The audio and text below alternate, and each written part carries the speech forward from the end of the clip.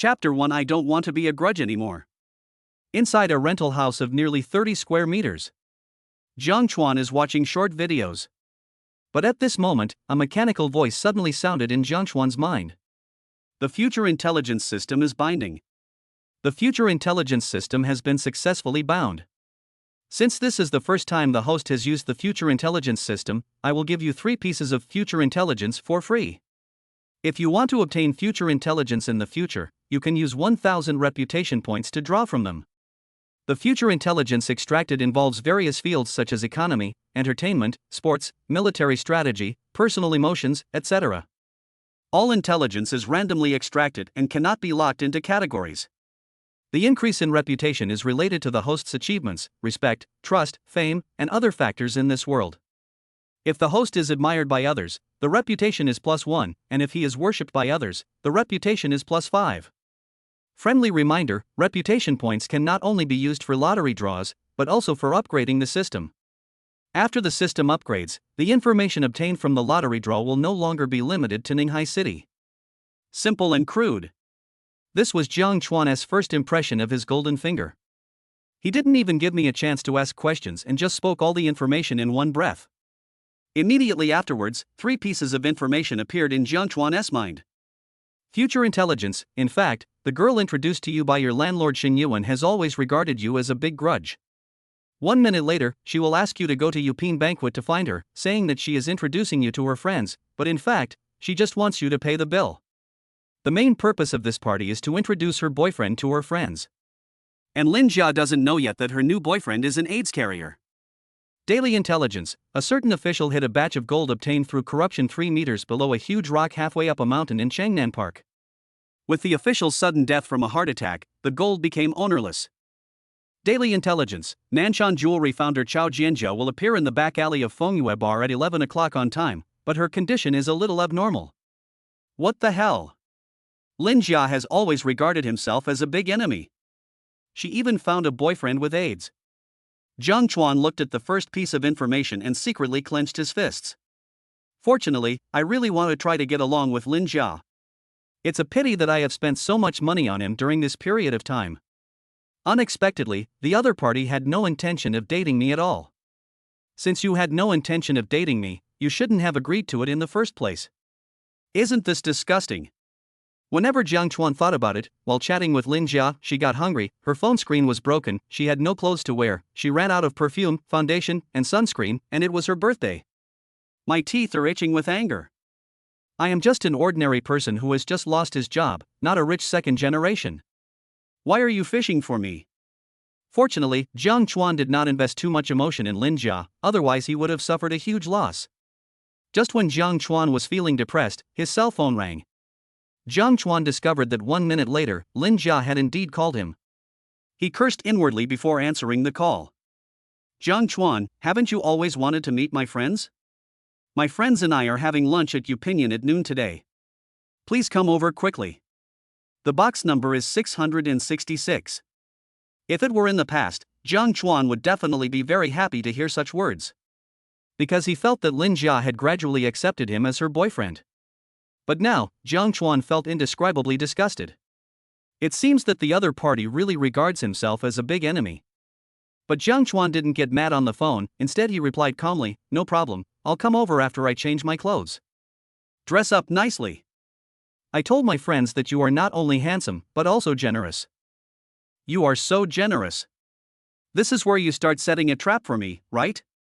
You said I'm handsome, it's true. But I don't agree that I'm generous. Jiang Chuan said a few perfunctory words to the other party and hung up the phone. However, Jiang Chuan did not block Lin Jia immediately. Instead, he changed into a set of handsome clothes and went straight to the imperial banquet. Half an hour later, Jiang Chuan arrived at the imperial banquet. Although Jiang Chuan had never been to Yuping, he had heard of this restaurant. A very upscale hotel. A simple meal here costs 3,000 or 4,000. Jiang Chuan had talked with Lin Jia before and knew that her consumption was not that high. Therefore, the only explanation is that Lin Jia wanted him to pay the bill from the very beginning. Jiang Chuan walked into Yuping, but did not go directly to the private room that Lin Jia mentioned. Instead, he found the manager of the hotel. After explaining his purpose to the hotel manager, the other party personally led Jiang Chuan to box 666. Jiang Chuan pushed open the door of the box and walked in with a swagger. I don't know if it's because Lin Jia wants Jiang Chuan to pay the bill, but he is unusually enthusiastic today. Jiang Chuan, I'm here. You're finally here.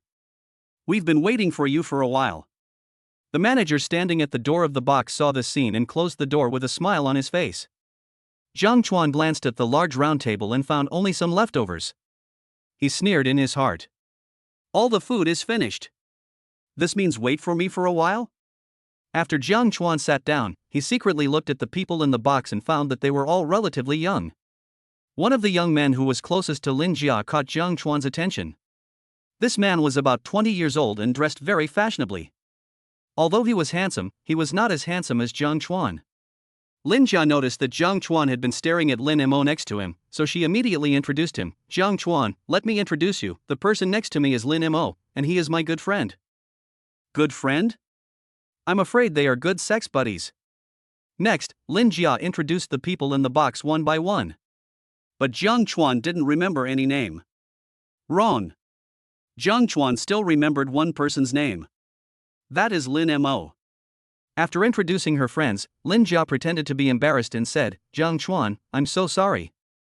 I was planning to wait for you to arrive before ordering, but Lin Mo was really hungry, so... Before Lin Jia could finish her words, Jiang Chuan waved his hand and said generously, It's okay, I'm not hungry yet. When Lin Jia saw this scene, she was secretly delighted.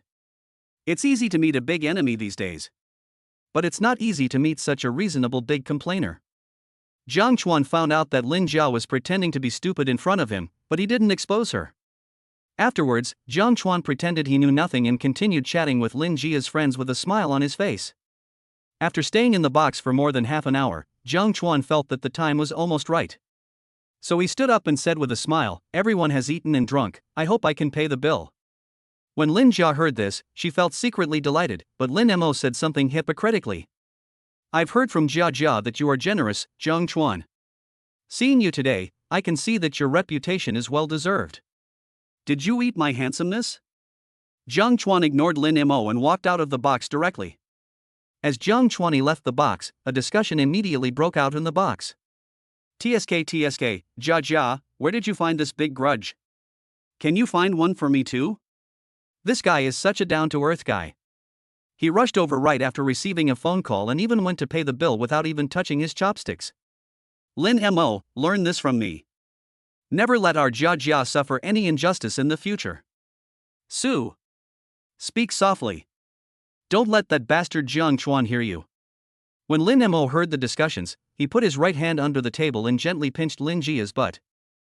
Does this count as cheating on that guy? Lin Jia rolled her eyes at Lin Mo first, then said with disdain, Cuckold him? He doesn't deserve it. I never thought of being with him. I just took him as a sucker. When Lin Mo heard this, he couldn't help but burst into laughter. It feels so good to have someone pay for their love journey. After Jiang Chuan walked out of the box, he went straight to the hotel front desk. When the manager of Upinion saw Jiang Chuan, his face was full of smiles. Excuse me, sir, what else do you need? Jiang Chuan pointed to the box where Lin Jia was, and said calmly, I was delayed on the way and missed this meal. My friend felt bad about it, so he asked me to take 2 bottles of good wine back to drink slowly before I left. Jiang Chuan had thought about just clearing out the place and letting that bitch Lin Jia pay the bill. But on second thought, if he packed too much stuff to take away, there was no guarantee that the manager of Upinion would not go to the box to ask Lin Jia. Just now, the manager of Upinion personally led Jiang Chuan to the box where Lin Jia was. Naturally, he knew that the other party was Lin Jia's friend, and their friendship was not ordinary. In addition, there was no flaw in what Jiang Chuan said, so the manager of Upinion didn't think much about it. Hello, sir. I recommend you the Chinese Zodiac Maotai, the wine of the year of the dragon. Each bottle is worth 58.88. Okay then, that's it. Jiang Chuan took the packaged Maotai Zodiac, glanced towards the box where Lin Jia was, and a meaningful smile appeared on his face. I wonder if Lin Jia will find out later that I didn't pay the bill and even packed up 2 bottles of such expensive wine. How would she react? Chapter 2. After all this time, I found out that I am the biggest complainer. Inside the box. After chatting with everyone for a while, Lin Jia felt that the time was about right, so he stood up and said, "That big grudge should have settled the account, and we should also leave." When Lin Jia's friends heard this, envy immediately showed on their faces. Being pretty is an advantage these days. Wherever I went, people were rushing to pay the bill. "Jia Jia, this time it's all thanks to you, otherwise I wouldn't have been able to splurge at the imperial feast. Jia Jia, if there is such a good thing next time, you must call me. Next time, remember to pack some leftovers for that buddy named Zhang Chuan, otherwise I will look pitiful on him." Listening to the compliments from the crowd, Lin Jia smiled proudly. Did Zhang Chuan really think that I would like him? But it's okay this way. When you are not financially secure, you can ask the other party to pay for you. After Lin Jia walked out of the box, she did not see Zhang Chuan and did not think much about it.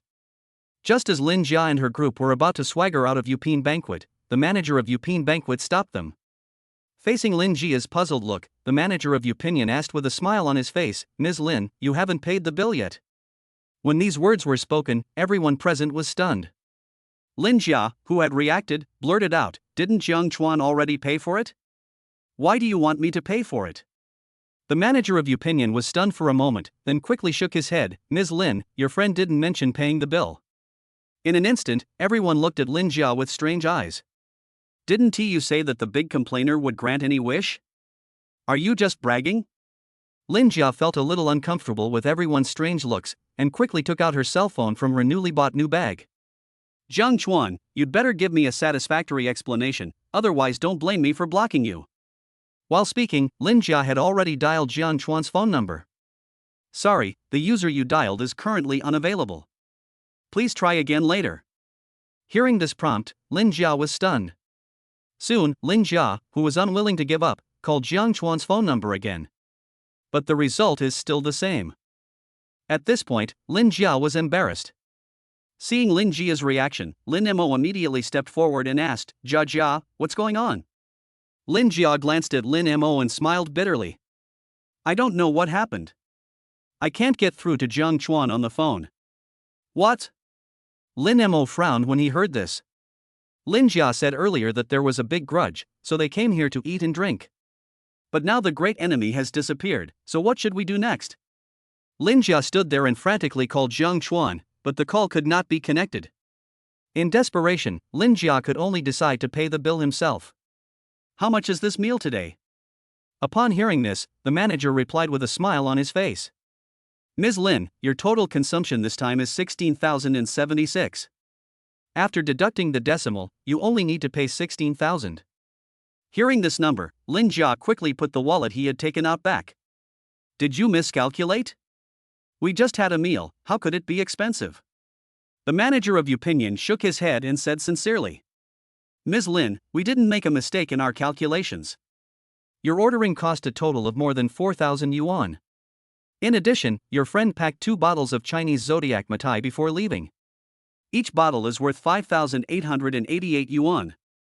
The total is 16,076 yuan. This time, Lin Jia was completely dumbfounded.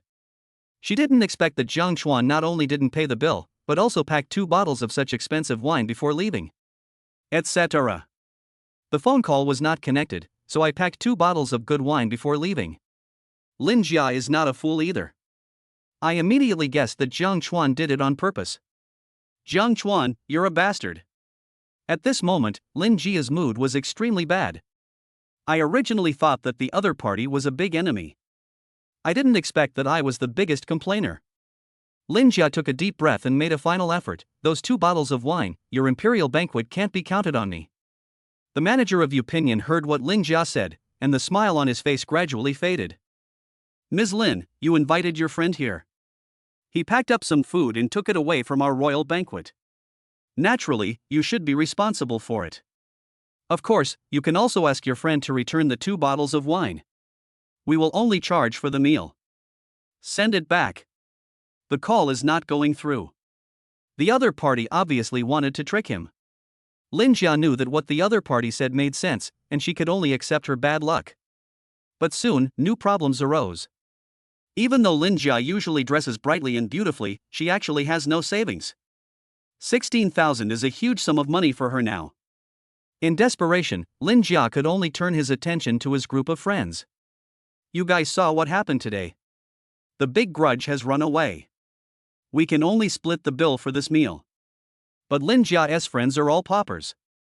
When they learned that Lin Jia planned to let them pay for the meal, they all picked up their phones. Hey! Auntie! My cousin was hit by a car. What? His head was fractured. Don't cry, I'll come to the hospital right away. Mom, what did you say? Grandma is about to give birth. I'll be here right away. Dad, the house is on fire. You and Mom are still trapped in the fire. Don't worry, I will come to rescue you soon. After a while, Lin Jia's group of friends found all kinds of weird reasons to leave the royal banquet. Only Lin Jia was left standing there, at a loss. Ms. Lin, if you can't pay the bill, then we can only call your family and ask them to bring the money to pick you up. Hearing what the manager of Upinion said, Lin Jia quickly turned around and looked at Lin Mo. Lin Mo, can you help me? Lin Mo naturally didn't want to be a sucker, but when he thought about the fact that he had already contracted AIDS and had no hope in life, he decisively agreed. After Lin Mo paid the bill, Lin Jia jumped up and rewarded him with a kiss without saying a word. Lin Mo, you are much more generous than that poor guy. Don't worry, I will never let you suffer any loss. Hearing this, Lin Mo smiled bitterly in his heart. It took a long time. I am the biggest complainer. After Jiang Chuan left the royal banquet, he found a shop that recycles high-end cigarettes and alcohol. After a few minutes of bargaining, Jiang Chuan finally sold the 2 bottles of Zodiac Mitai for 10,010. Looking at the text message sent by the bank, Jiang Chuan showed a satisfied smile on his face. Moreover, Jiang Chuan felt so relieved when he thought that Lin Jia's boyfriend was actually an AIDS patient. Lin Jia, you must wear a condom when you make love with that Lin Mo. Otherwise, even the gods can't save you. After disposing of the Zodiac Mitai, Jiang Chuan did not rush back to his rental house. After all, there is a surprise waiting for him in the South City Park. Jiang Chuan bought the corresponding tools at a nearby hardware store and waited quietly for the night to fall. As night fell, Jiang Chuan no longer hesitated and directly called a taxi and rushed to Changnan Park. Chapter 3, Treasure Hunt Success. Young man, what's so fun about a shabby park? Besides, it's dark now. It can be seen that driving a taxi is also a very boring job. Ever since Jiang Chuan got in the taxi driver has been forcing him to chat. In order not to arouse the taxi driver's suspicion, Jiang Chuan made up a reason. A friend of mine wants to plant some flowers and plants in her yard, so she asked me to get her some fresh soil. As you know, the city center is strictly controlled, so I want to try the South City Park. Late at night, he carried a shovel and a black leather suitcase with him. This reason makes perfect sense. I guess your friend is a girl, otherwise you wouldn't be so concerned about it. Jiang Chuan just smiled when he heard that. It was just a cover to help a friend get some fresh soil. Jiang Chuan's purpose of going to Changnan Park this time was to dig for treasure. Of course, Jiang Chuan would not tell the taxi driver this. Some secrets can only be known by yourself. As soon as Jiang Chuan spoke, the taxi driver seemed to open up. While driving, he complained to Jiang Chuan about how difficult life was now. In the past 2 years, my wife and I lived frugally and finally bought a house in the city center with a loan. Guess what happened? The house price fell. Even if I sold the house now, I would still owe the bank $400,000. What a fucking world. Sometimes I really want to. Listening to the taxi driver's complaints, Jiang Chuan shook his head secretly. This is the society we live in today. 90% of the wealth is controlled by 10% of the people. Those 10% of people can live a life of revelry every night. The remaining 90% of the cattle and horses have to be busy for a living every day. Therefore, if you don't want to be enslaved by others, you must try your best to become one of the 10%. Just as Jiang Chuan was listening to the taxi driver's complaints and wondering when he would be able to reach Nanshan Park, a piece of news on the radio suddenly caught his attention. At 10 o'clock this morning, Chao Jianjia, president of Nanshan Group, held a press conference to announce that Nanshan Jewelry's new product has been successfully developed and will be listed in 3 days. Chao Jianjia. Why does this name sound so familiar? Etc. Isn't this Chao Jianjia the heroine in the third piece of information? Just when Jiang Chuan was digesting the news, he heard the taxi driver's sigh. The founder of Nanshan Jewelry is a legend in Ninghai. He built his jewelry company into a world-class brand. My wife liked a necklace from her company, but it was too expensive. Having said that, the taxi driver subconsciously looked around. After realizing that Jiang Chuan and I were the only ones in the car, he smiled awkwardly and said, "I heard that Chao Jianjia is already 35 years old this year and is very beautiful, but she is not married yet. I wonder if that woman has any special fetishes?" Chao Jianjia, founder of Nanshan Jewelry. After Jiang Chuan silently memorized this information in his mind, he closed his eyes and began to rest. Seeing that Jiang Chuan had no intention of continuing the conversation, the taxi driver tactfully shut up. Half an hour later, the taxi arrived at Nanshan Park. However, Jiang Chuan did not let the taxi driver leave immediately, but asked him to stay there and wait for him. At first, the taxi driver disagreed. However, after Jiang Chuan offered the condition of paying an additional 200 yuan for lost wages, the taxi driver immediately agreed. After Jiang Chuan had finished everything, he took his tools and walked towards the South City Park. Changnan Park is originally located in the suburbs. In addition, the park itself has no special features, and few people come here to visit. What's more, it's nighttime now. Jiang Chuan walked in the park for a while and didn't see a single person, so he was completely relieved. Relying on the information in his mind, Jiang Chuan came to the pavilion halfway up the mountain in Changnan Park. Jiang Chuan looked around and found that there was indeed a huge triangular rock a few meters away from the pavilion. It should be here. Jiang Chuan nodded silently and walked to the side of the boulder with a shovel. Jiang Chuan did not take action immediately, but stood there and watched for a while. After making sure that there was no one else around, Jiang Chuan moved the boulder away. Jiang Chuan knew that the gold was hidden underneath, so he did not hesitate and started digging with a shovel. 1 shovel, 2 shovels. As Jiang Chuan used the shovel more and more frequently, a layer of fine beads of sweat appeared on his forehead. But at this time Jiang Chuan didn't feel tired at all, on the contrary he was full of energy. Soon, a pile of mud appeared around Jiang Chuan, and a large pit nearly 3 meters deep appeared in front of him. Just as Jiang Chuan was about to continue digging with the shovel, he suddenly felt that the shovel seemed to hit something hard. Found it! Jiang Chuan used a shovel to dig up the soil on the surface, and a special box appeared in his sight. The specially made box was not locked, which was a good thing for Jiang Chuan.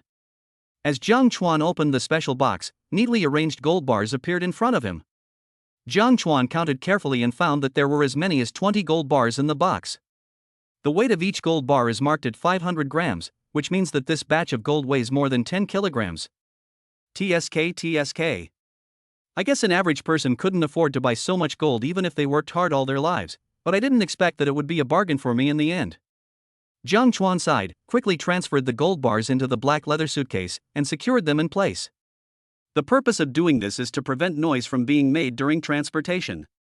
Then, Jiang Chuan put the special box back to its original place and filled the hole with soil again.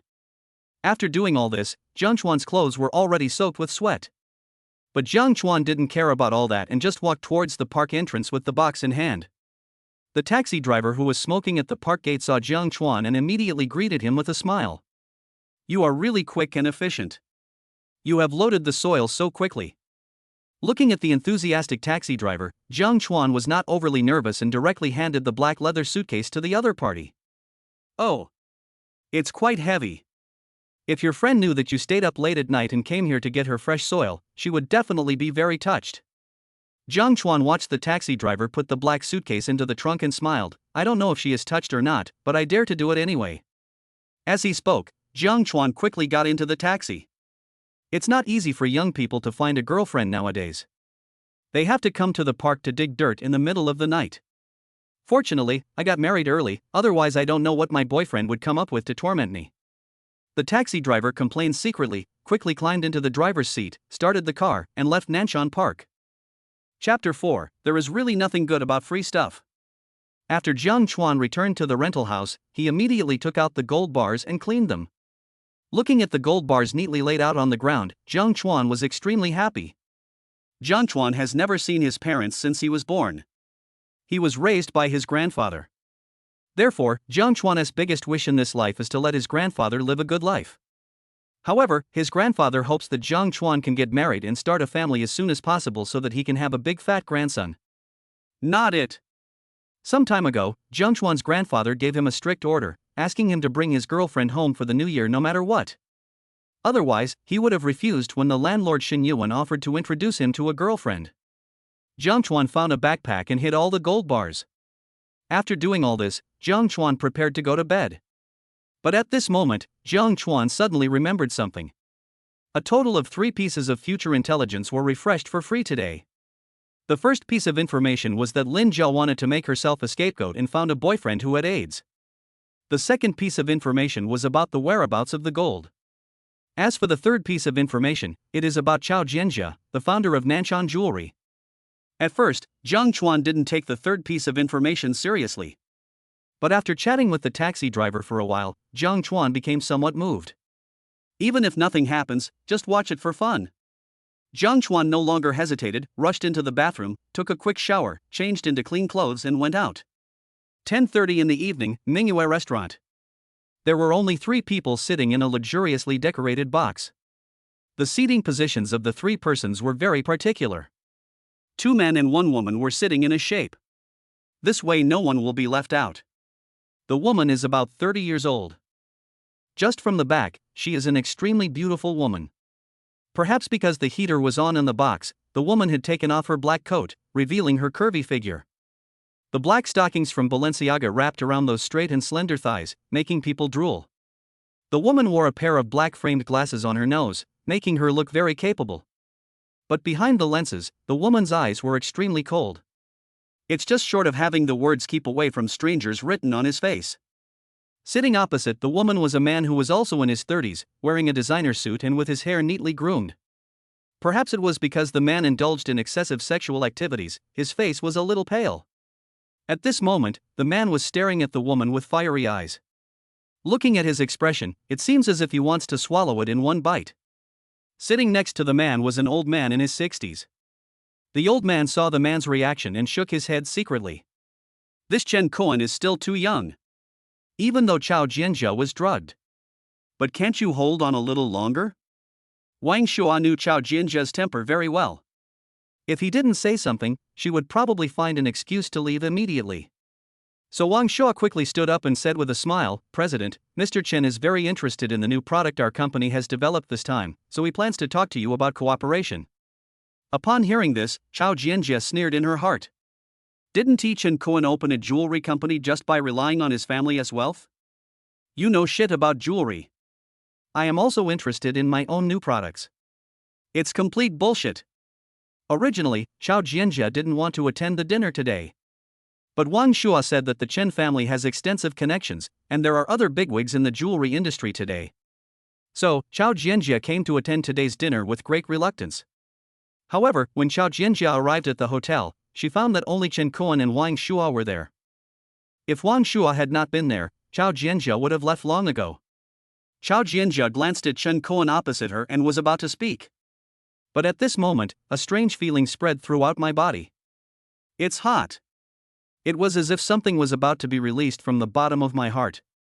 Not good. Chao Jianjia was also a long-time businessman, and she immediately realized that she had been drugged. You must stay calm at this time. Chao Jianjia knew that the other party came prepared and would never let her leave easily. Chao Jianjia stood up and said as if nothing had happened. I'm going to the bathroom first, and we'll talk about cooperation when I come back. Wang Shua was about to say something to delay time, but the idiot Chen Koan just nodded. Chao Jianjia didn't waste any time and quickly walked out of the bag. However, Chao Jianjia did not go towards the bathroom, but went straight to the entrance of the hotel. Damn it, I should have let Wang Qingji follow me earlier. Chao Jianjia cursed and quickly stopped a taxi. The taxi driver, who was about 50 years old and a little bald, noticed that something was wrong with Chao Jianjia, but he didn't think much about it and started the car. Inside the box, Chen Koan and Wang Shua waited for nearly 5 minutes, but Chao Jianjia didn't come back. They looked at each other and immediately rushed out of the box. After the 2 men searched the restaurant and still didn't find Chao Jianjia, they immediately felt that something was wrong. Shit. The duck that was about to be in my mouth flew away. I spent a lot of money to ask my friend to buy that medicine from abroad. Chen Koan stopped talking halfway. Because he found that the waiter in the hotel was looking at him with a strange look.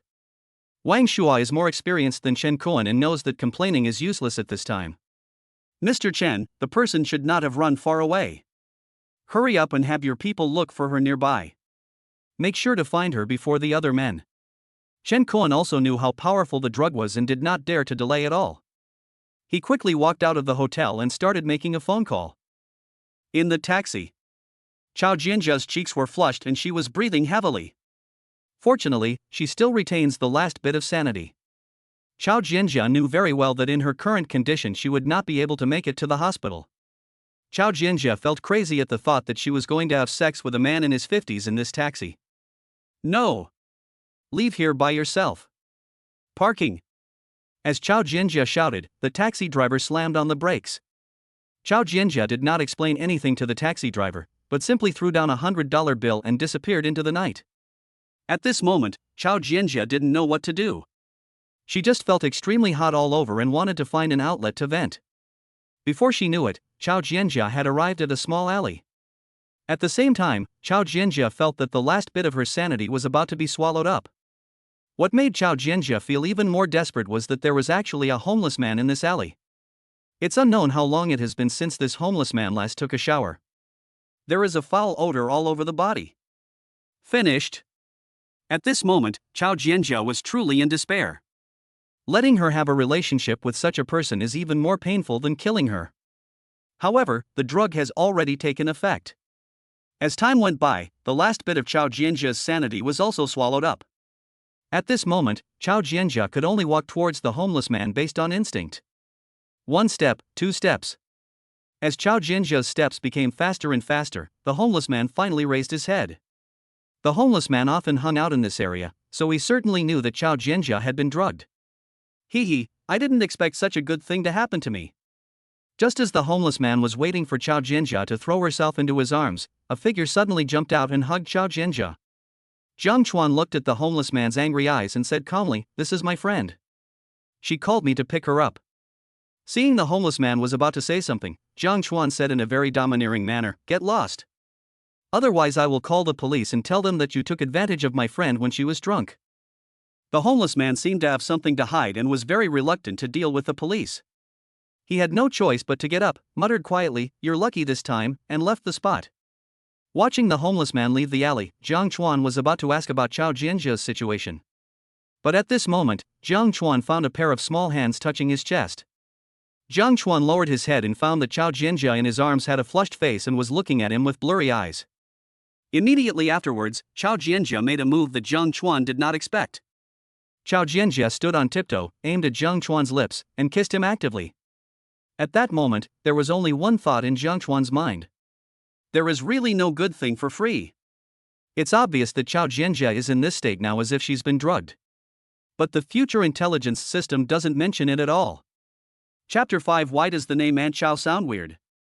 Chao Jianjia had a very strange dream. She dreamed that she had sex with a homeless man. But as he rolled, the homeless man turned into a young and handsome boy. Chao Jianjia, who was in a half-asleep state, didn't think much about it and just thought it was just a wet dream. After all, I have been busy with work all these years and have never found a boyfriend. But as long as one is a human being, there will be such needs. What's more, she is already 35 years old this year. It is normal to have some strange erotic dreams. Wrong. Suddenly, Chao Jianjia seemed to think of something and suddenly opened her eyes. When Chao Jianjia found herself lying on an unfamiliar big bed, a look of despair appeared on her face. It was not until this moment that the memory of last night emerged in my mind. Wang Shua found me in the afternoon and said that Chen Kuan was very interested in his company's new products and hoped to have dinner and chat together in the evening. Chao Jianjia knew that Chen Kuan was just a rich second generation who was just living a life of idleness and waiting for death, so naturally she was unwilling to cooperate with him. But Wang Shua is not only a veteran of Nanshan Jewelry Company, but also an old subordinate who has followed his father for many years. Chao Jianjia didn't want to offend the other party. So he agreed to go to Mingyue Hotel for the appointment. What Chao Jianjia didn't expect was that these two people actually drugged her.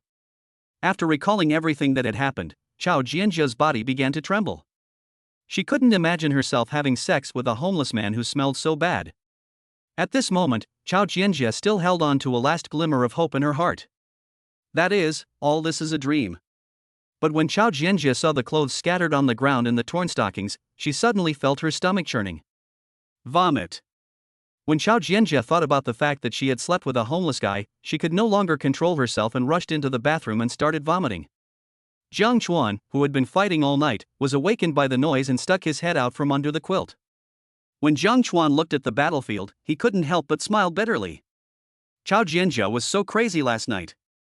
I demanded too much from myself like crazy and didn't fall into a deep sleep until 4 in the morning. In order to save some time, Chao Jianjia even took the initiative to tear her stockings into pieces. Jiang Chuan's legs and hands are weak now and he has no strength at all. Suddenly, Jiang Chuan thought of something and quickly lifted the quilt.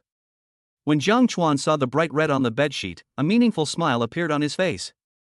I really didn't expect that the famous entrepreneur Chao Jianjia is still a novice. Chao Jianjia stayed in the bathroom for nearly an hour, cleaning her whole body several times. At this time, Chao Jianjia had no choice but to accept the reality. Now, Chao Jianjia only hopes that the homeless man does not have any sexually transmitted diseases and did not take any short videos that are not suitable for children as a threat. What Chao Jianjia didn't know was that Chen Kuan and the others drugged her for exactly this purpose.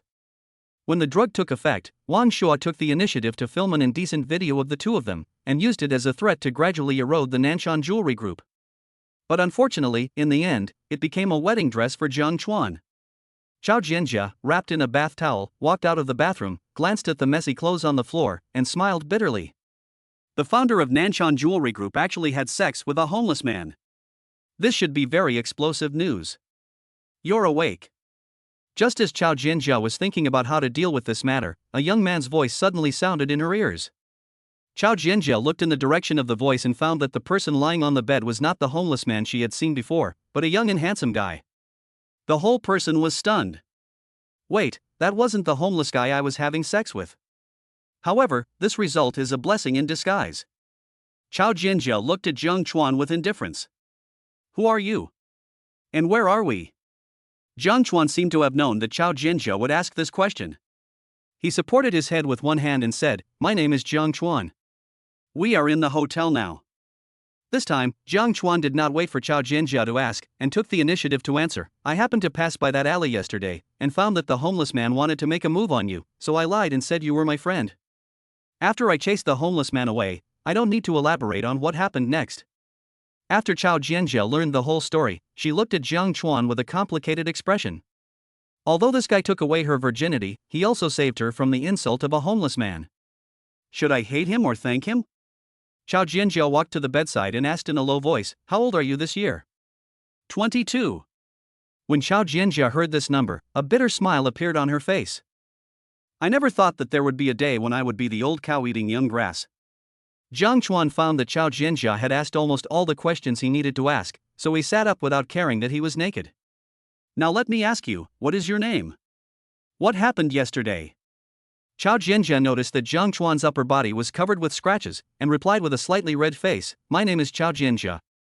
As for what happened yesterday, it's quite complicated to explain, so I won't go into it here." Jiang Chuan's questions just now were just a formality. After all, he already knew what the situation was. So what should I call you? Jianjia or Sister Chao? Chao Jianjia shuddered when she thought of the other person calling her Jianjia with deep affection. As for the title Sister Chao, forget it. After all, there is an age gap between the two. If I let Jiang Chuan call me Sister Chao, I would inevitably be suspected of pretending to be young. After thinking for a moment, Chao Jianjia finally came up with a more appropriate name. Aunt Chao. This title neither makes you seem unkind nor reminds the other person of the age gap between you two. When Jiang Chuan found out that Chao Jianjia actually asked him to call her Aunt Chao, his expression suddenly became strange. This name sounds weird. Aunt Chao, Aunt Chao. Could it be that? Jiang Chuan suddenly thought of a possibility and a sly smile appeared on his face. If Chao Jianjia knew what Jiang Chuan was thinking at this moment, she would definitely knock open his head to see what was inside. The name Aunt Chao is so formal. How come you become so evil now? Besides, the reason I asked you to call me Aunt Chao is not because I hope we can get closer. I just hope you can understand the age gap between us. Even if something like this happened today, don't ever think anything of me in the future. Chapter 6 Jiang Chuan, a love expert? Inside the hotel room. Chao Jianjia looked at the clothes on the floor and the scratches on Jiang Chuan's body and fell silent again. From the scratches on the other person's body, it can be seen how crazy I was last night. It is said that a woman is like a wolf at 30 and like a tiger at 40. Have I really reached the age where I am as vigorous as a wolf or a tiger? Soon, Chao Jianjia raised her head again and looked at Jiang Chuan carefully. He is handsome and has a very sunny smile, but unfortunately. Go take a shower first, then we can talk. After Chao Jianjia said this, Jiang Chuan subconsciously wanted to stand up. But Jiang Chuan stopped halfway when he stood up. Facing Chao Jianjia's puzzled look, Jiang Chuan said a little embarrassedly, "Aunt Chao, can you turn around?" Chao Jianjia reacted and turned around immediately. Jiang Chuan seized this opportunity and rushed to the bathroom. Chao Jianjia listened to the sound of running water coming from the bathroom and smiled at herself. After putting on her clothes again, Chao Jianjia wondered whether she should sneak out of the room while Jiang Chuan was taking a shower. But the next moment, Chao Jianjia saw the bright red on the bedsheet. Chao Jianjia hesitated for a while, but finally gave up the idea. A few minutes later, Jiang Chuan walked out of the bathroom wrapped in a bath towel. Looking at Chao Jianjia sitting on the bed, Jiang Chuan couldn't help but joked, "Aunt Chao, I thought you would sneak away while I was taking a shower." "I do have this plan." Chao Jianjia raised her head and found herself transformed into a strong woman who dominated the business world. "But I think I should explain things to you clearly. Can we both just treat what happened yesterday as a dream?" Jiang Chuan rubbed his sore legs. "Aunt Chao, my legs are still shaking right now. Do you think it's possible that I think what happened yesterday was just a dream?" Chao Jianjia. Not to mention Jiang Chuan, even Chao Jianjia felt her legs were so weak that she almost couldn't stand up. But when she thought about the things that had to be resolved, Chao Jianjia could only continue speaking. "Jiang Chuan, I told you a long time ago that what happened yesterday was an accident." Before Chao Jianjia could finish her words, Jiang Chuan interrupted her and said, "Don't worry, Aunt Chao. I won't let you be responsible for me." Chao Jianjia. Good job. That incident yesterday made you feel like you had suffered a great loss. You know, that was my first time. Jiang Chuan, what I mean is that I don't want what happened yesterday to affect my current life, do you understand? Clear. Jiang Chuan nodded solemnly, "Don't worry, Aunt Chao, I will never tell anyone that I have slept with you." Seeing Chao Jianjia about to go crazy, Jiang Chuan immediately patted his chest and assured her, "Aunt Chao, I know what you are worried about. I can assure you that I will never bother you about this matter in the future." Chao Jianjia looked at Jiang Chuan and finally sighed. "Since you've said that, I can't say anything more. But since you already call me Aunt Chao, you are not allowed to have any improper thoughts about me in the future." Got it, Aunt Chao. After the two discussed it, they finally decided that no one would mention what happened last night again in the future. The two then left the hotel. After leaving the hotel, Chao Jianjia asked Jiang Chuan to stay where he was, and she quickly walked aside and made a phone call. Jiang Chuan, who was getting a little bored while waiting, suddenly remembered the golden finger he got yesterday, and his heart moved slightly. Jiang Chuan walked to an empty corner and muttered to himself, "System, how can I draw a prize?" Soon, the voice of the system sounded in Jiang Chuan's mind. The host only needs to silently recite the lottery in his mind. Lottery. As Jiang Chuan silently recited, this piece of information appeared in his mind. In half an hour, Chao Jianjia will have her period, and she has always had dysmenorrhea. It's really useful. Continue the lottery. After Lin Jia and Lin Mo checked out of the Huayang Hotel, they ate a bowl of wontons on the roadside. At Lin Mo's instigation, Lin Jia will bring her mother Chen Shuzhen to the door this afternoon to ask for the money for the 2 bottles of wine. Pull again. Tonight at 8:10, Chen Yuanshan, who is in debt from gambling, will sneak into Xing Yuan's home. As more and more information appeared in his mind, Jiang Chuan was overjoyed. But the next moment, Jiang Chuan was no longer happy. Because the system told him that his reputation points had been used up. It was not until this time that Jiang Chuan discovered that his reputation value had become 972. If we could lock on to the type of information we want to extract, we wouldn't have to waste so much reputation points. Jiang Chuan muttered something quietly and returned to his original position. At this time, Chao Jianjia had finished her call and returned to Jiang Chuan. But before Chao Jianjia could say anything, Jiang Chuan took out his cell phone. Facing Chao Jianjia's puzzled gaze, Jiang Chuan said with a smile, "Aunt Chao, they say that a husband and wife are bound by 100 days of grace after being together for a day. We have already been bound by 500 days of grace. Shouldn't we leave each other contact information so that we can keep in touch in the future?" Chao Jianjia is not a fool, so she can naturally hear the mysterious meaning behind Jiang Chuan's words. Chao Jianjia vaguely remembered that she had sex with Jiang Chuan 5 times last night. Didn't I just tell you not to let what happened yesterday affect my life? I know. I just left you my contact information. I won't bother you when I have nothing to do.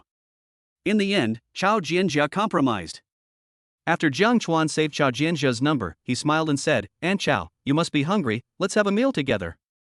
Chao Jianjia was about to refuse, but her stomach started to growl. "Aunt Chao, I know a very delicious beef soup restaurant nearby. Even if you don't want to stay with me, there's no need to rush." After saying that, Jiang Chuan directly pulled Chao Jianjia's right hand and walked towards a certain direction. Chao Jianjia shook off Jiang Chuan's hand and replied coldly, "I can walk by myself. Maybe it's because I'm too hungry." When the steaming beef soup appeared in front of Chao Jianjia, she let go of all her reserve. Jiang Chuan looked at Chao Jianjia, who was eating voraciously, and smiled slightly. In a short while, the two of them finished all the food on the table. Of course, most of it went into Jiang Chuan's stomach. Chao Jianjia also felt that it was time to say goodbye, so she stood up. But at this time, Chao Jianjia felt a sharp pain in her lower abdomen. Of course, Chao Jianjia knew what this familiar feeling meant. My period is here. As the pain in her lower abdomen became more and more intense, Chao Jianjia could no longer hold on and fell flat on the table. Jiang Chuan noticed something strange about Chao Jianjia and quickly walked over to her side. "Aunt Chao, are you okay?" Chao Jianjia raised her head with difficulty and smiled bitterly. "It's okay, the old problem has come back." Even though Chao Jianjia had already had sex with Jiang Chuan, she was still too embarrassed to tell him that her period had come, and every time she had her period it was very painful. Jiang Chuan was not stupid to begin with, and the Daily Intelligence also mentioned that Chao Jianjia suffered from dysmenorrhea, so he naturally guessed that her period had come. So, Jiang Chuan said, "Aunt Chao, wait for me for a moment," and disappeared into the store. When Jiang Chuan appeared again, he had a black bag in his hand. Just when Chao Jianjia was curious about what Jiang Chuan was going to do, Jiang Chuan took out the newly bought hot pack from his pocket. "Aunt Chao, put the hot pack on your lower abdomen." "Forget it, let me help you." As he spoke, Jiang Chuan tore open the packaging of the hot pack and, despite Chao Jianjia's objection, directly put the hot pack on her lower abdomen. This is not the end yet. Immediately afterwards, Jiang Chuan put a hot pack on Chao Jianjia's feet. After doing all this, Jiang Chuan looked at Chao Jianjia with concern. "Aunt Chao, are you feeling better?" Chao Jianjia found that the pain was not as severe as before, and nodded embarrassedly. "Aunt Chao, I saw a method on the internet that can relieve the pain caused by dysmenorrhea. I will teach you now. First, you need to stretch your legs completely straight, stretch your arms out to your sides, place your tongue on your upper gums, close your eyes, and breathe through your nose." Looking at Jiang Chuan's slightly unfamiliar movements, Chao Jianjia couldn't bear to refuse and had to learn from him. "Don't mention it." After Chao Jianjia did as Jiang Chuan taught, she found that it was really effective. A few minutes later, Jiang Chuan found that Chao Jianjia's expression was not as painful as before, so he handed the black bag to her and said carefully, "I saw earlier that this store has an independent bathroom, so go quickly." Chao Jianjia took the black bag and looked at it. She found that in addition to a large pack of hot packs, there was also a pack of unopened sanitary napkins. Chao Jianjia was moved, but also felt a little jealous. This young man named Jiang Chuan is so thoughtful and considerate, and I don't know how many girls' hearts he has captured. The more Chao Jianjia thought about it, the more upset she felt. The words of thanks that were about to come out of her mouth turned into, "Jiang Chuan, I didn't realize that you were such a love expert. You must have dated many girlfriends, right? Jiang Chuan?" Chapter 7. I've seen shameless people, but I've never seen anyone so shameless. In fact, Chao Jianjia regretted it as soon as she said it. We agreed that no one is allowed to mention what happened last night. But what I said just now made me feel like I was jealous. Jiang Chuan felt confused at this time. I just knew in advance that Chao Jianjia would have her period.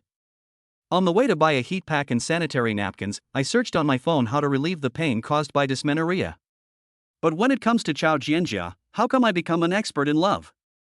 Jiang Chuan glanced at Chao Jianjia and found that she was looking at him with a strange look, and he reacted immediately. It seems that Chao Jianjia misunderstood me. However, Jiang Chuan was not in a hurry to explain himself.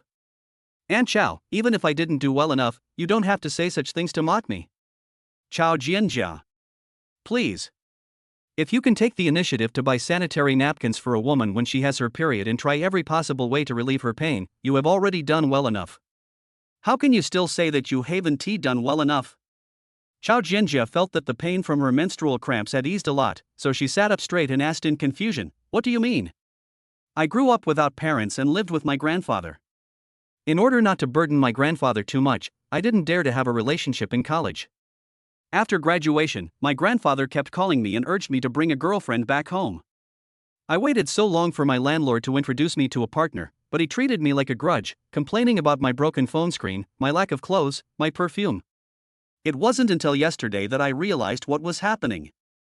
Having said that, Jiang Chuan deliberately paused and looked at Chao Jianjia with an aggrieved look. "But Aunt Chao, you said to me, I am an expert in love affairs and have dated many girlfriends. You are making fun of me." Chao Jianjia is the queen of the business world, but she is a rookie when it comes to getting along with people. When he saw that Jiang Chuan didn't seem to be lying, he suddenly felt a little embarrassed. "Jiang Chuan, I didn't know this, I'm so sorry."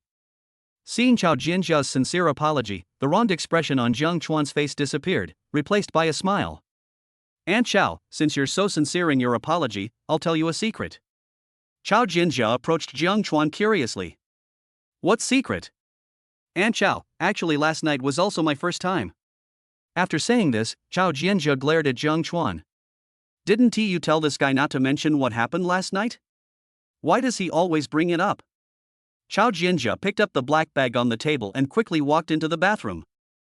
2 minutes later, Chao Jianjia reappeared in front of Jiang Chuan. Looking at Jiang Chuan, who was looking around, Chao Jianjia sighed silently. I have to say that Chao Jianjia felt very relaxed after spending some time with Jiang Chuan. But some things have to be faced eventually. "Jiang Chuan, it's time to go." Upon hearing this, Jiang Chuan stood up immediately. Seeing Jiang Chuan's action, Chao Jianjia smiled bitterly and said, "What I mean is that I should leave."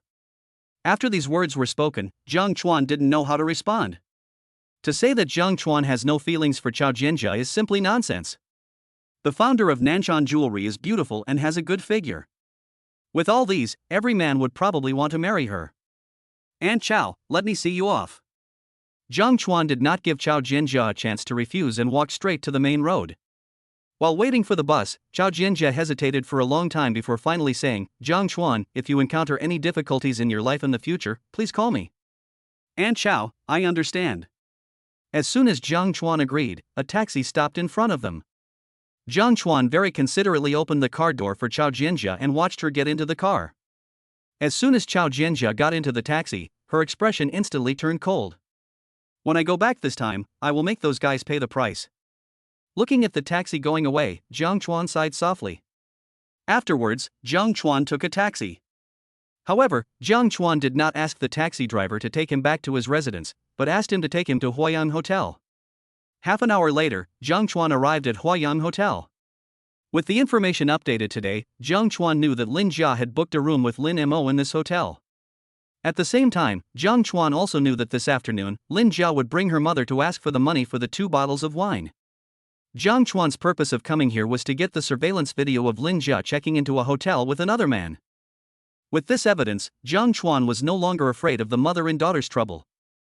The hotel has its own rules and will not hand over surveillance videos to other guests at will. But this is not a problem for Jiang Chuan. Jiang Chuan found the person in charge of this hotel and used a little trick to get the surveillance video of Lin Jia and Lin Mo checking into a hotel. To be on the safe side, Jiang Chuan even got the surveillance video of Lin Jia and Lin Mo checking out. "We checked in at 11 p.m. and checked out at 10 a.m. It's impossible to say that these two people were chatting about life and ideals in the room. Moreover, Jiang Chuan also gained an unexpected benefit from this trip. The hotel manager told Jiang Chuan that when they were cleaning the room, they found an empty medicine bottle called zidovudine in the trash can in the bathroom. No need to ask, Lin Mo must have thrown it in before leaving the room.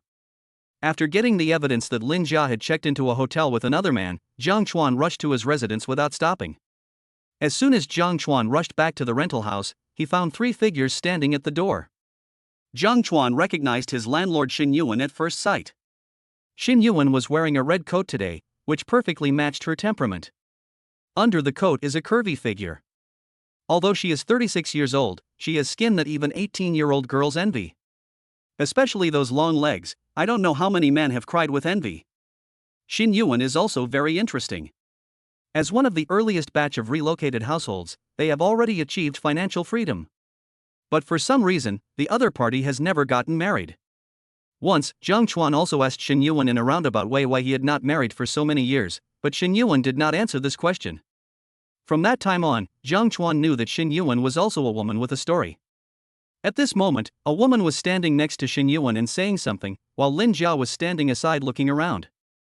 Have to. It seems that my information is quite accurate. Lin Jia actually brought his mother to ask for the money for the 2 bottles of wine. Jiang Chuan felt that he was not in the wrong, so he was not afraid at all and appeared in the sight of these 3 people with a swagger. The first person to discover Jiang Chuan was Lin Jia. As soon as the woman saw Jiang Chuan, she immediately shouted, "Mom, that bastard showed up." When the woman heard this, she quickly rushed to Jiang Chuan, put her hands on her hips and started to curse, "You little bastard, I agreed to let Jia spend some time with you because Shen Yuan and I are old classmates, but I didn't expect you to be so shameless that you even cheated a woman of her money." At this time, Shen Yuan also walked to Jiang Chuan and said with a wry smile, "Jiang Chuan, if you encounter any difficulties, tell Anshin. Why do you want to cheat the girl's money?" Hearing this, Jiang Chuan asked back, "Anshin, when did I cheat a little girl of her money?" Seeing that Jiang Chuan was still playing dumb, Lin Jia could no longer suppress her anger and shouted, "Jiang Chuan, I kindly invited you to dinner at the imperial feast, but at the end you took away 2 bottles of Chinese zodiac mitai worth 5,888. You are such a despicable person. There is never a shortage of people who like to watch the fun in this world." As Lin Jia said this, the pedestrians around immediately stopped and moved in this direction. When Jiang Chuan heard this, he almost laughed. "I've seen shameless people, but I've never seen anyone so shameless." Obviously he just wanted to be the scapegoat, but now he is treating himself to a meal out of kindness. Chapter 8, Tear the Scheming Bitch Apart. Although Lin Jia didn't know what went wrong, she knew in her heart that it was impossible to treat Jiang Chuan as a sucker again. So, under Lin Mo's instigation, Lin Jia decided to take her mother to ask for money for the 2 bottles of wine. But how to get it is a big problem. Jiang Chuan obviously doesn't want to be a sucker anymore. If he goes directly to ask for it, the other party will definitely act like a rogue. At this time, Lin Mo gave Lin Jia an idea. Lin Mo asked Lin Jia to bring his mother to find the introducer Shen Yuan and tell the story again with exaggeration. Shen Yuan naturally felt embarrassed, so he took the initiative to find Jiang Chuan and asked him to return the money for the 2 bottles of wine. So, the scene just now happened. This kind of thing still exists these days. It's okay that the woman took the initiative to treat the man to a meal, but after the meal, the man even packed up 2 bottles of good wine. TSK. If someone like this can find a partner, I'll live stream myself washing my hair while standing upside down. Young man, how could you do such a thing? The girl kindly invited you to dinner, but you ended up cheating her out of her money. Shen Yuan heard the discussions of passers-by around him and his face was full of embarrassment. She had previously seen that Jiang Chuan was a very honest person, which was why she had the idea of introducing a girlfriend to him. But what Shen Yuan didn't expect was that Jiang Chuan could actually do such a thing. Forget it. This matter was caused by me, so I have to come forward to solve it. Shen Yuan sighed silently and came to Jiang Chuan. Jiang Chuan, Anshin knows that you just graduated from college and are in need of money, but you can't make money this way. Quickly return the money for those 2 bottles of wine to Lin Jia. Jiang Chuan glanced at Shen Yuan and found that her face was full of disappointment. He said softly, "Anshin, I'm afraid I can't refund this money." In an instant, Shen Yuan's face turned ugly. Jiang Chuan introduced himself to Lin Jia. Isn't Jiang Chuan embarrassing himself by doing this now? Why can't I quit? Anshin, I'm just taking back what I deserve, why should I give it up? Jiang Shenyuan was confused by Jiang Chuan's words. What does just take back what you deserve mean? Did Lin Jia borrow money from Jiang Chuan? Shen Yuan turned around and looked at Lin Jia with confusion on his face. Lin Jia, have you ever borrowed money from Jiang Chuan? He's talking nonsense. In order to maintain her ladylike impression, Lin Jia swallowed the word fart and said angrily, I'm not so poor that I have to borrow money from a bastard. That's right. You, Lin Jia, are indeed not so poor that you would borrow money from a bastard. But you, Lin Jia, found ways to hint to a bastard to give you money to spend. After learning that Lin Jia did not borrow money from Jiang Chuan, Shen Yuan turned his attention back to Jiang Chuan. Jiang Chuan, since Lin Jia didn't borrow money from you, then what did you say just now? Jiang Chuan pointed at Lin Jia and said with a playful look, "Ask her how much money I have spent on her in the month since I met her?" After hearing this, Xin Yuan was completely speechless. If you want to pursue a girlfriend these days, you definitely have to spend money. Do you want the girl to pay for you? However, Xin Yuan was also very curious about how much money Jiang Chuan had spent on Lin Jia this month, so he turned around and asked, "Lin Jia, how much did you spend on Jiang Chuan?" When this matter was mentioned, Lin Jia felt a little guilty and his tone became a little weaker. 1 or 2,000, and it's what he should pay. Could it be that he wants to get his girlfriend without spending a penny? Lin Jia's mother noticed something was wrong and immediately pointed at Jiang Chuan's nose and cursed, "What bad luck! How could Jia Jia meet a lowly man like you? Isn't it natural for a man to spend money on a woman?" Jiang Chuan ignored the shrew in front of him and stared at Lin Jia. "Lin Jia, even kindergarten kids know not to lie, but you are worse than even kindergarten kids in this regard. We've only known each other for a short time. How much can I spend on you? At most, 2 or 3,000. At worst, you can return the money for the wine to me, and I'll return you 2,000. From now on, we're even." Seeing that Lin Jia still refused to tell the truth, Jiang Chuan was too lazy to continue talking nonsense with her and directly showed her the spending records. "Since we met, I have spent more than 10,000 on you." When Xin Yuan heard this number, he was really shocked. She knew Jiang Chuan's situation. It is rare for a college graduate to spend so much money on a girl he just met. Jiang Chuan looked at Xin Yuan with a complicated expression and chuckled, "Anshin, Jiang Chuan, am a little poor now, but I also know one thing. If you want to find a girlfriend, there is no reason not to spend money. But the problem is that I don't think it's worth the money." When Lin Jia's mother Chen Shuzhen heard this, she became unhappy on the spot. "Bullshit. How can it be worth spending? I see you just can't bear to part with it." Jiang Chuan sneered when he heard this. "If your daughter really wants to try to get along with me, even if I spent money but didn't get her, I wouldn't mind. But the problem is, your daughter is taking advantage of me while she's going to get a room with another man. Is it worth it?" As soon as these words were spoken, a trace of panic flashed in Lin Jia's eyes, and her mother Chen Shuzhen immediately became anxious. "You little bastard, it's fine that you cheated my daughter of her money, but now you're slandering her reputation. I'll tear your mouth to pieces." As she spoke, Chen Shuzhen rushed towards Jiang Chuan. When Xin Yuan realized that Chen Shuzhen was really planning to take action, he hugged her. "Shuzhen, there must be some misunderstanding here. Let's find out first." After Xin Yuan's repeated persuasion, Chen Shuzhen finally stopped. However, the look in his eyes when he looked at Jiang Chuan was full of resentment. "You little bastard. I'm not done with you for today. I'm not afraid to tell you the truth. My husband is a lawyer. Just based on what you just said, we can sue you until you're bankrupt." At this time, Xin Yuan also spoke. "Jiang Chuan, there are some things you can't say carelessly. This concerns a girl's reputation." "Girl?" I'm afraid this word is not appropriate to describe Lin Jia. Thinking that Lin Mo was an AIDS patient and that Lin Jia had checked into a room with him last night, Jiang Chuan took 2 steps back without making a sound. "Auntie Wang, I'm not kidding about this kind of thing. I have 2 surveillance videos here. You can see what's going on after you take a look." As he was speaking, Jiang Chuan had already found the surveillance video on his mobile phone. There is a 9-hour gap between the surveillance footage of checking in and checking out. Even a fool knows what Lin Jia and Lin Mo did in the room during these 9 hours. As Jiang Chuan took out the surveillance video, the passers-by who had previously condemned Jiang Chuan immediately changed their tune. "How can you be like this, girl? You are on a blind date with someone and you go to check into a room with another man at the same time. Are all girls so casual nowadays? That's what I said. This guy is so handsome. How could he be that kind of person?" The people watching the fun are also fence-sitters. Now that he realized that something was not right, he immediately sided with Jiang Chuan. After watching the surveillance video, Xin Yuan was speechless.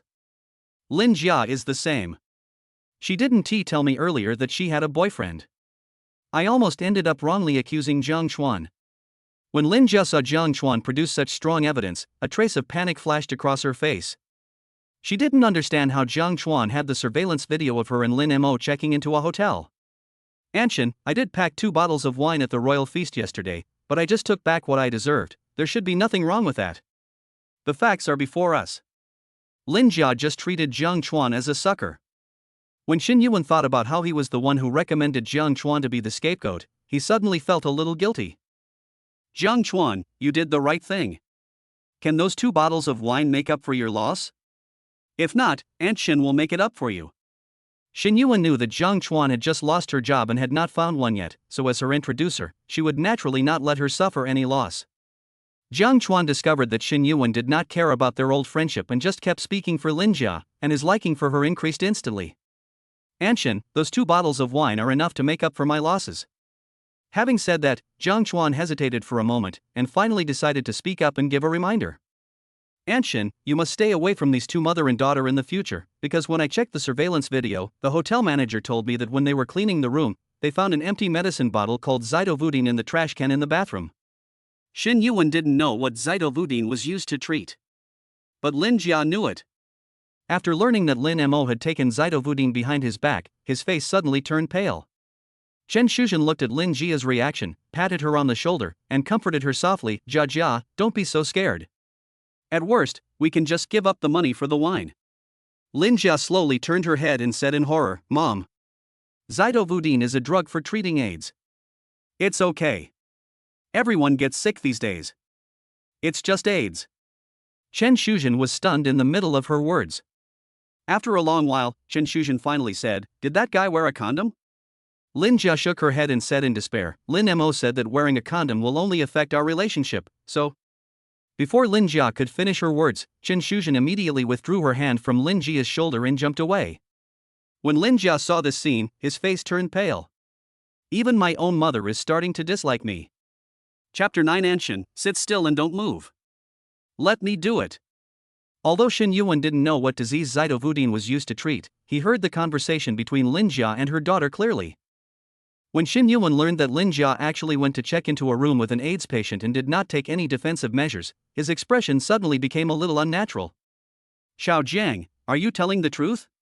Is the man who checked into the hotel with Lin Jia really infected with AIDS? Jiang Chuan naturally would not deceive Shin Yuan on such an issue. Auntie Wang, the reason I reminded you is actually for my own good. After all, you are my landlord, and we will inevitably have dealings in the future. If I get infected by them, wouldn't I also be in trouble? As soon as these words were spoken, Shin Yuan immediately and calmly distanced himself from Lin Jia and her daughter. Although Shin Yuan also knew how AIDS was transmitted, he still felt uncomfortable.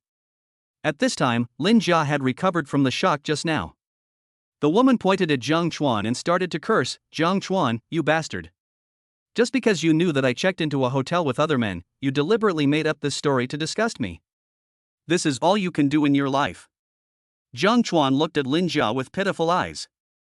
Whether I'm lying or not, you can find out if you go to the hospital for a checkup. By the way, I would like to remind you that even if you choose the most advanced test, it will take 5 to 10 days to get the results. During this time, you should stay at home honestly and don't come out to harm others. Seeing Jiang Chuan so confident, Chen Shuzhen was already almost convinced. However, in order to comfort her daughter, Chen Shuzhen still pretended to be calm and said, Don't worry, daughter, you are not so unlucky. But to be on the safe side, let's go to the hospital for a checkup. Ever since learning that Lin Mo was actually an AIDS patient, Lin Jia had already thought about going to the hospital for a checkup. But this news was too shocking for her. To the point that her legs had already become somewhat out of control. In desperation, Lin Jia could only ask Chen Shuzhen for help. Mom, my legs are a little weak, can you come over and help me up? Upon hearing this, Chen Shuzhen hurriedly shook her head. Jia, Mom suddenly remembered that she had an appointment with friends to play mahjong tonight. You should go to the hospital for a checkup by yourself. When the results come out, remember to tell Mom and Dad. After saying that, Chen Shuzhen didn't care about Lin Jia's reaction and just ran away. When Lin Jia saw this scene, she felt like crying but had no tears. Is this still my biological mother? In the end, it was Lin Jia who stumbled and rushed to the hospital. Shen Yuan watched Lin Jia leave and said apologetically, Xiao Jiang, I'm so sorry. Aunt Shin didn't know that Lin Jia was such a person. She almost hurt you. Jiang Chuan also knew that Shen Yuan had introduced him to someone out of kindness, and after finding out what had happened, the other party chose to stand on his side without hesitation. Based on this alone, Jiang Chuan had no reason to blame her. Jiang Chuan waved his hand and said, Anshin, you don't know about these situations, so you can't be blamed for this. The more generous Jiang Chuan was, the more uncomfortable Shen Yuan felt. Xiao Jiang, how about this? Come to my house tonight and I'll cook you a big meal to make it up to you. Jiang Chuanyuan wanted to refuse, but when he thought about the information updated today, he nodded in agreement. Then it's settled. I'll go to the supermarket to buy groceries now. Xin Yuan is also a decisive woman. The next moment, he ran straight to the nearby supermarket. Jiang Chuan watched Xin Yuan leave, then turned around and returned to his rental house. Inside the rental house, Jiang Chuan looked at the gold bars neatly arranged in front of him and couldn't hide the smile on his face. Although every time you draw a lottery, you cannot lock down the type of intelligence. But Jiang Chuan believes that one day new information about business will be released. By that time, I can use this startup capital to build my own business empire. Jiang Chuan thought so in his mind, hid the gold bars again, and began to wait quietly for the night to fall. 7 o'clock in the evening. There was a knock on Jiang Chuan's door on time.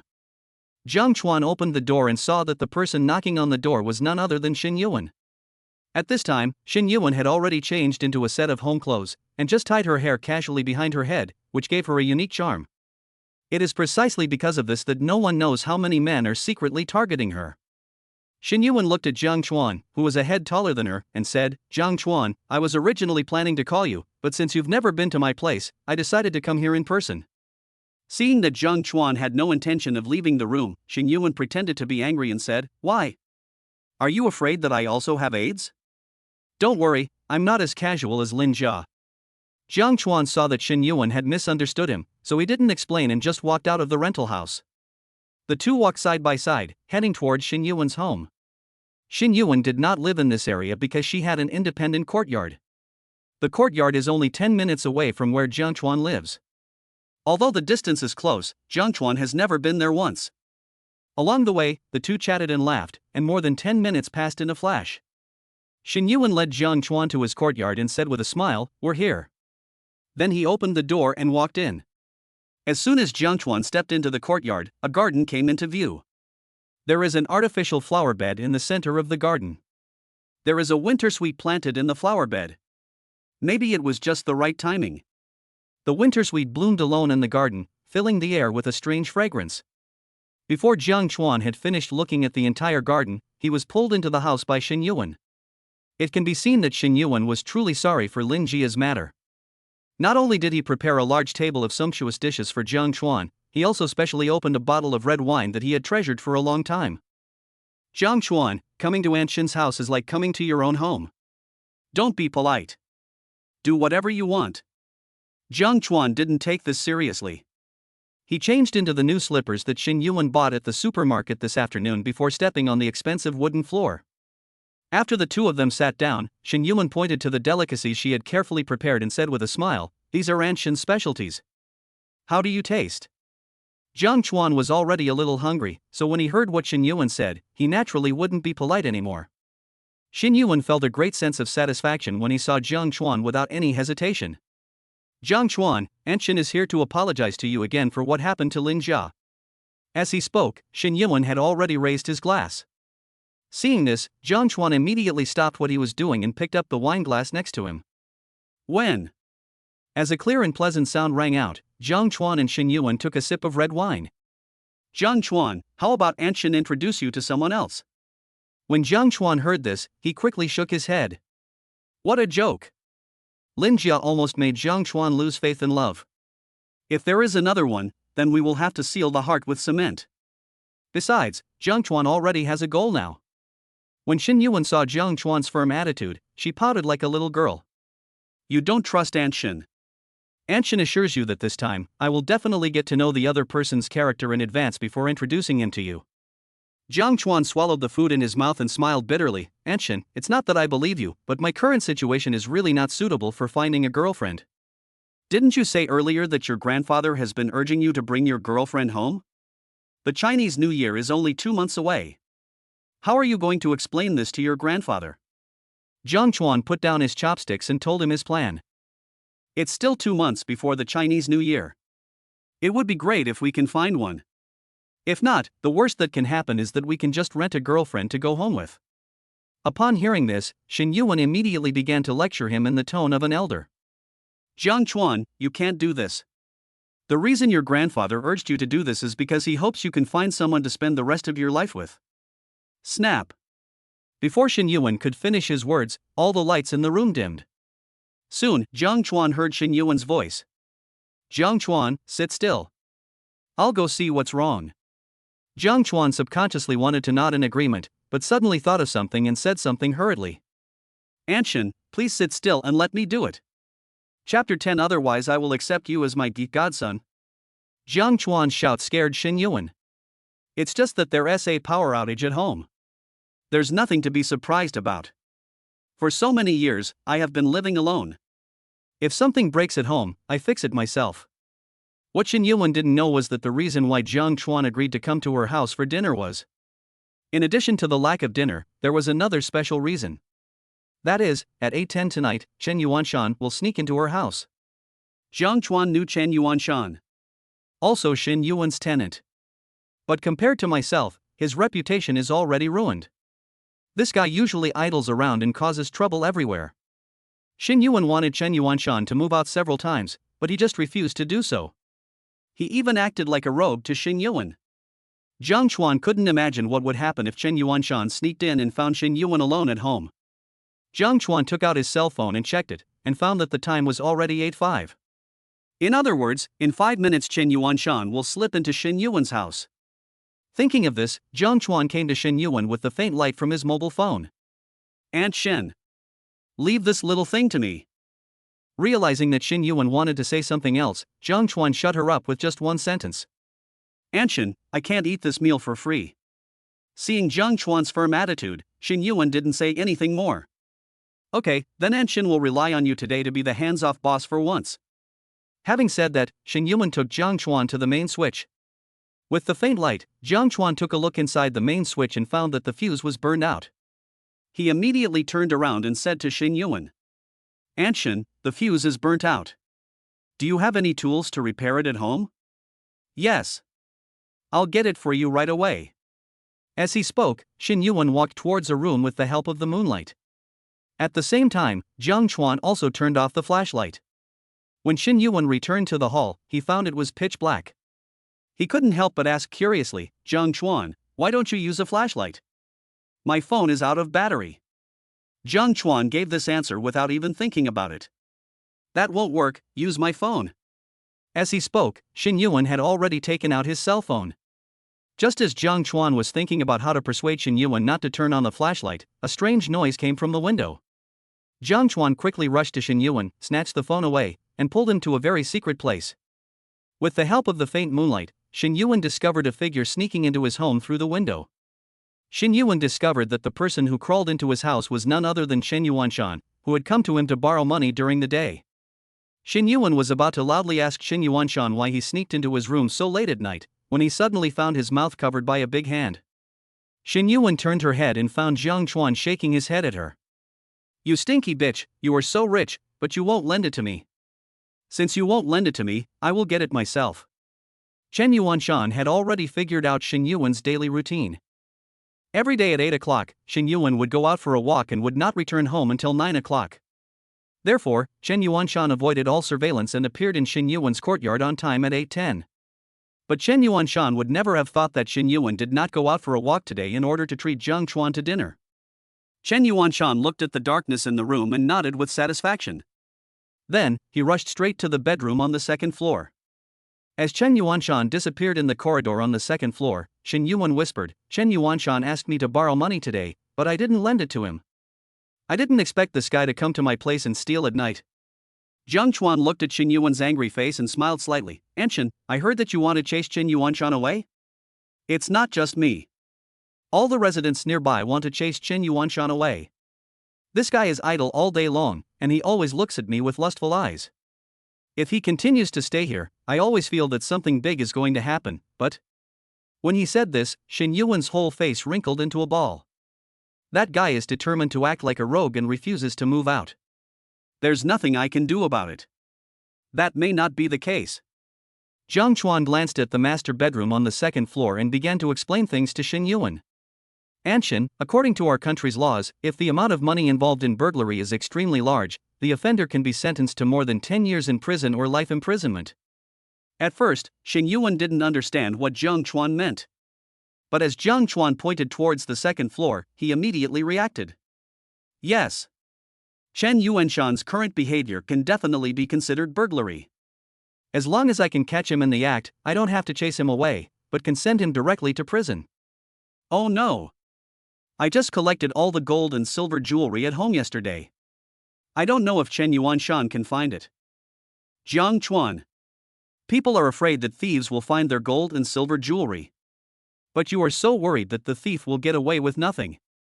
Chen Yuanshan was looking for valuables upstairs. Jiang Chuan and Xing Yuan were downstairs discussing when would be the best time to call the police. Burglary and attempted burglary are two completely different things. If we call the police now and have Chen Yuanshan arrested, it would at most be considered an attempted burglary.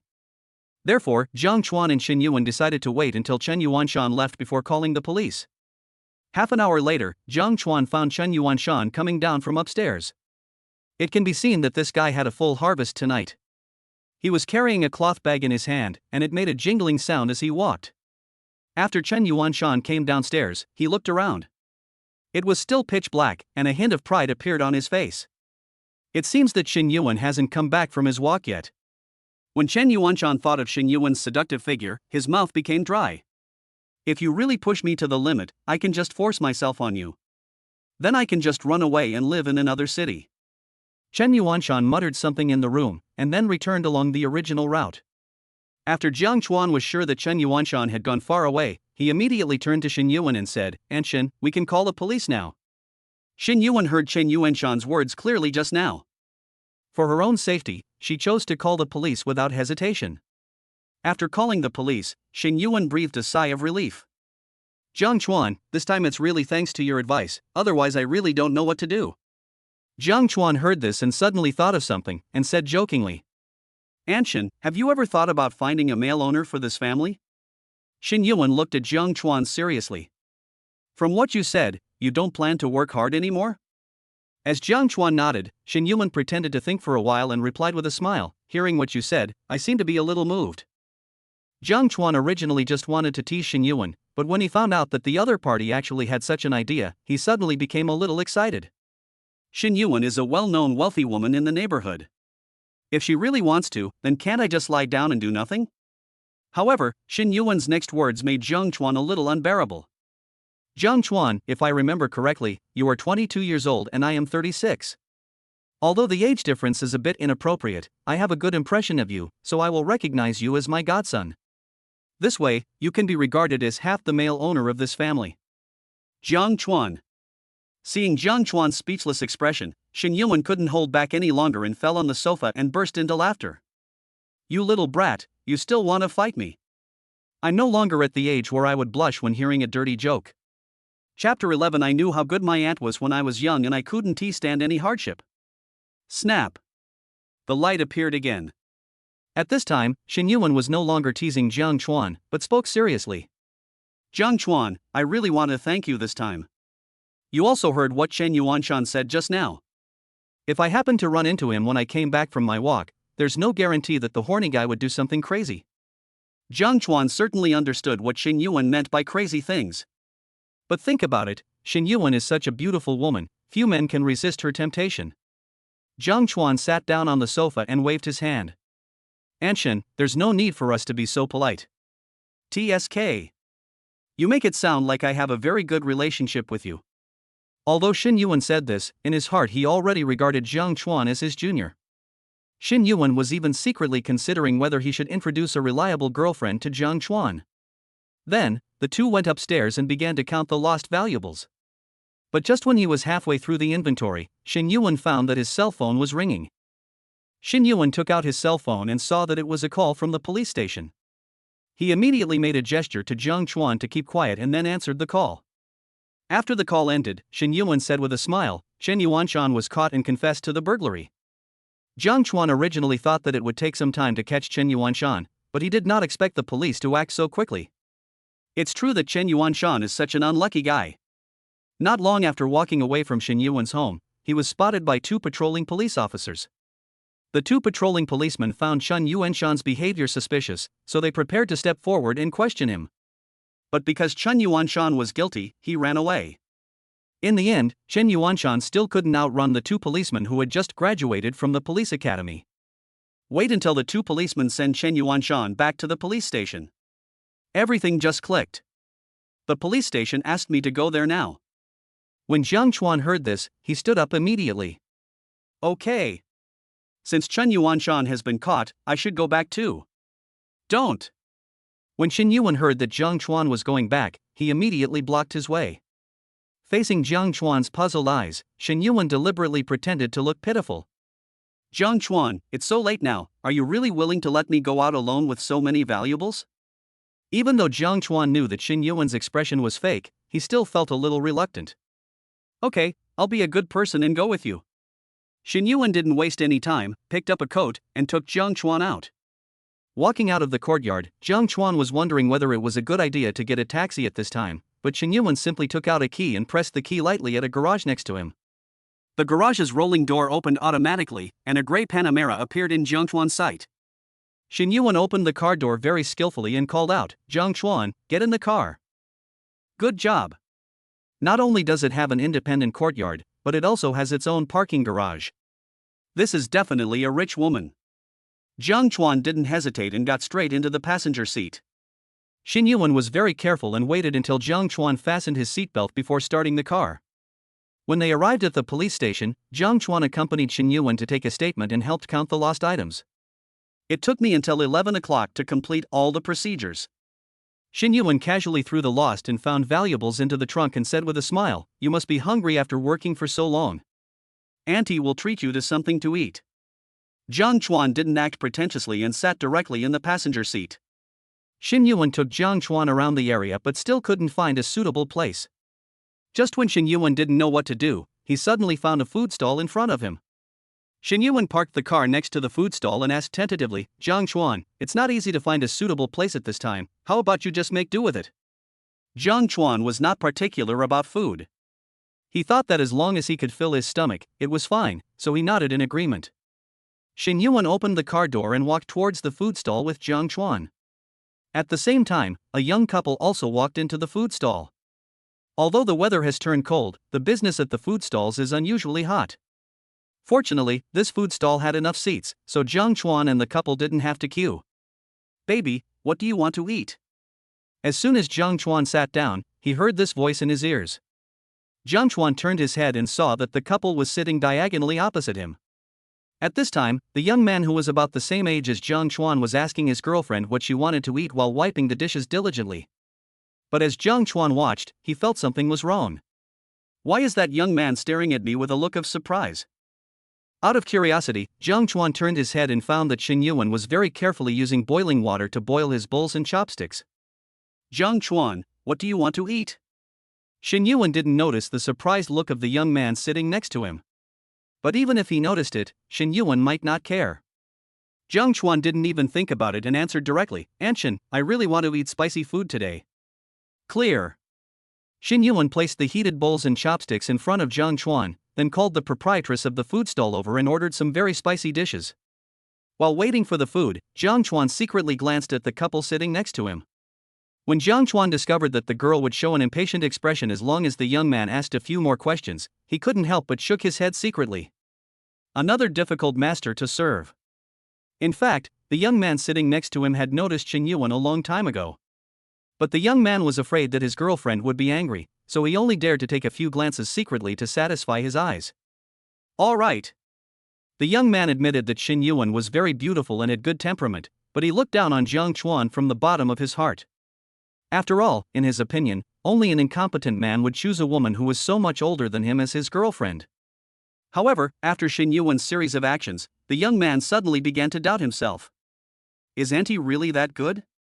During the meal, the young man was secretly observing Jiang Chuan's table. Until the end, the young man took the initiative to discover that Shen Yuan was peeling shrimps for Jiang Chuan, and he felt unwell. Think about your girlfriend. Every time you eat, you have to wipe the dishes for her and order dishes according to her favorite flavors. When have you ever peeled shrimp for yourself? Moreover, every time they go out to eat, if there is a dish she doesn't like on the table, she will immediately say something extremely hurtful like "you don't love me anymore" or "why don't you understand me?" In the end, the young people had no choice but to buy gifts and go to please each other. After making this comparison, the young man suddenly felt that the girl in front of him was not so attractive. After watching Jiang Chuan put the last shrimp into his mouth, Shen Yuan smiled and asked, "Are you done eating?" Jiang Chuan nodded, and Shen Yuan immediately called the food stall owner over and paid the bill. Under the young man's astonished gaze, Shen Yuan took Jiang Chuan into the car and left in style. The young man looked at Panamera, who was gradually going away, and suddenly said, "I know how good my aunt is when I was young, and I can't bear any hardship." The girl, who was eating with her head down, quickly raised her head and glared at him when she heard this. "Zhou Yu, you are learning some weird things on the internet again. If you do this again in the future, I will ignore you." Young man. No, it should be said that when Zhou Yu heard it, the figure of Shen Yuan immediately flashed in his mind. That woman shouldn't say such childish words. Chapter 12 Business Genius Jiang Chuan. Shen Yuan's performance at the food stall just now was by no means a deliberate act, but was simply his nature. Shen Yuan is a considerate woman, and Jiang Chuan helped her so much today.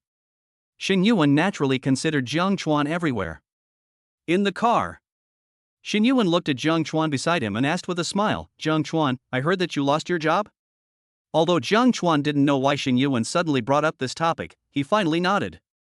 "The economy is already in a downturn, and my former boss didn't know how to adapt, so the company went bankrupt and I lost my job." When Jiang Chuan mentioned his unemployment, there was no sign of frustration on his face. Jiang Chuan originally didn't want to continue working in that company, and as the company went bankrupt, he also received financial compensation.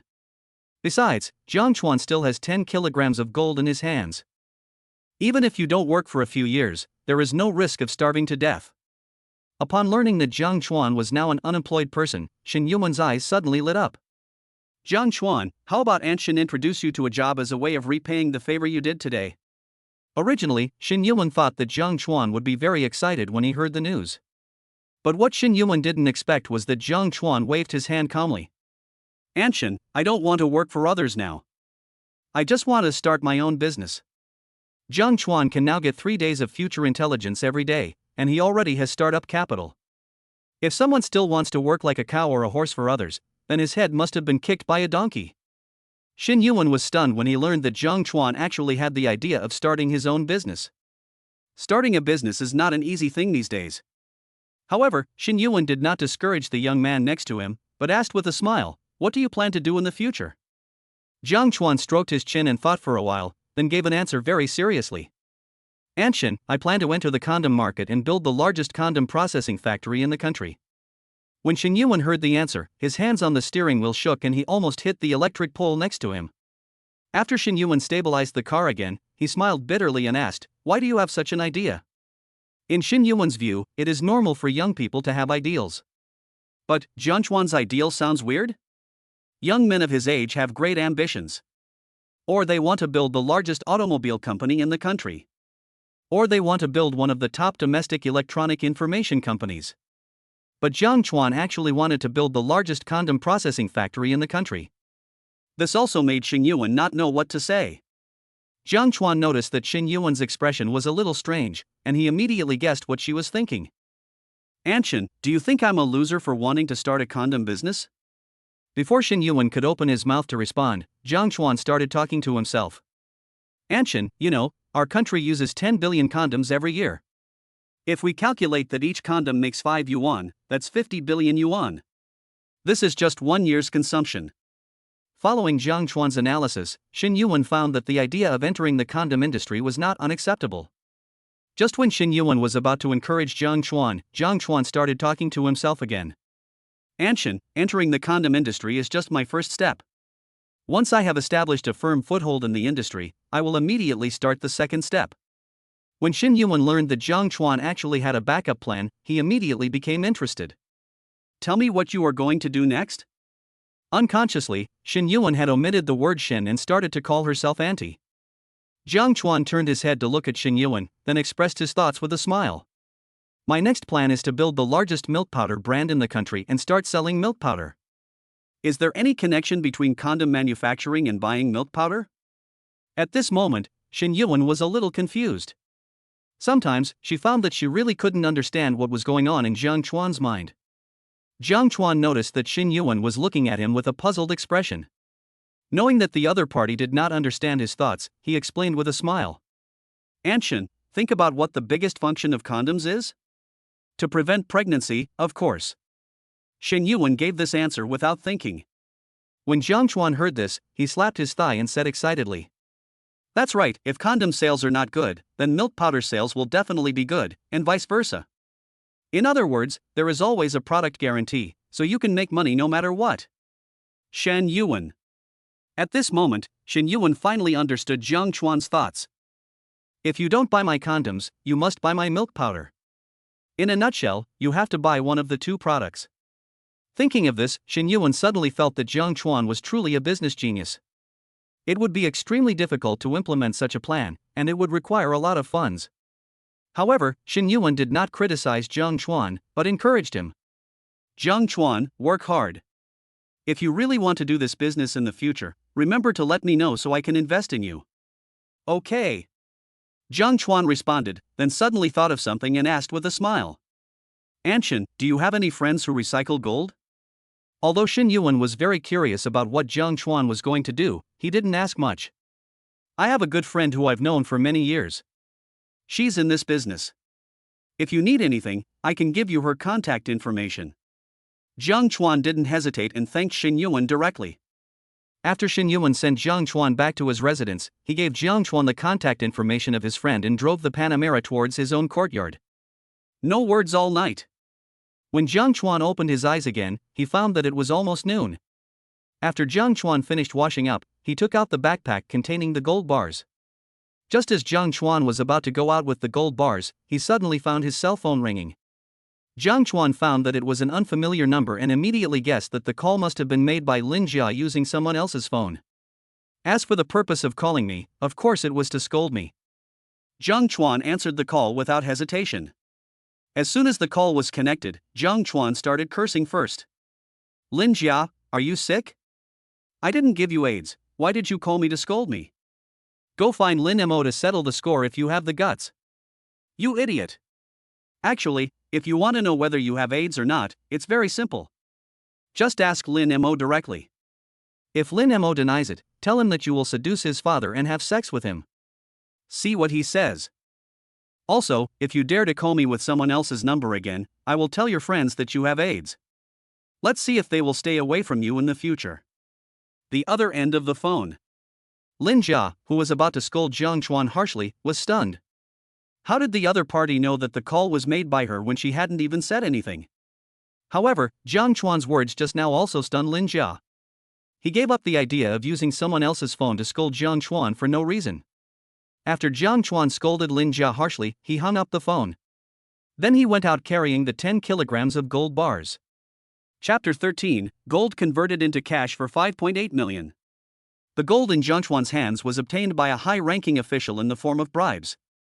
According to intelligence, the senior official suffered a sudden heart attack and died before he could tell his family the whereabouts of the gold. This also means that this batch of gold has no after-effects. Otherwise, Jiang Chuan would not dare to cash out this batch of gold so quickly. But Jiang Chuan knew in his heart that the gold in his hands was of unknown origin. A regular gold shop will definitely not accept it. That's why Jiang Chuan asked Shen Yuan in the car last night if he knew anyone who recycled gold. The friends introduced by Shen Yuan are much more reliable than those that Jiang Chuan randomly finds on the street. Fortunately, Shen Yuan did not disappoint Jiang Chuan and actually introduced him to a friend in this area. Standing on the street, Jiang Chuan took out his cell phone and dialed the number he had just saved last night. As soon as the phone was connected, a soft voice came from the inside.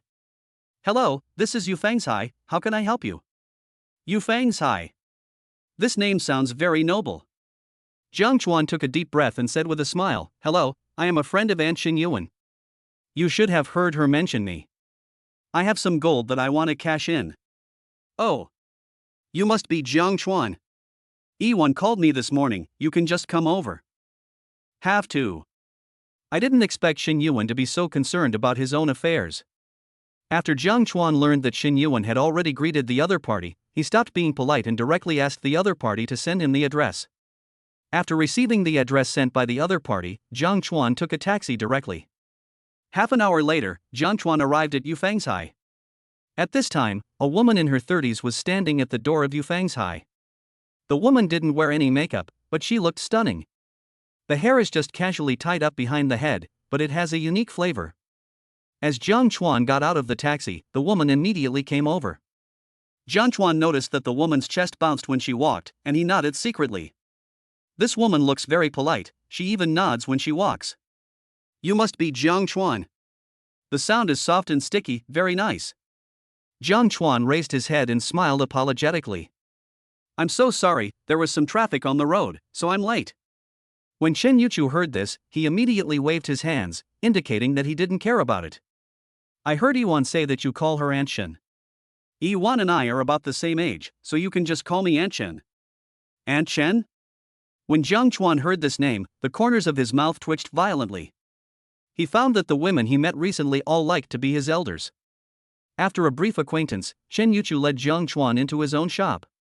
As soon as Jiang Chuan walked into Yufang's, he smelled a faint fragrance. Jiang Chuan looked towards the source and found a coffee table carved from mahogany placed in the middle. There is an antique incense burner on the coffee table. At this time, wisps of green smoke floated out from the incense burner, and the smell made people feel relaxed and happy. There are many exquisite shelves around the store. There are many objects on the shelves. But unfortunately, Jiang Chuan couldn't recognize the origins of these objects. After Jiang Chuan sat down, Chen Yuchu handed him a cup of freshly brewed premium Dahongpo. I heard earlier that you were planning to sell a batch of gold. Can I have a look at it first? Chen Yuchu has been doing business for so many years, so he certainly understands one thing. That is, business is business and friendship is friendship. If the gold Jiang Chuan took out was of poor quality, she would still accept it. But the price wouldn't be too high. Jiang Chuan pointed to the open door, with a hint of uncertainty in his tone, right here? Chen Yuchu was amused by Jiang Chuan's reaction. He covered his mouth and chuckled, don't worry, the security of this street is very good, and no accidents will happen. Have to. Jiang Chuan saw that the other party had said so much, and if he continued to be hesitant, it would seem that he was being too cautious. The next moment, Jiang Chuan poured all the gold bars in his backpack onto the ground.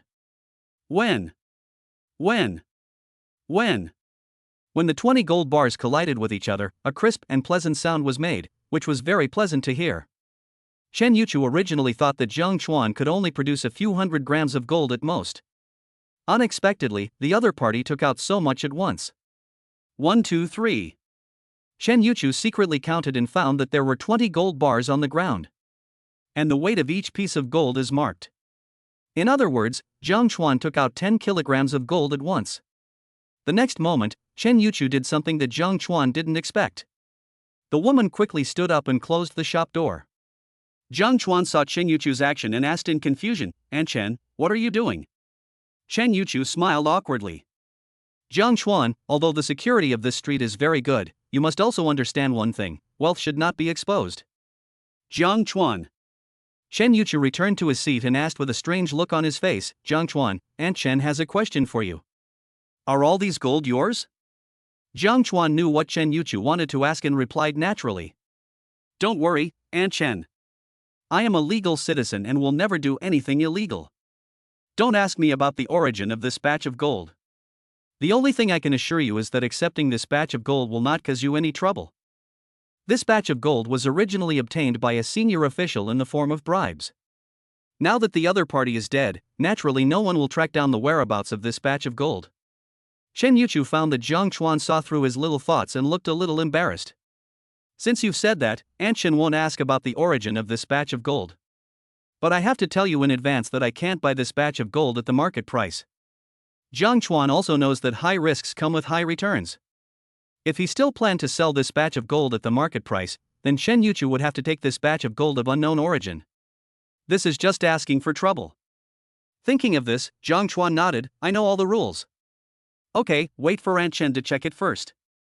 If there is no problem with this batch of gold, Aunt Chen will transfer the money to you immediately. Next, it's time for the inspection phase. Chen Yuchu is not only beautiful, but also has strong professional abilities. It only took her half an hour to check all the gold bars. Chen Yuchu concluded that the gold brought by Jiang Chuan was all 999 pure gold. Chen Yuchu is not only Xing Yuan's friend, but also a businessman. Naturally, he knew that purchasing this batch of gold could make him a fortune. So, Chen Yuchu made a decision immediately. Jiang Chuan, Aunt Chen wants this batch of gold. As he spoke, Chen Yuchu took out a calculator, fiddled with it with his right hand for a while, and then handed the calculator to Jiang Chuan. Jiang Chuan, what do you think of this price? Jiang Chuan glanced at the calculator page and found a number of 580,000 on it. He lowered his head to think about it, then quickly raised his head and smiled, okay. Upon hearing this, Chen Yuchu quickly picked up the gold on the ground, and then took out an inconspicuous inkstone.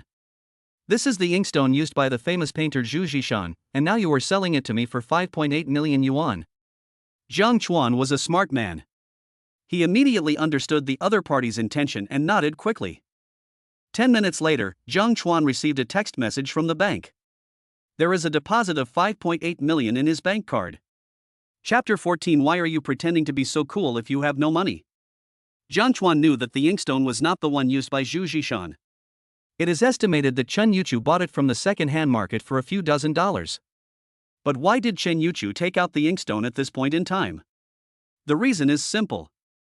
With such a large sum of money suddenly deposited into Jiang Chuan's bank card, it will definitely attract the attention of the bank. If things go wrong, even the police may come to question Jiang Chuan. But as Chen Yuchu took out the inkstone, so all the problems are solved. Jiang Chuan got this inkstone by chance, and it was later discovered by Chen Yuchu, who bought it for 5.8 million yuan. Neither the bank nor the police station could find any fault with them. Chen Yuchu is indeed a businessman, he does things flawlessly. Jiang Chuan sighed silently in his heart, then prepared to get up and say goodbye to Chen Yuchu. But at this moment, there was a knock on the door, mixed with a man's affectionate call. Yuchu, I know you are in there, open the door quickly, I bought your favorite osmanthus cake. Jiang Chuan discovered that after hearing this voice, Chen Yuchu not only looked ugly, but also showed signs of vomiting, with the corners of his mouth slightly raised. It seems that this Auntie Chen of mine is quite popular. I just don't know who this guy is who can call out the name Yuchu. As the knocking on the door continued, Jiang Chuan subconsciously wanted to open the door. But at this time, Chen Yuchu stopped him. Facing Jiang Chuan's puzzled eyes, Chen Yuchu did not speak, but made a gesture to keep quiet. Good job. It seems that Chen Yuchu really dislikes the person outside the door. Although neither of them made any noise, the person outside was very stubborn. Chen Yuchu saw that this was not a solution, so he finally chose to open the door. As the shop door opened, a bald man in his late teens appeared in Jiang Chuan's sight. This man has a big belly due to middle-aged weight gain, but he insists on wearing a suit. Poor thing, the suit was stretched to a larger size by the middle-aged man. As soon as the middle-aged man saw the door open, he rushed into the shop and began to show his courtesy. Yuchu, this is the sweet-scented osmanthus cake I bought especially for you. Try it while it's hot. The middle-aged man froze in the middle of his words. Because he found that in addition to Chen Yuchu, there was another young man in the store. Although this young man looks a bit handsome, he is still not as handsome as me. People with thin arms and legs are not as strong as me, which can make women feel extremely safe.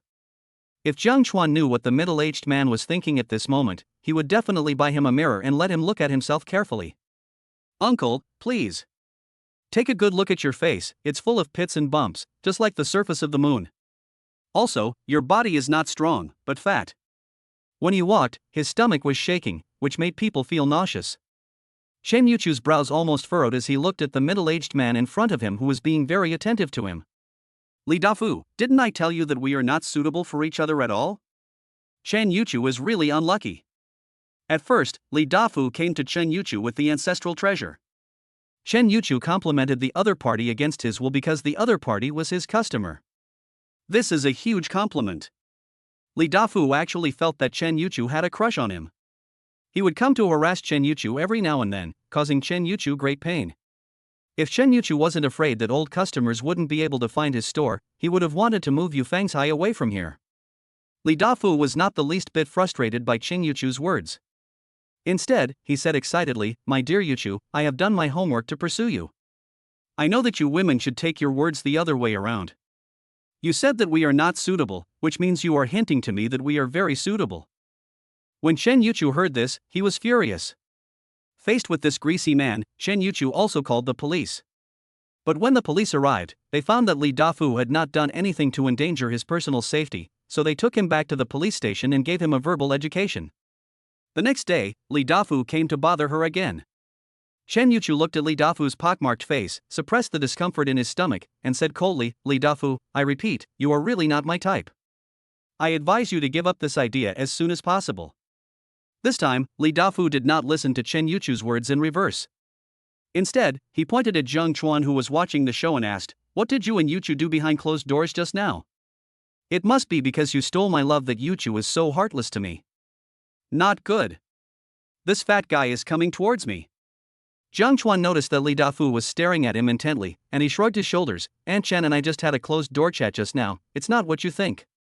If Zhang Chuan hadn't added the last sentence, Li Dafu wouldn't have thought much about it. But Zhang Chuan had to add, "It's not what you think." This instantly reminded Li Dafu of some scenes that were not suitable for children. In an instant, Li Dafu became like an eggplant hit by frost and wilted all of a sudden. But soon, Li Dafu seemed to think of something, and quickly took out a blank check from his shirt pocket and handed it to Zhang Chuan. Facing Zhang Chuan's puzzled eyes, Li Dafu gritted his teeth and said, "You can fill out this check however you want, but after you get the money, get out of here and don't let me see you again." This is the confidence of a successful man. Zhang Chuan took the blank check with a smile. "I can really fill it in as I like?"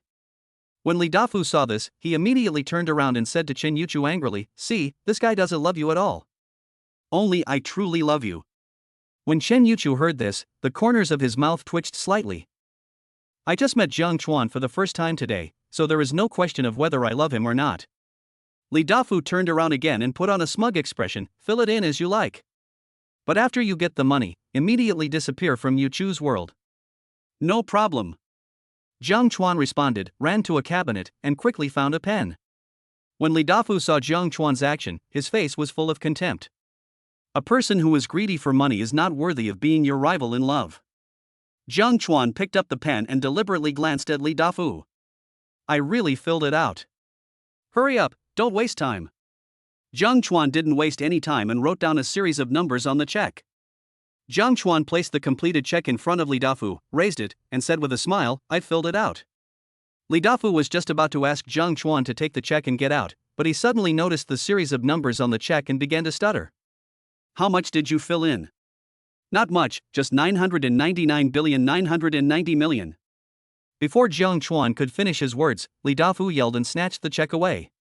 "You're crazy, filling in so much." Zhang Chuan pretended to be very aggrieved and replied, "Didn't you just tell me to fill it out casually? I told you to fill in whatever you want, but I didn't ask you to fill in more than 900 million. Even if you sell my factory, I can't come up with that much money. You are a lunatic, you are totally unreasonable." Li Dafu retreated out of the store while cursing. Obviously, he also knew that his previous behavior was disgraceful and he just wanted to escape from here quickly. Zhang Chuan looked at Li Dafu, who was retreating continuously, and muttered in a low voice, "Why are you pretending to be so arrogant when you have no money?" Li Dafu paused when he heard these words, and then he disappeared from Zhang Chuan's sight at an even faster speed. Looking at Li Dafu, who was fleeing in panic, Chen Yuchu gave Zhang Chuan a thumbs up. "You are amazing. But were you really not moved just now?"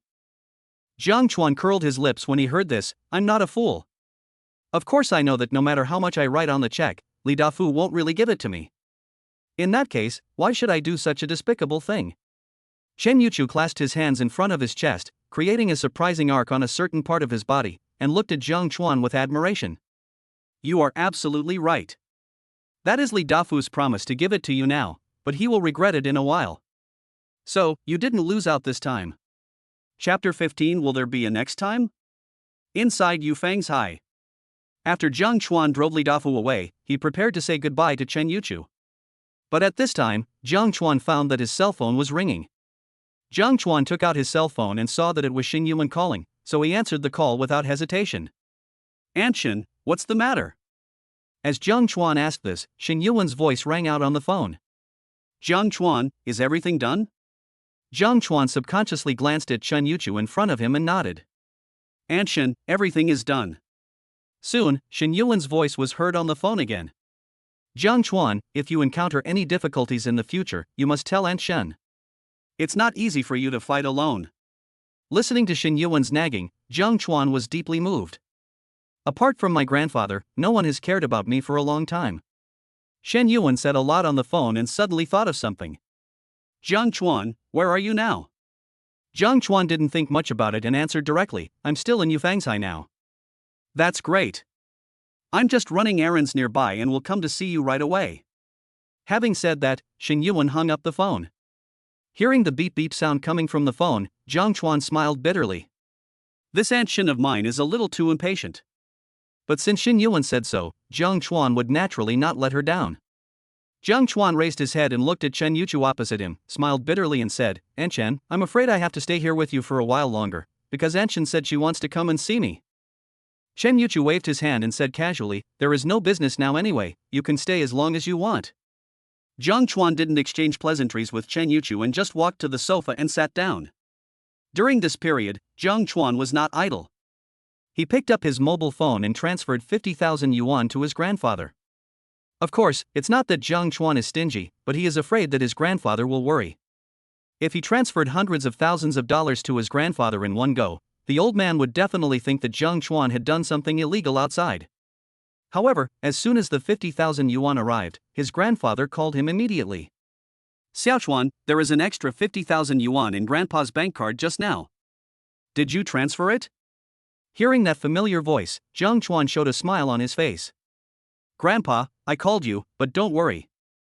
I recently negotiated a big deal for the company, and that's the bonus the company gave me. After Jiang Chuan's long explanation, his grandfather agreed to accept the money. But at the last minute, Jiang Chuan's grandfather said, remember to bring your girlfriend back during the new year. As the phone call ended, Jiang Chuan gave a bitter smile.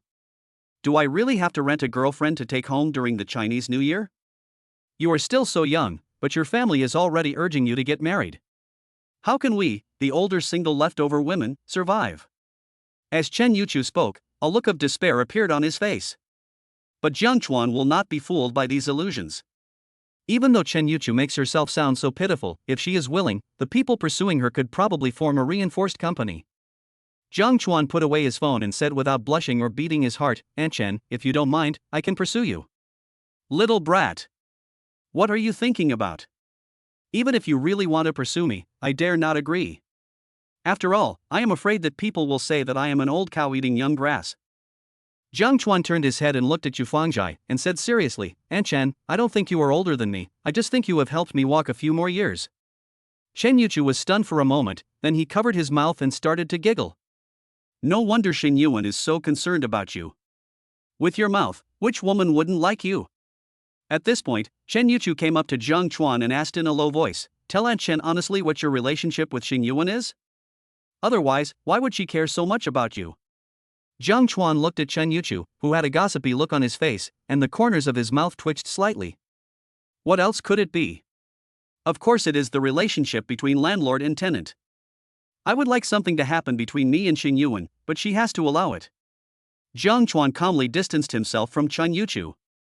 Don't say such things casually. It's okay for a young man like me, but it's not good to affect Aunt Shen's reputation.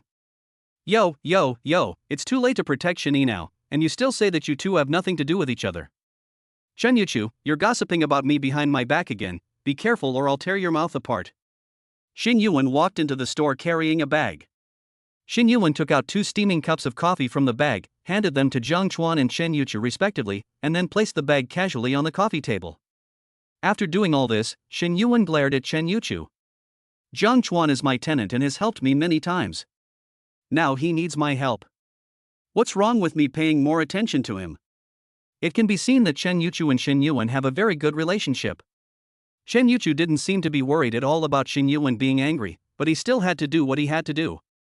Shen Yuchu quickly walked to Shen Yuan's side, holding a cup of coffee in his left hand, and stroking the other's chest with his right hand over and over again, pretending to help Shen Yuan calm down. Don't get excited, Yuan. I was just teasing the little guy. Because the heating was on in the store, Shen Yuan pushed Shen Yuchu's hand away and took off his coat. Jiang Chuan discovered that Shen Yuan was wearing a tight black base shirt underneath. As Shen Yuan took off her coat, her perfect figure was immediately revealed. Shen Yuan didn't notice Jiang Chuan's strange look and snorted at Chen Yuchu, is there anyone as funny as you? I don't care, you have to treat Jiang Chuan and me to a big dinner tonight. Xin Yuan, you are not deliberately blackmailing me, are you? I'm just blackmailing you on purpose, what can you do about it?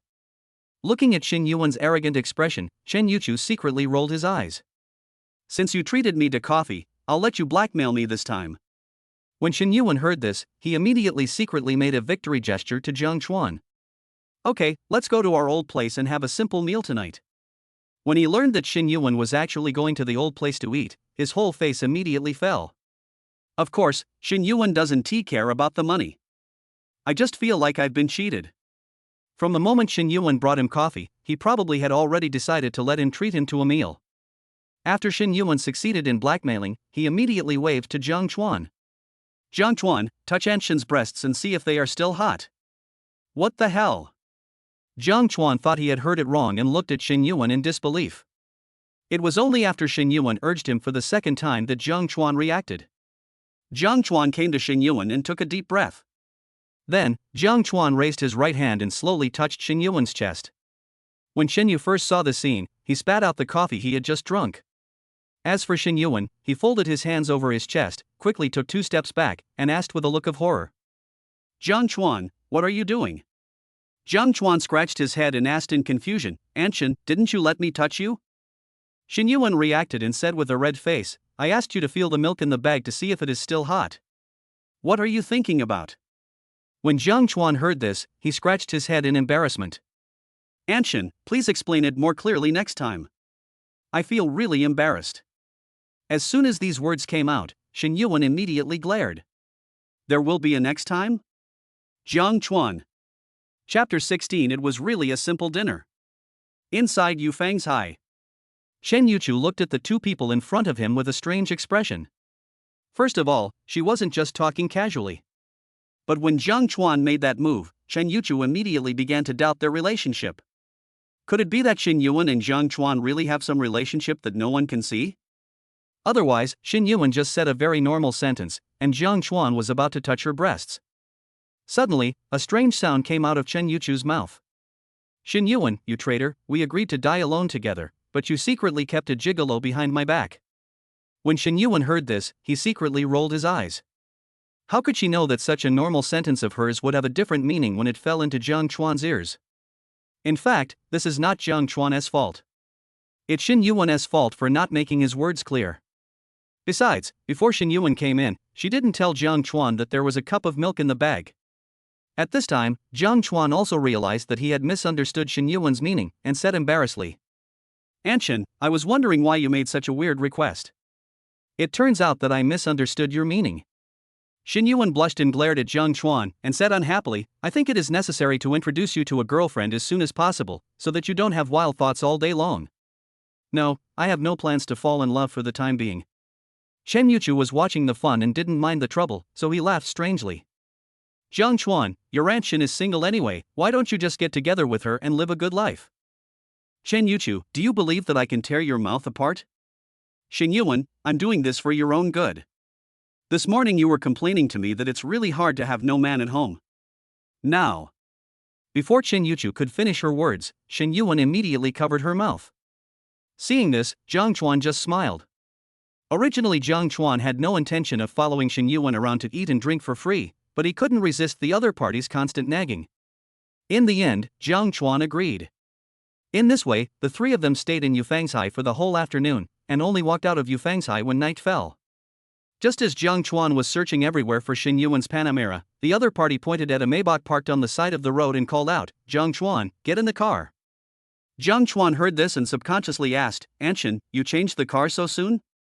Chen Yuchu, who was walking at the back, quickly responded. You don't understand this. Your Aunt Xin is a hidden rich woman, not just a car. Xin Yuan turned around and glared at Chen Yuchu, as if blaming him for being too talkative. Then, Xin Yuan turned around and looked at Jiang Chuan gently. I'm here today to discuss some business with someone, so I need a good car to show off, right? Good job. It seems that my understanding of Xin Yuan is still a little insufficient. Jiang Chuan nodded, and sat in the passenger seat of the Maybach amid the envious gazes of passers-by. When Shen Yu first saw this scene, he couldn't help but mutter something under his breath. And they said there was no relationship between the 2 of them, that they couldn't see each other. Look how natural the action was when he sat in the passenger seat. Hearing this, Shen Yuan slapped Shen Yuchu on the head lightly and said unhappily, Zhang Chuan and I are innocent. If you dare to talk nonsense again, I will tear your mouth apart. Shen Yuchu didn't care about Shen Yuan's actions just now, and got into the back seat of the Maybach skillfully. Shen Yuchu was not someone who was short of money, so he naturally knew how to close the door of a Maybach. As Chen Yuchu gently waved his right hand towards the car, the Maybach's door closed automatically. After Shen Yuan found that Zhang Chuan had fastened his seatbelt, he lightly stepped on the accelerator with his toes and the Maybach rushed out. After Zhang Chuan arrived at his destination, he found out that the old place that Shen Yuan and the others mentioned was actually a very high-end Western restaurant. The Western restaurant is located on the top floor of the building. As long as you choose a seat by the window, you can have a panoramic view of most of Ninghai at night. And this Western restaurant has a rule. That is, guests must reserve a seat in advance. If any guests want to eat here on a whim, the hotel will not accommodate them. As soon as Zhang Chuan sat down, he began to look around. Zhang Chuan discovered that the mix of guests who came here to eat was very strange. Or it's an old man in his 50s or 60s with a young and beautiful girl. Or it's a woman whose figure has seriously changed and a handsome guy. Take the person sitting next to you, for example. An old lady who is nearly 50 years old and has a barrel waist is staring at the young man opposite her with loving eyes, as if she wants to swallow him into her stomach in one gulp. It was precisely because the mix of guests coming to this restaurant was very strange that Zhang Chuan and the other two became the focus as soon as they sat down. Neighbor. When the young man found out that there were two top-notch women with different looks and styles sitting next to Zhang Chuan, he even wanted to die. The same as living off others.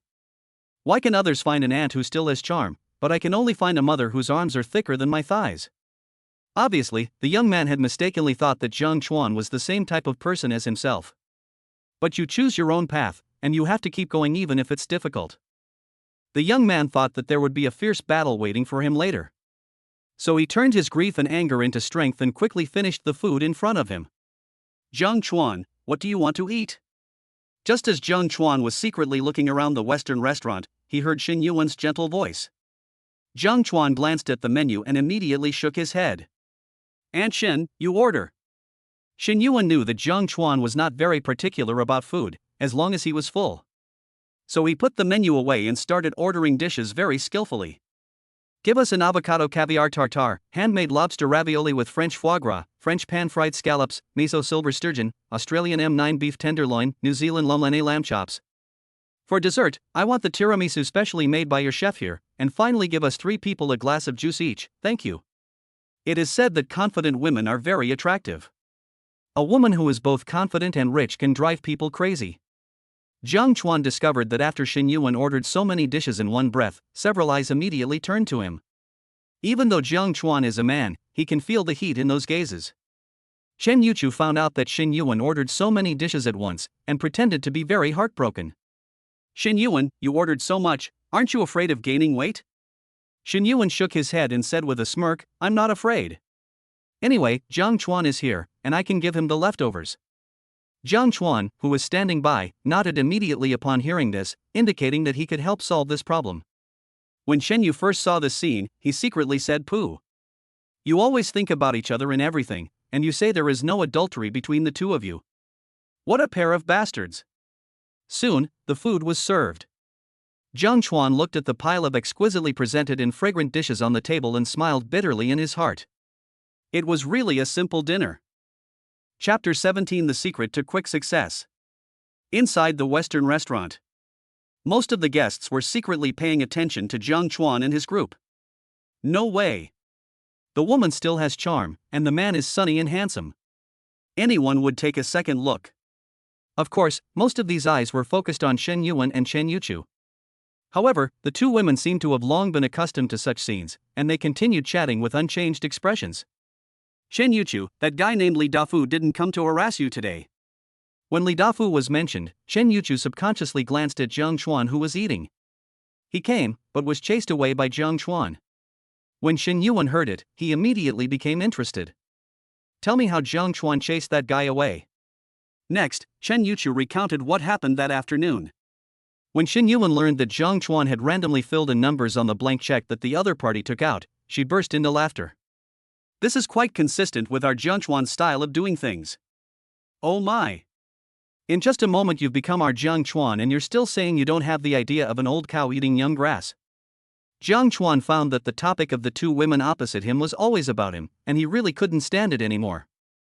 Anshin, you guys continue chatting, I'm going to the bathroom. Jiang Chuan said this, then stood up and walked towards the bathroom. As Jiang Chuan left his seat, Shen Yuchu immediately came up to Shen Yuan and asked in a low voice.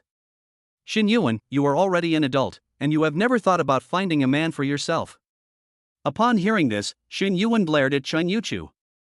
I know what you are thinking, but I still advise you to give up that idea as soon as possible. No. I think Jiang Chuan is a good guy, why don't you give it a try? Since you think Jiang Chuan is good, then go and give it a try.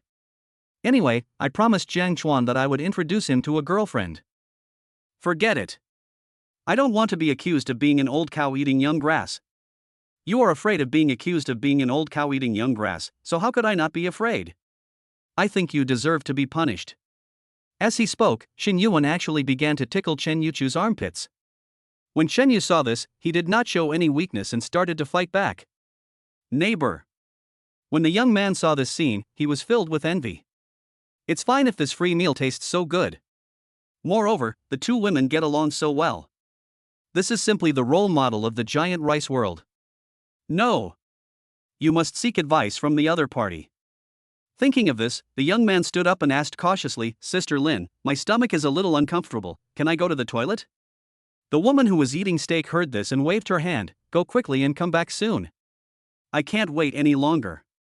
Hearing the woman's words, the young man seemed to have thought of something, trembled a little, and then quickly walked towards the bathroom. In the bathroom, Jiang Chuan was just about to unbuckle his belt to flush the toilet when he saw the young man sitting next to him walk in. I don't know if this young man is crazy. There are so many urinals in the bathroom, but he chose one next to Jiang Chuan. The young man took a sneak peek while Jiang Chuan was letting water flow, and his expression suddenly became strange. Well capitalized indeed. However, the young man guessed that Jiang Chuan must have more than just one strength to be able to thrive in the giant rice world. So the young man quickly took out a cigarette from his shirt pocket and handed it to Jiang Chuan with a smile. Brother, can you teach me a few moves? Jiang Chuan was confused by this. The young man noticed that Jiang Chuan didn't say anything and looked at him strangely. He thought that his sincerity was not enough, so he immediately took out all the money he had and stuffed it directly into Jiang Chuan's hand. Brother, I won't hide it from you. My life is very hard. You saw my financial sponsor earlier. Let's not talk about his appearance, but he weighs more than 300 kilograms. At this point, a look of pain appeared on the young man's face. Can you imagine what it feels like to have a 300-pound pig on top of me? At this moment, Jiang Chuan has reacted. It seems like this guy thinks of himself as a gigolo. But then again, how am I like a gigolo? Just because I'm handsome? Brother, I know this business is not easy to get into. I'm not asking you to teach me your best skills. I just hope you can teach me a few tricks so that I can make that pig outside behave properly. To be honest, Jiang Chuan looked down on the young man in front of him. It doesn't matter if you're a gigolo. But it's not quite right for you to live off someone and at the same time despise your sponsor. Jiang Chuan calmly collected the money and asked with a smile, do you really want to learn? After the young man nodded, Jiang Chuan put his arm around his shoulders. In fact, between conquering and being conquered, women prefer to be conquered. Have you always been submissive in front of your financial sponsor and dared not raise any objections? When the young man heard this, his eyes suddenly lit up. That's right. Ever since I got together with that woman outside, if she told me to go east, I would never dare to go west. Jiang Chuan found that the young man had taken the bait, so he continued, you can indeed win her favor by doing this, but gradually, she will also develop a dislike for you, so what you have to do now is to conquer her. You mean to tell me not to obey her in the future? That's right. Not only can you not go along with her, but you also have to show your manly side. Following Jiang Chuan's analysis, the young man suddenly felt that he had found a secret to quick success. That's right. You should not be the one being conquered. Thinking of this, the young man was filled with gratitude towards Jiang Chuan. If I had met Jiang Chuan earlier, I don't know how much less suffering I would have suffered. Brother, I don't need words to thank you for your kindness. Please leave me your contact information. When I become rich, I will come to thank you in person. Jiang Chuan didn't dare to really leave his contact information to this guy, so he waved his hand and said seriously. You and I are both in the same boat. It would be too polite to thank you. When you become rich in the future, please do more good things. After saying that, Jiang Chuan didn't even look at the young man's reaction and walked out of the bathroom. The young man looked at Jiang Chuan's departing back, and his heart was so moved. What a good person! Jiang Chuan returned to his seat and turned to look at the person sitting next to him. When Jiang Chuan found that the woman weighing more than 300 kilograms was obviously getting impatient, he immediately said, "Anshin, I'm done eating, let's go." When Chen Yuan heard this, he immediately picked up his coat and said to Chen Yuchu next to him, "Go and pay the bill. We'll be waiting for you in the underground parking lot."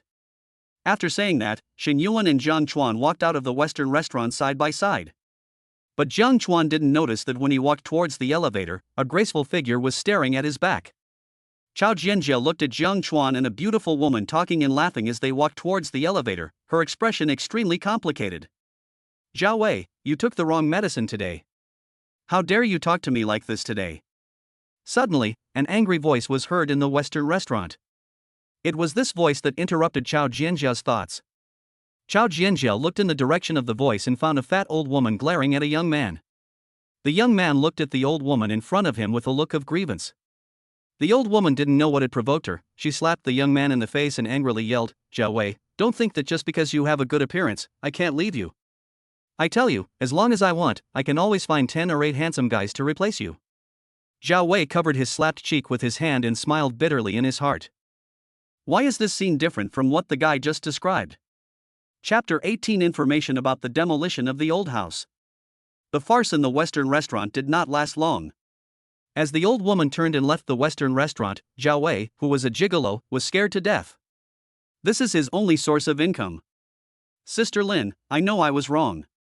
From now on, if you tell me to go east, I will never go west. Please forgive me this time." Zhao Wei, who had once learned from Jiang Chuan, ran to the old woman and knelt down.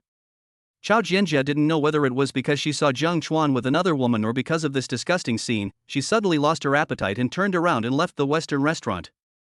In a Mercedes-Benz commercial vehicle. A question suddenly arose in Chao Jianjia's mind while she was sitting in the back row. That is, what is the relationship between Jiang Chuan and that beautiful woman? Judging from the way the two men spoke just now, it seemed that they had known each other for a long time. Could it be that Jiang Chuan deceived himself? He already has a girlfriend? Just as Chao Jianjia was thinking about this question, a man's voice came from the front. "Miss Chao, should we go back to where we live or continue looking for food?" Chao Jianjia, who had come to her senses, looked at the honest and simple middle-aged man in front of her and said with a tired face, "I'm tired, let's go home." The middle-aged man with a crew cut heard this and just grinned without saying anything. The next moment, the Mercedes-Benz commercial vehicle turned around at a traffic light and headed in the opposite direction. Chao Jianjia looked at the building speeding past outside the car window, and a trace of struggle flashed across her face. Soon, Chao Jianjia seemed to make a difficult decision and quickly took out her mobile phone. Chao Jianjia found a phone number in the address book and was about to block it. But the next moment, Chao Jianjia hesitated. Chao Jianjia's right hand raised and lowered, and raised again. After repeating this several times, I finally couldn't help but sigh. In the end, Chao Jianjia still did not block that phone number. However, the note on that phone number was changed to "scumbag." The honest and simple middle-aged man sighed secretly when he saw the scene. It seems that this Miss Chao of mine is worried about something. In the Maybach. Jiang Chuan was speechless. Jiang Chuan finally realized that as long as he was with Shen Yuan, this woman would definitely tease him. "Xiao Chuan, you see, your Aunt Shen not only has good skin care, but is also very generous. Why don't you just take her in?" Jiang Chuan glanced at Shen Yuan, who was concentrating on driving, and responded fiercely, "Even if I want to take you in, I will be the first one to take you in, so that you won't go and cause harm to others." "Oh. Aunt Chen is so scared." Chen Yuchu patted his plump chest and acted as if he was very scared. "But if you accept me, I don't know if your Aunt Chen will be sad. You are such a witch. Whoever marries you in the future will be unlucky." Jiang Chuan cursed inwardly and shifted his gaze to the window. Shen Yuan looked at the two people bickering in the car and said helplessly, "Chen Yuchu, you are the elder after all, can you be more serious? What's wrong with elders? Only real elders should get along well with the younger generations. Am I right, Xiao Chuan?" Jiang Chuan replied without even turning his head. Don't call me Xiao Chuan Chuan, I'm not little. Where is it not small? Let Aunt Chen take a look. When Shen Yuan heard this, he frowned. Shen Yuchu, you can joke, but don't take it too far. Shen Yuchu noticed that Shen Yuan seemed to be angry, and no longer dared to tease Jiang Chuan. He could only mutter something in a low voice. TSK. You can't even tease him. Shen Yuan seemed to be afraid that Jiang Chuan would have some thoughts because of the previous conversation, so he immediately turned around and said, Jiang Chuan, just treat what I said just now as a joke, don't take it to heart, and don't think that some people have some thoughts about you. Jiang Chuan was not so naive as to think that just because he had helped Shen Yuchu with a small favor and had a meal with her, the other party would become interested in him. However, Jiang Chuan still pretended to be humble and willing to learn. Aunt Shen, I understand. I don't know if it was because of Shen Yuan's words just now that had a deterrent effect, but Shen Yuchu stopped teasing Jiang Chuan and sat quietly in the back row. As for Jiang Chuan, he was chatting with Shen Yuan while thinking about what to do with the money in his hand. Jiang Chuan had previously told Shen Yuan that wanting to build the largest condom brand in the country was not just a casual remark. Jiang Chuan even thought of the advertising slogan. If you love her, use it. However, Jiang Chuan also knew that in order to realize this plan, many difficulties needed to be overcome. The biggest difficulty is funding. If you want to build a top brand, you can't succeed with just a few $1,000,000. Therefore, Jiang Chuan had to put this plan on hold for the time being. What Jiang Chuan needs to do now is to earn more money to lay the foundation for the future. Half an hour later, Jiang Chuan was sent back to his residence. Jiang Chuan thought that Shen Yuchu was still in the car, so he did not invite Shen Yuan to his home. After watching the extremely cool Maybach disappear into the night, Jiang Chuan turned around and returned to the rental house. In the following period of time, Jiang Chuan frantically accumulated reputation points. In order to gain more reputation points, this guy has become so desperate that he actually started tutoring primary school students in this area for free. Every time Jiang Chuan solved one difficult problem after another for the primary school students, he would gain their admiration and gain reputation points. But the speed of gaining reputation points is very slow. It's simply impossible to satisfy Jiang Chuan. In desperation, Jiang Chuan could only take on the tutoring of elementary school students, junior high school students and high school students in the entire area. People nearby were full of praise for Jiang Chuan's behavior. Finally, after Jiang Chuan worked hard for a week, his reputation value finally exceeded 1,000 points. This is the result of my hard work for a week. I must extract some useful information. Lottery. As Jiang Chuan silently recited these two words in his heart, a piece of information suddenly appeared in his mind. In half a month, the Ninghai municipal government will officially issue a document to demolish the old houses in the western suburbs and turn them into school district houses. When Jiang Chuan saw the information he had drawn, he was completely stunned. Immediately afterwards, Jiang Chuan had only one thought in his mind. That means you are going to get rich. Chapter 19, Meet a rich woman, get married, and start a business. Ever since Jiang Chuan got the information about the old house demolition, his brain has been working rapidly. Although he now has nearly 5.8 million in savings, Jiang Chuan thinks this is far from enough. No matter what, Ninghai is a first-tier city. Even an old house in the western suburbs would cost at least 2 to 3 million. The little money in my hand can't make any waves at all. Jiang Chuan didn't want to waste this intelligence in vain. No. I have to find a way to make more money. After Jiang Chuan pondered for a moment, his eyes suddenly lit up. There are so many rich women around me. Why don't I know how to make good use of it? With this information, Jiang Chuan knew that hoarding old houses was a sure-win business. Naturally, there will be no worries. The next moment, Jiang Chuan walked out of the rental house. Last night, after Shen Yuan sent Shen Yuchu back home, he dragged her home to chat about life. It was not until 1 o'clock in the morning that Shen Yuan returned to his home. Take a bath, apply a facial mask. This also made Shen Yi go to bed at 2 o'clock in the evening. Just when Shen Yuan was sleeping soundly, he suddenly heard a knock on the door. At first, Shen Yuan thought he was dreaming. But as the knocking on the door became louder and louder, Shen Yuan reluctantly got up from the bed. Who is so annoying? Don't you know that women age easily due to lack of sleep? While complaining, Shen Yuan took a coat from the hanger, put it on and went out. As the door opened, a familiar figure appeared in front of Shen Yuan. When Shen Yuan found out that the person knocking on the door was none other than Jiang Chuan, a smile quickly came over her face. Jiang Chuan, what do you want to talk to Aunt Shen about? Jiang Chuan noticed that Xin Yuan was wearing very thin clothes and said something very considerately. Anshin, it's cold outside, let's go inside and talk. Xiao Chuan, I find that you are becoming more and more caring about others. Xin Yuan smiled and praised, then turned and walked into the house. Jiang Chuan watched Xin Yuan walking back into the house, a hint of embarrassment appearing on his face. The purpose of my visit this time was to borrow money from Xin Yuan. It's impossible to talk about this standing at someone's door. If the neighbors heard this, I don't know what kind of gossip they would spread. Jiang Chuan, didn't Anshin tell you last time that when you go to Anshin's house, just treat it like your own home? Don't be so reserved. Xin Yuan found that Jiang Chuan did not find a place to sit after entering the room, so she deliberately frowned and said, unless you don't regard Anshin as your own. When Jiang Chuan heard this, he had no choice but to sit down on the imported sofa. After Jiang Chuan sat down, Xin Yuan kicked off her slippers like a naughty little girl, and then sat cross-legged on the sofa. Jiang Chuan, what's the matter with you coming to see me so early? So early? Jiang Chuan subconsciously turned his head to look out the window and found that the sun had been out for several hours. He could only roll his eyes secretly. However, Jiang Chuan did not correct Xin Yuan's statement, and said seriously, Anshin, I want to borrow some money from you. Jiang Chuan originally thought that Xin Yuan would hesitate, and at the very least would ask him what he wanted to borrow the money for. But what Jiang Chuan didn't expect was that Xin Yuan thought about it and nodded in agreement. No problem. Jiang Chuan saw this and said firmly, I will pay it back. I know. I will return the principal and interest to you, Anshin. Xin Yuan was amused by Jiang Chuan's appearance. Xiao Chuan, Anshin believes in you. How much do you plan to borrow? Jiang Chuan took a deep breath and asked back. How much can Anshin lend me? Since it's about hoarding houses, of course the more the less. But Jiang Chuan also understood that if he directly asked Xin Yuan to borrow tens of millions, the other party would definitely not lend it to him. Therefore, Jiang Chuan decided to let Xin Yuan give a number himself. Xin Yuan looked at Jiang Chuan's serious expression and did not give an answer immediately.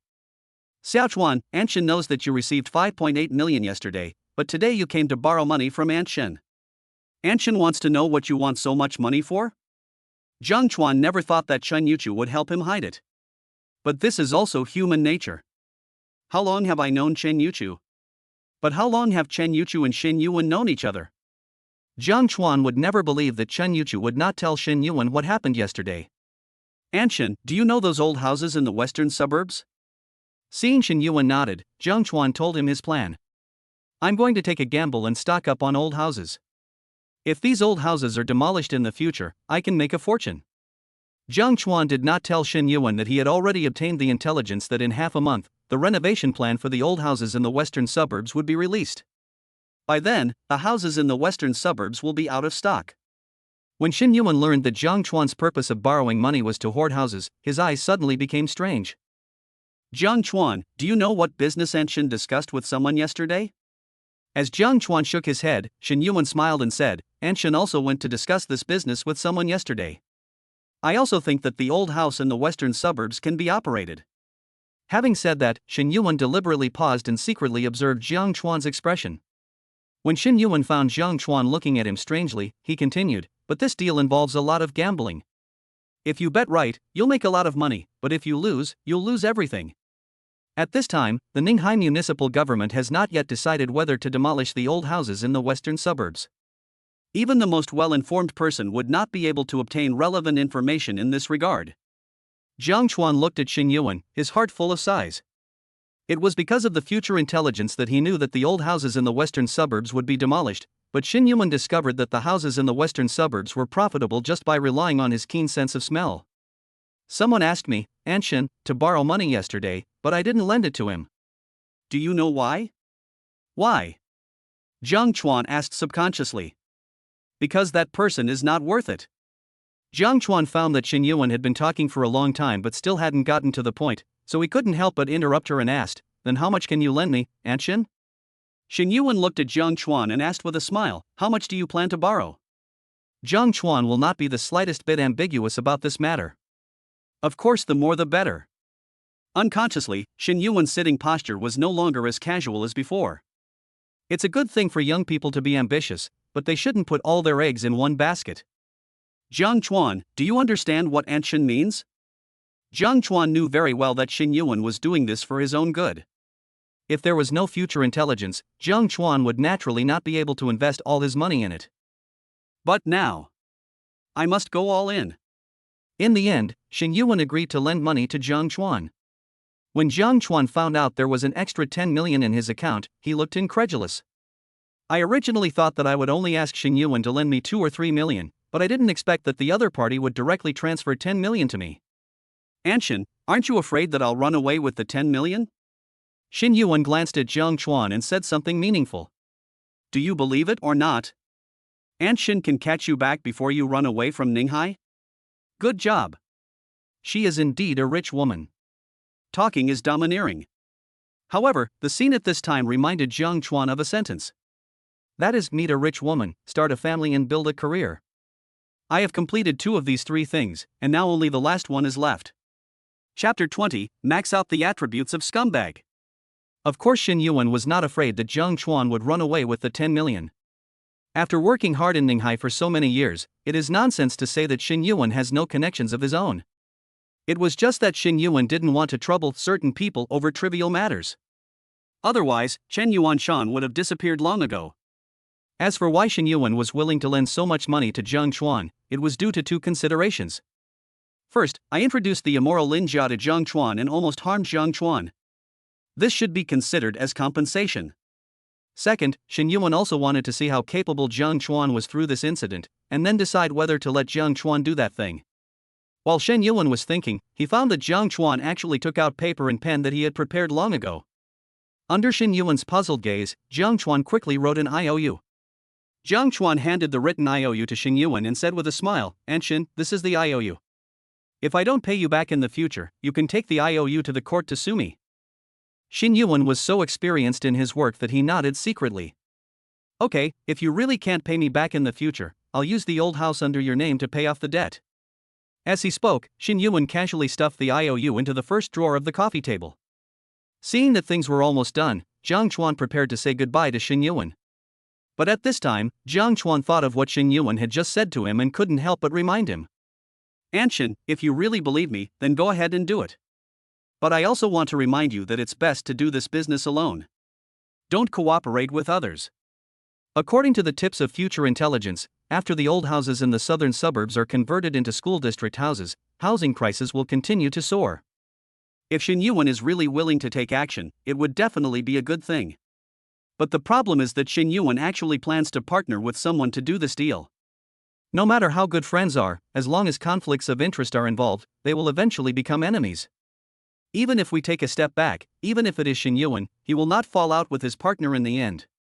With huge interests at stake, there is no guarantee that the other party will not have any ulterior motives. After hearing Jiang Chuan's reminder, Shen Yuan's eyes began to flicker. "Auntie, please think about this carefully." Jiang Chuan found that Shen Yuan seemed to have taken his reminder to heart, nodded slightly, and then walked out of the room. After leaving the courtyard, Jiang Chuan began to think silently in his mind. Now, he has nearly 16 million in funds. Because it is an old house, the price will not be too high. But even so, Jiang Chuan probably wouldn't be able to buy many houses with the money he had. Jiang Chuan finally came across such an opportunity to make money. Of course I won't give up easily. No. Still need money. Thinking of this, Jiang Chuan simply sat down on a stone bench. After thinking for a moment, Jiang Chuan took out his cell phone and dialed Chen Yuchu's number. As soon as the call was connected, the bitchy voice of that woman Chen Yuchu was heard. "Hey! Xiao Chuan, why did you think of calling me? You are not going to ask me out without your Aunt Shen's knowledge, are you? Be careful or I will tell on you. Little devil, one day I will strip you of your pants and spank you hard." Jiang Chuan thought evilly in his heart, but his mouth was very sweet. "Aunt Chen, did that fellow Li Dafu come to harass you today? If he dares to harass you again, tell me and I will come over immediately to help you vent your anger. I guess that guy felt embarrassed yesterday and didn't come today. Aunt Chen, have you eaten yet?" "Have eaten." "Then Aunt Chen, you. Stop it, you kid, you don't really want to eat young grass, do you?" Jiang Chuan secretly rolled his eyes and continued in a gentle tone, "Aunt Chen, you and I are not strangers. If you have anything to ask in the future, just tell me. I, Jiang Chuan, will go through fire and water and will not refuse. Shen Yuchu on the other end of the phone felt something was wrong and shouted, Jiang Chuan, if you have something to say, just say it. Don't be like this. I'm a little scared. Jiang Chuan heard this and knew the time was ripe. Anchan, I do have something I want to ask you for help with. What's up? Shen Yuchu's voice was full of vigilance. Jiang Chuan felt that he had laid enough groundwork and stopped talking nonsense. Anchan, I want to borrow some money from you. Call. Jiang Chuan heard Shen Yuchu on the other end of the phone let out a long sigh of relief. As long as you don't want to be an old cow eating young grass, everything else is easy to talk about. How much do you want to borrow? 5 million. Jiang Chuan gave the number without thinking.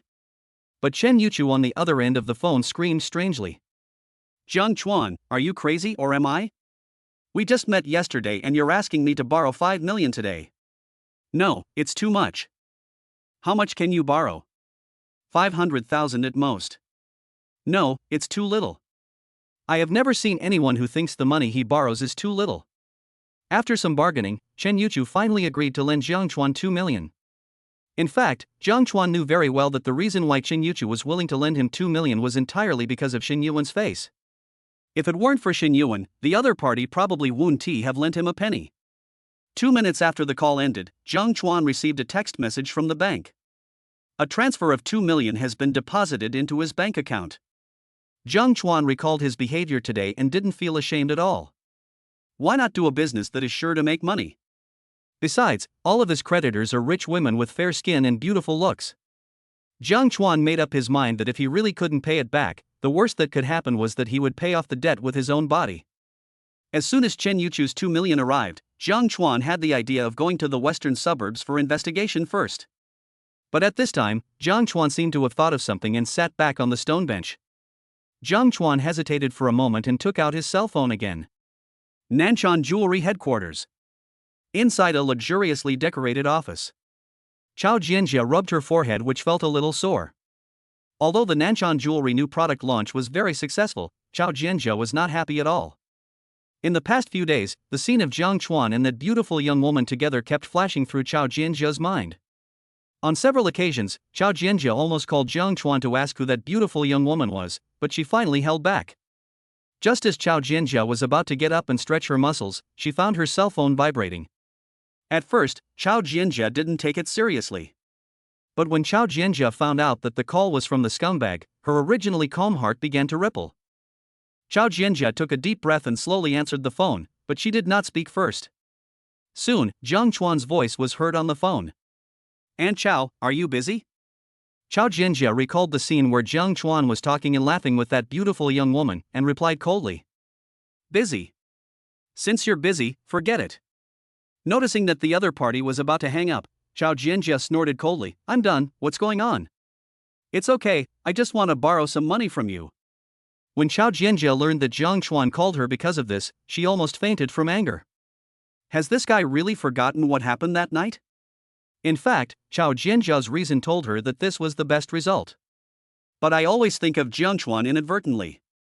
At this moment, Chao Jianjia's tone was unusually cold. How much do you plan to borrow? Of course, the more the better. After having sex with me, he went off to fool around with other women. Now it's even more awesome. He actually came to borrow money from me. This Jiang Chuan really is a scumbag. Chao Jianjia became more and more angry the more she thought about it, so she cursed directly into the phone. Go to hell. Jiang Chuan listened to the beeping sound coming from his phone and looked confused. If you don't want to lend it, then don't lend it. Why let yourself die? Just when Jiang Chuan was about to put away his phone and rush to the western suburbs, he suddenly received a text message. Jiang Chuan picked up the phone and saw that the text message was from Chao Jianjia. The text message only has 4 words. Bank card number. Looking at the text message sent by Chao Jianjia, Jiang Chuan hesitated for a moment, but finally sent his bank card number. After a while, Jiang Chuan found that he had received a transfer of 3 million. Jiang Chuan looked at the text message sent by the bank and fell into deep thought. Chapter 21, Stupid people, lots of money, come quickly. This Aunt Chao of mine really has a sharp tongue but a soft heart. He clearly told me to die on the phone, but in the blink of an eye, 3 million was transferred into my bank card. Jiang Chuan certainly knew that no one would transfer money to him for no reason, and it was 3 million at a time. The 3 million that just arrived must have been transferred by Chao Jinjia. Take some time to visit Aunt Chao some other day and get in touch with her. Jiang Chuan muttered something quietly, hailed a taxi and headed towards the western suburbs. After arriving at the western suburbs, Jiang Chuan found that most of the houses here were dilapidated old houses. Many old houses have long been uninhabited. I guess the owner of the house has moved somewhere else. The only residential complex in the western suburbs is even more dilapidated, with tiles on the outside starting to fall off. After Jiang Chuan's field investigation, he already had a clear plan in mind. Jiang Chuan returned to the city and got himself a new phone card. Afterwards, Jiang Chuan walked into a larger real estate agency. At this time, there was only a middle-aged man in a suit in the real estate agency who was talking on the phone. As soon as the middle-aged man saw a guest coming, he immediately ended the call and ran to Jiang Chuan. "What's your name, sir?" "My last name is Jiang." "Mr. Jiang, my name is Chen Tian, you can also call me Lao Chen." After Jiang Chuan looked at Chen Tian, he went straight to the point. "I have some spare money now and would like to invest in real estate. Do you have any resources in this area?" After these words were spoken, Chen Tian smiled even more. "Mr. Jiang, you have come to the right place. We at Four Seasons Agency don't have anything else, but we have more houses than you can imagine. I will definitely make sure you find a house that satisfies you. Don't be so confident. Let me take a look at the house first." "Okay. This way, please." Having said that, Chen Tian respectfully invited Jiang Chuan to sit down on the sofa. Then, Chen Tian moved a laptop computer in front of Jiang Chuan. "Mr. Jiang, if you really want to invest in real estate, I suggest you choose the shops on Yolan Street. They are currently under development. If you..." Before Chen Tian could finish his words, Jiang Chuan interrupted him with a wave of his hand. "It takes too long for the shop to recover its costs." Chen Tian was stunned for a moment after hearing this, then he said with a smile, "Then how about choosing commercial housing? We have several good real estate projects here. If Mr. Jiang buys in now, he will definitely make a lot of money in the future. The returns on commercial housing are too low to be worth it." Hearing Jiang Chuan say this, Chen Tian was speechless. "When I ask you to invest in a shop, you think it takes too long to get your money back. When I ask you to invest in commercial housing, you complain the rate of return is too low. What exactly do you want to do?" However, adhering to the principle that customers are God, the smile on Chen Tian's face is still bright. "I wonder if Mr. Jiang has any specific ideas or a house he likes. If Mr. Jiang has any, I will do everything I can to find a house for him." Jiang Chuan was waiting for this sentence and immediately set out what he had prepared on the way. "I heard there are a group of old houses in the western suburbs. If they are demolished, I can make a lot of money." When Chen Tian heard this, his expression suddenly became strange. "The old house in the western suburbs? Demolition? You are dreaming." Chen Tian has been working as a real estate agent for nearly 10 years, so of course he knows the situation in the western suburbs. In Chen Tian's opinion, the old houses in the western suburbs will definitely not be demolished, at least not in the next few years. Jiang Chuan noticed that there was something wrong with the way Chen Tian looked at him, and he stood up immediately. "Since you don't have any listings in the western suburbs, I'll go look at other agencies." When Chen Tian found out that Jiang Chuan was leaving, he suddenly became anxious. "Mr. Jiang, don't leave. We actually have a house in the western suburbs." As he spoke, Chen Tian fiddled with his laptop for a while and pulled up a set of pictures. Jiang Chuan observed it carefully and found that the exterior was exactly the same as what he saw in the western suburbs. He immediately asked, "Does the owner of this house want to sell it?" Chen Tian nodded heavily. "The owner of this house has moved elsewhere, so he specifically entrusted our agency to sell this old house as soon as possible." "Are the formalities complete? Will there be any property rights disputes after I buy this house?" Jiang Chuan's purpose of buying a house is for investment, so naturally he does not want to buy a house with property rights disputes. Chen Tian was delighted to see that Jiang Chuan really intended to buy this old house. "I have checked the property deeds, there is absolutely no problem. Okay, I want this house. When can I transfer the ownership?" At this moment, Chen Tian felt that he was truly blessed by God. This old house has been listed at Four Seasons Agency for half a year, but no one has shown interest in it. But I sold it out in just a short while. Etc. Is this kid kidding me? Even if you really want to invest, you wouldn't choose a house in the western suburbs, right? Jiang Chuan noticed that Chen Tian was looking at him strangely, and he instantly guessed what he was thinking. Don't worry about the money. Tell the owner that I can pay half of the money first, and after the house is transferred to my name, I will immediately transfer the remaining part of the money to the account he designated. If you still have concerns, I can transfer 20,000 yuan to you first as a deposit for the house. After hearing this, Chen Tian no longer had any doubts. Mr. Jiang, I feel relieved with your words. Just when Chen Tian was still secretly rejoicing at his good luck today, Jiang Chuan said something that made his brain freeze on the spot. In addition to the one I just mentioned, I also want a few old houses in the West District. I have only one request, that is, there must be no property rights disputes in those old houses. Do you understand what I mean? At this moment, Chen Tian suddenly felt that his visit to the temple to burn incense some time ago had played a role. Otherwise, how could such a good thing fall into my hands? When Chen Tian thought that he would get a huge commission as long as the deal was done, he wanted to worship Jiang Chuan like an ancestor. Don't worry, Mr. Jiang, I will definitely satisfy you. Seeing that the matter was almost done, Jiang Chuan found an excuse to slip out of Four Seasons Agency. He's really stupid but rich. Chen Tian looked at Jiang Chuan's departing back and sighed subconsciously. When Chen Tian reacted, he immediately covered his mouth. Obviously, he was afraid that Jiang Chuan would hear what he just said and refuse to do business with Four Seasons Agency. After Jiang Chuan's figure completely disappeared from his sight, Chen Tian quickly took out his mobile phone and opened the real estate agency communication group. Brothers! If anyone has an old house in the western suburbs, please recommend it to me. After the deal is completed, I will give you a reward of 2,000 yuan. The number of places is limited, first come first served. Chen Tian thought for a while and added another sentence. Stupid people, lots of money, come quickly. After sending these messages for a while, Chen Tian stood at the door and grinned foolishly. Chapter 22, Laugh, Laugh, You Will Cry Later. After Jiang Chuan returned to the rental house, he began to calculate the funds in his hand. The previous batch of gold was sold for a total of 5.8 million. Afterwards, Jiang Chuan borrowed 15 million yuan from three women, Shen Yuan, Chen Yuchu, and Chao Jianjia. At this time, Jiang Chuan now has more than 20 million in his hands. Although the housing prices in Ninghai are high, the houses in the western suburbs are all old after all. The housing prices there can't be that high. Besides, Chen Tian also gave him the lowdown. Because the houses in the western suburbs are too dilapidated, the homeowners there are eager to sell their houses. This also makes many homeowners willing to sell their old houses in the western suburbs at a very low price.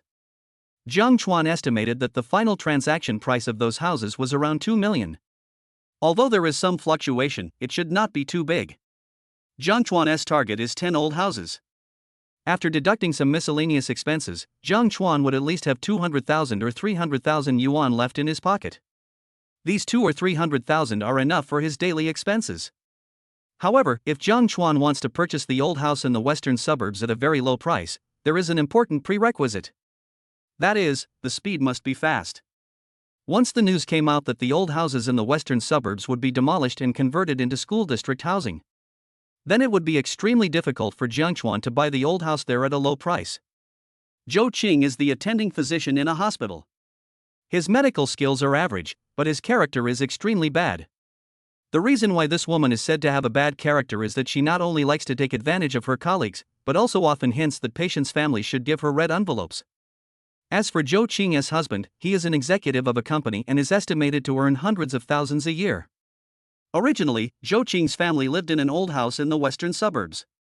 But as he had saved some money over the years, Zhou Qing also felt that he should enjoy himself. So Zhou Qing discussed with her husband and decided to buy a new house.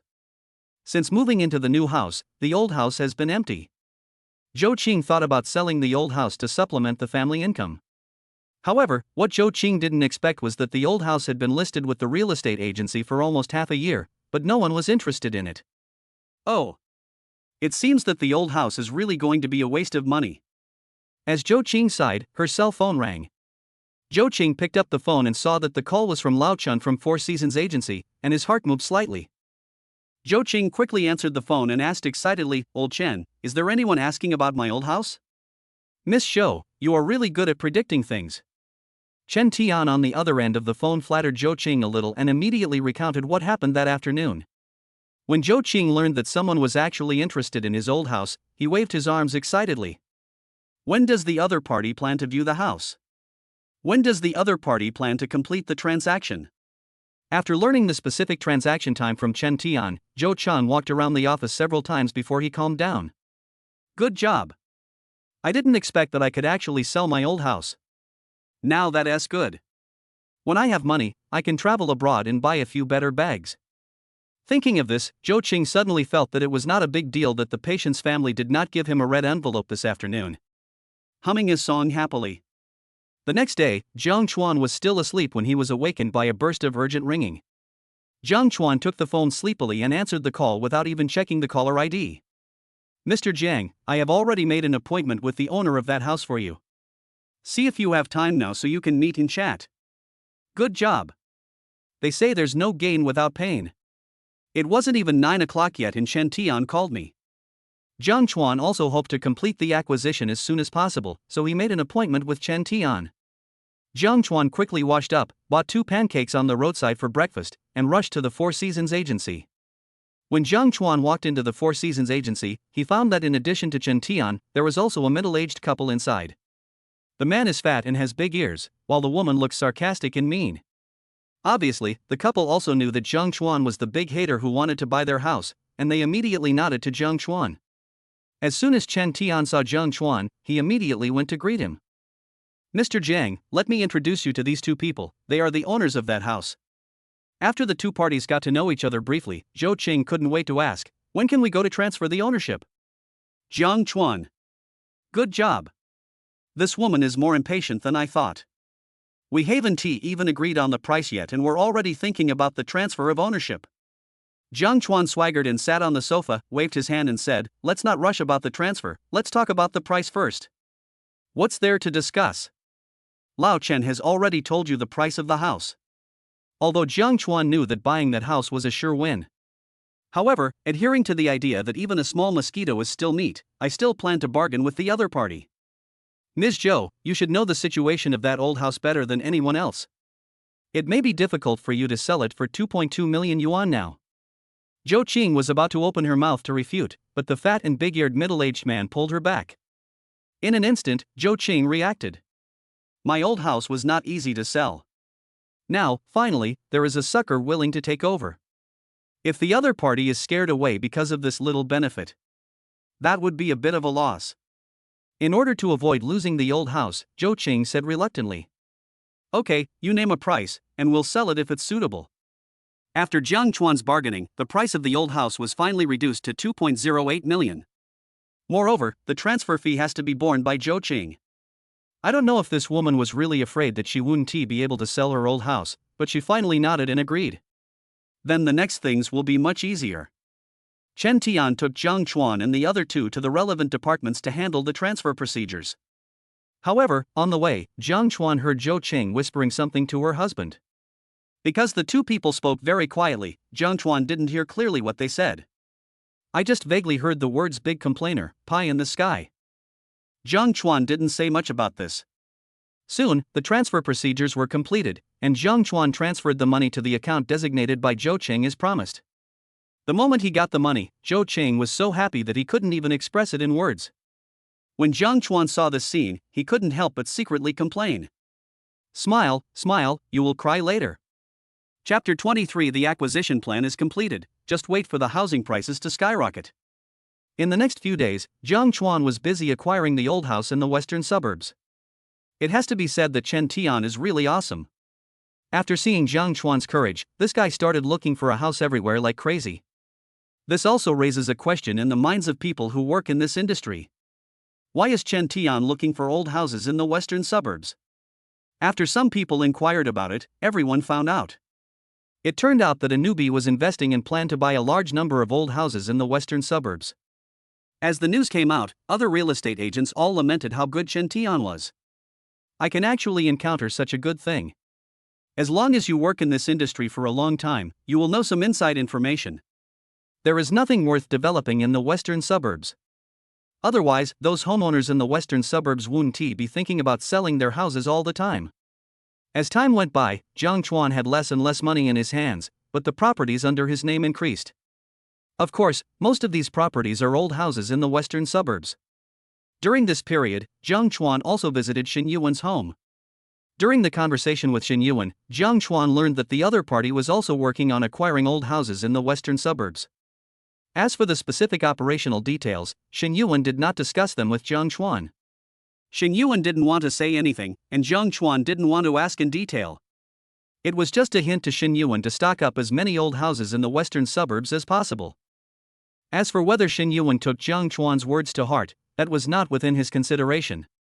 On this day, Jiang Chuan, as usual, was preparing to go to Four Seasons Agency to discuss the purchase of the old house. But on the way, Jiang Chuan heard something very interesting.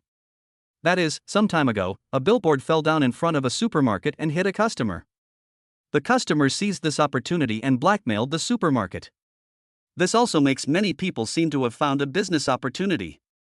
When they have nothing to do, they want to stand in front of the door of other people's supermarkets, hoping that the sign above will fall down and hit them. Of course, these guys are not stupid.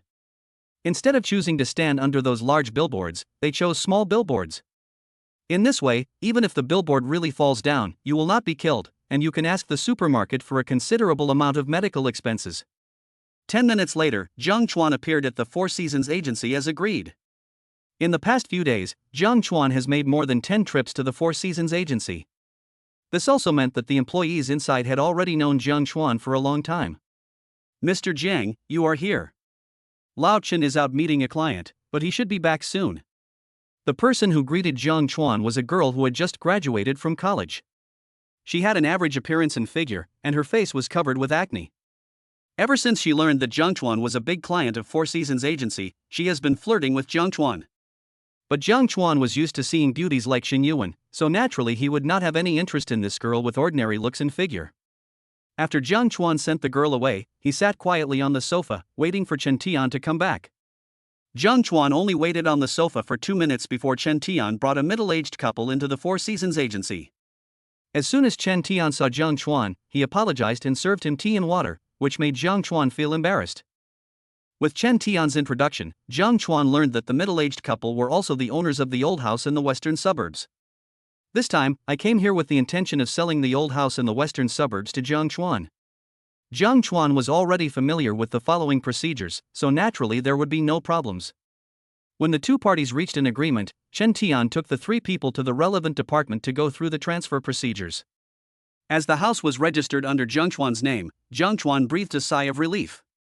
After working hard for so many days, Jiang Chuan acquired a total of 10 old houses.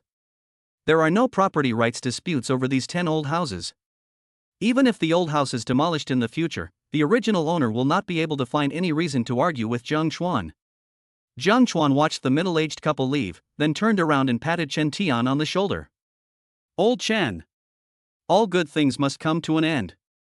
My real estate investment is coming to an end." As Jiang Chuan said this, a hint of disappointment flashed in Chen Tian's eyes. During this period, Chen Tian made a lot of money with the help of Jiang Chuan. Now hearing what this god of wealth said, Chen Tian felt a little disappointed. "Mr. Jiang, if you need anything in this regard in the future, please come to me." "What do you mean by if I need anything in this regard again, I'll definitely come to you?" This sounds weird. Jiang Chuan subconsciously took a few steps back, and when he was far away from Chen Tian, he smiled and said, "Okay, if there is a chance in the future, let's cooperate again." Having said that, Jiang Chuan turned around and left without waiting for Chen Tian to say anything weird.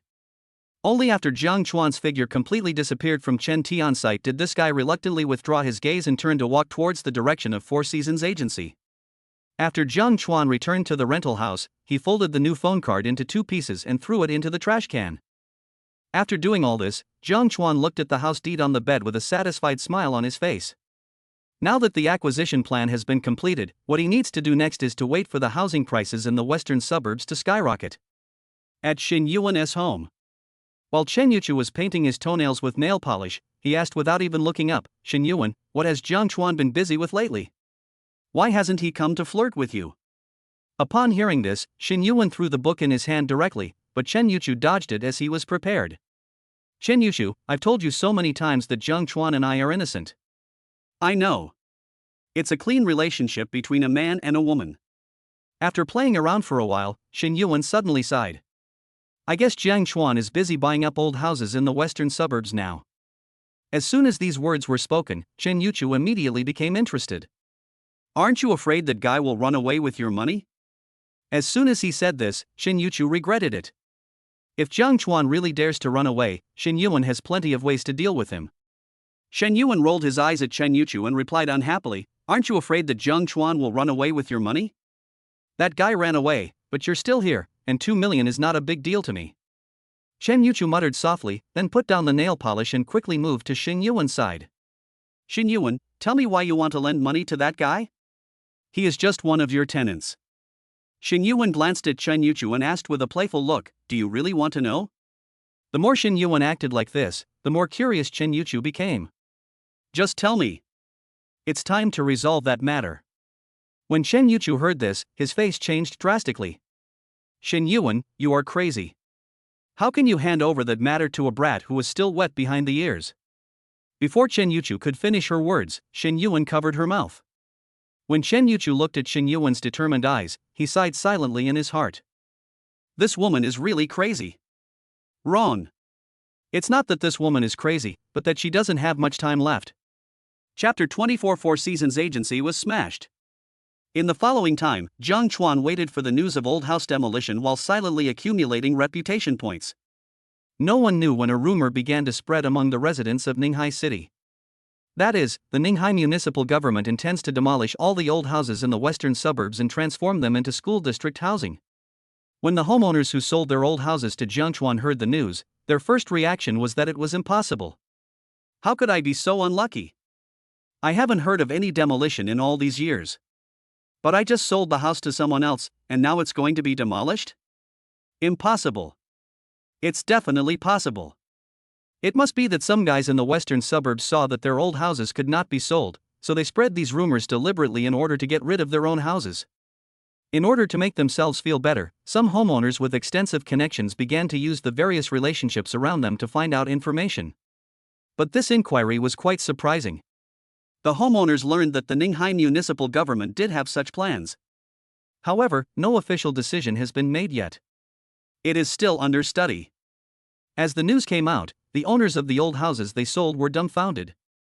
You have to know that old houses and school district houses are two completely different concepts.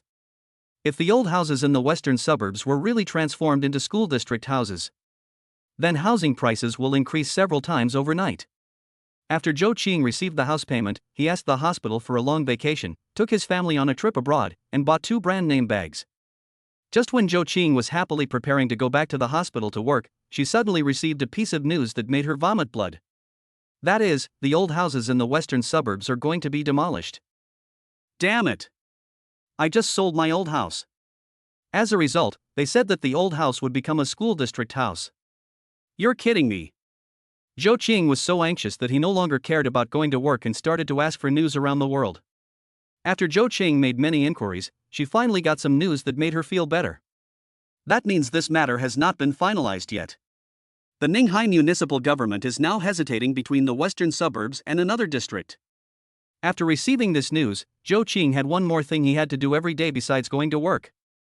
That is to silently hope in my heart that the old houses in the western suburbs will never be demolished. That's just the way some people are. Even if I don't benefit from it, I don't want others to benefit from it. After a week of torture, Zhou Qing finally received a piece of news that made her collapse. That is, the Ninghai municipal government has officially decided to demolish the old houses in the West District and turn them into school district housing. After receiving the news, Zhou Qing called her husband crying. My husband is in big trouble. Our old house in the western suburbs is going to be demolished. Apparently, Zhou Qing's husband also received the news and started cursing in an excited tone. You spendthrift woman, I told you not to sell the old house but you refused to listen. Now look what happened, the old house is going to be demolished, but it has nothing to do with us. Zhou Qing was also a shrew. When she found out that the other party was putting all the blame on her, she immediately started cursing. Yang Wei, are you a man? When you heard that the old house could be sold, you were more excited than I was. But now that you hear that the old house is going to be demolished, you blame me instead. Shit, what's the point of saying this now? Our old house has already been sold to someone else. Zhou Qing also knew that it was no use arguing like this, so he immediately decided, find the person who bought our old house, return the money to him, and ask him to transfer the old house back to us. Although Zhou Qing's husband felt that Yang Wei's proposal was a little unrealistic, he did not want to miss such an opportunity to make a fortune, so he agreed immediately. But soon, the couple encountered a problem. That is, when Jiang Chuan traded with them, he did not leave any contact information at all. It is impossible for them to find Jiang Chuan now. In desperation, the couple had no choice but to go to Four Seasons Agency and ask Chen Tian for Jiang Chuan's contact information. When Zhou Cheng and his wife arrived at the Four Seasons Agency, they found that the store entrance was already full of people. At this time, Chen Tian was bowing his head to the group of people, as if explaining something. When Zhou Qing approached and listened, he realized that these people were all victims just like himself. Relying on his physique, Zhou Qing squeezed in front of Chen Tian and grabbed him by the collar. Old Chen, tell me the truth, did you receive the news that the old house was going to be demolished a long time ago, so you deliberately teamed up with others to harm me? When Chen Tian heard this, he even wanted to die. My great aunt! How would I know that the old houses in the western suburbs would be demolished? If I really had this ability, I would buy 2 old houses in the western suburbs even if I had to sell everything I had. Chen Tian showed a smile on his face that was uglier than crying. Ms. Zhou, this matter really has nothing to do with me. I didn't know the Ninghai municipal government would make such a plan. You farted. At this moment, Zhou Cheng was like an angry tigress, clutching Chen Tian's collar tightly. I don't care. If you don't call that kid over here today, I'm going to smash up your Four Seasons Agency. Chen Tian knew that today's matter would not be resolved peacefully, so he waved his hand and said, Ms. Zhou, don't be impulsive. I will call Mr. Jiang now and ask him to come over to negotiate with you. As he spoke, Chen Tian had already taken out his cell phone and quickly dialed Jiang Chuan's number. Perhaps because he was afraid that Zhou Cheng would do something extreme, Chen Tian deliberately pressed the hands-free button. Soon, a woman's gentle voice was heard from the phone. Sorry, the user you dialed is out of service. Chen Tian's heart tightened when he heard the reminder. The next moment, Chen Tian felt like someone slapped him hard on the forehead. Chen Tian, you're trying to use this trick on me, right? Do you really think I was just trying to scare you? Smash your husband. Following Zhou Qing's call, Yang Wei immediately rushed into the Four Seasons Agency and started smashing things. When other people saw this, they rushed into the Four Seasons Agency and started smashing things. After a while, Four Seasons Agency turned into a crappy agency. Chapter 25 Young people should be down to earth and not always think about taking shortcuts. Among the Four Seasons Agencies, Chen Tian looked at the scene in front of him and smiled bitterly in his heart. How did he know that the old house in the western suburbs was suddenly going to be demolished? At this moment, the figure of the young man suddenly appeared in Chen Tian's mind. Could it be that the other party is a second-generation official who received news in advance that the old houses in the western suburbs would be demolished? So I just bought a few old houses to make some pocket money? I'm afraid even if you beat Chen Tian to death, he would never have thought that Jiang Chuan is not the son of an official at all. The reason why he bought the old house in the western suburbs ahead of time was because he had received intelligence long ago that it would be demolished 100%. Looking at Zhou Cheng and others who were still making trouble in the store, Chen Tian secretly took out his cell phone and called the police. When the police arrived at the Four Seasons Agency and learned about the whole incident, they were also speechless. It was you who were in a hurry to sell the old house to others. Now I know that the old house is going to be demolished soon, but I don't want to do it anymore. There is no such thing in this world. Moreover, Four Seasons Agency did not commit any illegal or disorderly behavior during the entire transaction process. Soon, the police dealt with the matter. The person who had previously taken action compensated Four Seasons Agency for its losses in full and apologized to the relevant personnel. At first, the homeowners were dissatisfied when they heard the result. Why? I am the victim. However, when the homeowners who were causing trouble were told that they would most likely be detained if they did not obtain the other party's forgiveness, they immediately became timid. Four Seasons Agency did not want to make a big deal out of the matter and accepted the outcome very readily. Soon, the news that the Four Seasons Agency was smashed spread throughout the surrounding areas. When Jiang Chuan learned that the Four Seasons Agency had been smashed, he just smiled. In fact, Jiang Chuan had expected such an outcome from the beginning. Although legally speaking, the old house in the western suburbs has nothing to do with the original owner from the moment it is transferred. But Jiang Chuan is well aware of the ugliness of human nature. Once those people learn about the demolition of the old properties, they will definitely be unwilling. In order to avoid being harassed by those guys, Jiang Chuan simply applied for a new phone card. Jiang Chuan had been using the new phone card to contact Chen Tian for some time. Everything is ready, only East Wind is missing. The demolition of the old houses in the western suburbs is a foregone conclusion. Now Jiang Chuan just needs to wait for the relevant departments to contact him to discuss the matter of compensation. Jiang Chuan already had plans for compensation. Jiang Chuan intends to split this compensation into two parts. One part becomes demolition compensation, and the other part becomes school district housing. The demolition compensation will be used to repay the current debts and business startup capital. The school district housing is kept for investment. Jiang Chuan went over the plan again in his mind, and only after making sure that there was nothing missing did he walk out of the rental house. When he arrived at the street, Jiang Chuan hailed a taxi and headed towards the headquarters of Nanshan Jewelry Group. 40 minutes later, Jiang Chuan arrived at the headquarters of Nanshan Jewelry Group. Jiang Chuan looked at the towering building in front of him and his eyes gradually narrowed. I heard that this building was funded and built by Nanshan Group itself. It cost hundreds of millions to build this building. Jiang Chuan did not stay in front of the building for long and walked towards the headquarters of Nanshan Group. Just as Jiang Chuan was about to enter the building, he was stopped by the security guard at the door. Jiang Chuan was told that if he wanted to enter the building in front, he either had to have an appointment or a work badge. If you don't have either, then I can only say sorry. After learning this information, Jiang Chuan immediately began to feel doubtful.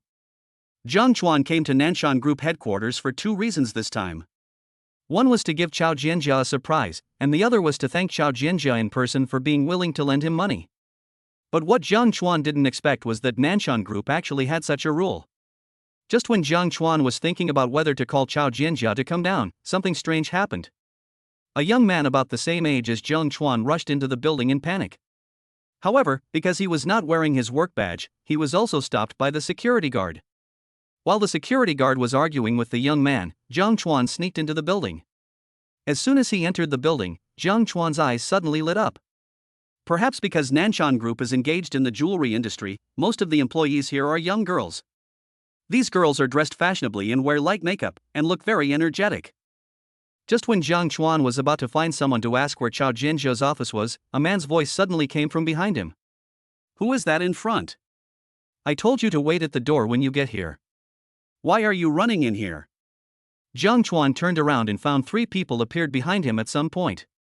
Standing in the front was a young man in his 20s. The young man spoke with an arrogant look, as if he was born to be superior to others. Jiang Chuan glanced at the young man's ID card and found that his name was Xiao Ran, an employee in the marketing department. Behind Xiao Ran stood a young man and woman. They are about the same age as Jiang Chuan, but they are also not wearing work badges. The man hung his head, as if he had just been scolded. As for the girl, she looked around curiously. While Jiang Chuan was still wondering what was going on, Xiao Ran walked straight up to Jiang Chuan and said impatiently, "Today is your first day of internship, but you're running around everywhere. The recruitment standards of Nanshan Group are getting lower and lower, and they recruit anyone." After hearing this, the girl subconsciously wanted to open her mouth to refute, but was pulled back by the man next to her. In an instant, the girl seemed to have thought of something and immediately swallowed back the words that were about to come out of her mouth. At this moment, Jiang Chuan finally understood. It seems that Xiao Ran thinks of himself as a new intern. But it's okay this way. So as not to be kicked out. So, Jiang Chuan cooperated very well and stood behind Xiao Ran. When Xiao Ran saw this scene, he snorted. "Listen carefully, I'm here on loan to you three. If you do anything that doesn't satisfy me, get out of here right now." When the man and woman heard this, they immediately nodded their heads frantically like chicks pecking at rice. As for Jiang Chuan, he secretly curled his lips. This is the legendary workplace bullying. Relying on the fact that he is an old employee, he exploits interns at will. What you are going to do later is to sort out a batch of information. Let me tell you, this batch of information is very important to the company. If something goes wrong during the sorting process... Before Xiao Ran could finish his words, Jiang Chuan approached him and asked with a smile, "Excuse me, where is your president's office?" Xiao Ran was already very upset because Jiang Chuan interrupted him, and now that he found out that he had just come to inquire about Chao Jianjia's office on the first day of his internship, his face suddenly turned cold. "What do you want to do?" Jiang Chuan shook his head and answered honestly, I don't want to do anything, I just want to meet your president and thank her by the way. Obviously, Xiao Ran didn't believe Jiang Chuan's answer. Xiao Ran looked Jiang Chuan up and down and couldn't help but sneer. I'll give you a piece of advice. Young people should keep their feet on the ground and not always think of taking shortcuts. Jiang Chuan. I just wanted to find Xiao Jianjia and thank her in person. How did it become a shortcut? Chapter 26. I have tolerated you for a long time. As an experienced person, Xiao Ran certainly knew what the boy in front of him was thinking. Xiao Ran had similar thoughts in the past. Xiao Jianjia is not only the president of Nanshan Jewelry Group, with a net worth of over 1 billion, but she is also a famous beauty in Ninghai City. If I could really marry her, I wouldn't have to worry about the rest of my life. But as time went by, Xiao Ran gradually gave up this idea. No way. Xiao Jianjia is really too cold. Although Xiao Ran is an old employee of Nanshan Jewelry Group, he occasionally meets Xiao Jianjia in the company. But the other party's aura is too strong. Xiao Ran didn't even have the courage to look him in the eye. Jiang Chuan didn't know that Xiao Ran was also one of his Aunt Xiao's admirers. Now Jiang Chuan just wants to get the position in Xiao Jianjia's office as soon as possible and thank her in person. However, judging from the current situation, Xiao Ran would definitely not tell him the location of Xiao Jianjia's office. The most important thing is, once the other party finds out that I am not an intern at all, they will probably ask the security guard to kick me out immediately. Xiao Ran withdrew his gaze from Jiang Chuan and snorted coldly, Boy, there are some shortcuts you can take, but there are some shortcuts you can never take in your entire life. I advise you to give up that idea as soon as possible. Jiang Chuan wanted to say something else, but was pulled back by the girl next to him. Facing Jiang Chuan's puzzled look, the girl reminded him in a very low voice, this guy's uncle is the head of the Human Resources Department. If you really make him unhappy, I'm afraid it will be difficult for you to continue to stay in Nanshan Jewelry Group after the internship is over. Have to. No wonder he's so cool. It turns out he is a relative. While the girl was quietly reminding Jiang Chuan, Xiao Ran had already strode forward. But Xiao Ran had just taken a few steps when he seemed to have thought of something and turned around and yelled at Jiang Chuan and the other two. What are you three rookies still standing there for? Hurry up and catch up. As soon as these words were spoken, the young man who was about the same age as Jiang Chuan immediately followed. Jiang Chuan originally wanted to take this opportunity to slip away, but was pulled over by the girl next to him. In this way, Jiang Chuan followed the three people to an unused office. Xiao Ran pointed to a thick stack of documents on the table. This is our Nanshan Jewelry Group's market research for this year. Your task today is to organize it before leaving, get off work and hand it over to me. After Xiao Ran finished speaking, he walked out of the office. Jiang Chuan took advantage of this opportunity to get to know the couple briefly. Jiang Chuan discovered that these two people, like himself, were college students who graduated this year, but they both majored in design. The man's name is Zhao Rui, he is honest and dull. The girl's name is Yang Lele and she has a cheerful personality. The two men also knew that Nanshan Jewelry Group was very strict in recruiting, but they also wanted to try their luck. Just when Jiang Chuan was about to ask Yang Lele which floor the president's office was on, Xiao Ran walked in holding a teacup. Xiao Ran lay down on the chair and asked impatiently, is what I just said not clear enough? When Zhao Rui and Yang Lele heard this, they subconsciously prepared to start working. But at this moment, Xiao Ran hooked his finger at Yang Lele. After Yang Lele walked up to him with a confused look on his face, this guy said with a smirk on his face. I've been busy all day and my shoulders are a little sore. Give them a massage.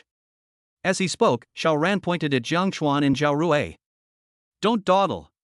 If you don't finish the work today, no one is allowed to leave work. Upon hearing this, Zhao Rui did not dare to hesitate at all and began to sort out the pile of information. As for Jiang Chuan, he crossed his arms over his chest and watched Xiao Ran's performance quietly. Xiao Ran found that Yang Lele showed no signs of taking action, so he couldn't help but threaten her. You must know that my uncle is the head of the Human Resources Department. Whether you can continue to stay at Nanshan Jewelry Group after a month is just a matter of a word from me. After Xiao Ran said this, Yang Lele finally compromised. Yang Lele placed her slender little hands on Xiao Ran's shoulders and slowly squeezed them. It can be seen that Yang Lele doesn't do this kind of work often. The force was so strong that Xiao Ran frowned. However, Xiao Ran's real purpose was not to relax. This guy seized the opportunity, grabbed Yang Lele's little hand, and said with a lewd look on his face. If I remember correctly, your name should be Yang Lele. In fact, there is another way for you to stay in Nanshan Jewelry Group. You don't have to do such rough work like those two guys. Yang Lele was frightened by Xiao Ran's action and subconsciously wanted to pull her hand back. But how could Xiao Ran let Yang Lele get her wish? Not only did this guy refuse to let go, but he also pulled it forward with all his strength. The next moment, Yang Lele fell into his arms. When Yang Lele found that Xiao Ran was no longer satisfied with touching her hand, tears immediately welled up in her eyes. Please don't do this, there are still people here. Obviously, Yang Lele intended to extinguish the animal desire in Xiao Ran's heart in this way. But what Yang Lele didn't expect was that Xiao Ran didn't even look at Jiang Chuan and the others, and just laughed strangely. Don't worry, those two idiots won't dare to tell anyone, or I'll make sure they can never enter Nanshan Jewelry Group. Previously, Xiao Ran said that Jiang Chuan wanted to take a shortcut, but Jiang Chuan endured it. But now, Xiao Ran called him an idiot, and Jiang Chuan couldn't stand it. Jiang Chuan walked quickly to Xiao Ran and patted him on the shoulder. When Xiao Ran subconsciously raised his head, Jiang Chuan slapped him directly. Bang! The sound of slapping echoed throughout the office. This slap not only stunned Xiao Ran, but also stunned Zhao Rui. Zhao Rui didn't expect Jiang Chuan to be so fierce. Xiao Ran reacted and pushed Yang Lele away rudely, and stood up quickly. Just when Xiao Ran was about to loudly ask Jiang Chuan what he was trying to do, Jiang Chuan simply raised his hand and slapped him again. In an instant, 2 clear slap marks appeared on Xiao Ran's face. At this moment, Xiao Ran also realized that Jiang Chuan was here to cause trouble, and immediately slapped him back. But because Jiang Chuan was well prepared, Xiao Ran's slap was of course unsuccessful. Jiang Chuan is taller than Xiao Ran. In addition, because Jiang Chuan likes to exercise, he directly used his elbow to press Xiao Ran's neck and then pinned him to the wall. Jiang Chuan looked at Xiao Ran's annoying face and said something with narrowed eyes. I've been putting up with you for so long. The next moment, Jiang Chuan raised his right hand and slapped Xiao Ran's face hard. During this period, Xiao Ran also wanted to resist. But he was no match for Jiang Chuan at all. As his head gradually felt dizzy, Xiao Ran could no longer bear it and shouted loudly at the office door. Someone come quickly. The intern is hitting someone. Chapter 27. The largest relationship client of Nanshan Jewelry Enterprises. Although the office is idle, it is located on the first floor and there are many people coming in and out. As soon as Xiao Ran shouted, employees immediately came to the door of the office. Hearing the constant cries for help coming from inside, some store employees could no longer hold back. Bang! With a loud bang, the office door was kicked open. When the employees outside saw the scene inside, they were stunned. Since Xiao Ran's uncle is the head of the Human Resources Department, these employees certainly recognize him. What these employees didn't expect was that Xiao Ran, who was always arrogant, was now pushed against the wall and was slapped in the face. Stop! An employee who reacted quickly yelled and rushed forward to push Jiang Chuan away. After being rescued, Xiao Ran shook his dizzy head. In just a few moments, Jiang Chuan slapped him dozens of times. Xiao Ran tried hard to steady his body, his eyes fixed on Jiang Chuan. I just asked this intern to do some work, but he rushed over and beat me up. Why did Xiao Ran dare to touch Yang Lele in this office? That's because he had known for a long time that the surveillance in this office had broken down some time ago. It has not been repaired until now. When the employees of Nanshan Jewelry Group learned the truth of the matter, they all became indignant. How dare an intern be so arrogant? It would be disastrous if he really became a formal employee of Nanshan Jewelry Group. This kind of guy must not stay in our Nanshan group. His internship qualification should be revoked now. Not only should his internship qualification be revoked, but he should also be held accountable for assaulting someone. Go call the security guards and ask them to send this lawless guy to the police station. Jiang Chuan found out that the employees of Nanshan Jewelry Group believed Xiao Ran's one-sided story, and he couldn't help but sneer. I beat this guy because he deserved it. He took advantage of the little power he had and not only insulted the interns at will, but also physically assaulted them. Xiao Ran's mind is now somewhat clearer. Hearing Jiang Chuan say this, he immediately opened his mouth to refute. You're talking nonsense. When did I insult you interns at will? As for your claim that I touched the interns, that's nonsense. Seeing that Xiao Ran refused to admit it, Jiang Chuan didn't bother to waste time talking to him. He turned around and said to Zhao Rui, who witnessed the whole thing. Zhao Rui, tell them why I beat Xiao Ran? Zhao Rui was about to tell the truth, but suddenly found that Xiao Ran was staring at him with a vicious look. At this moment, Zhao Rui hesitated. That's right. Telling the truth about the matter is indeed a very gratifying thing. But don't forget, Xiao Ran's uncle is the head of the Human Resources Department. If he really offended Xiao Ran this time, he would probably never be able to join Nanshan Jewelry Group in his life. Zhao Rui slowly lowered his head, trying hard to make it difficult for everyone to see the expression on his face. I don't quite remember what happened. I just heard Jiang Chuan and brother Xiao quarreling for a few words, and then Jiang Chuan pushed brother Xiao against the wall and slapped him hard.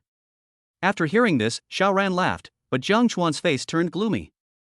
The call of brother Xiao represented Zhao Rui's attitude.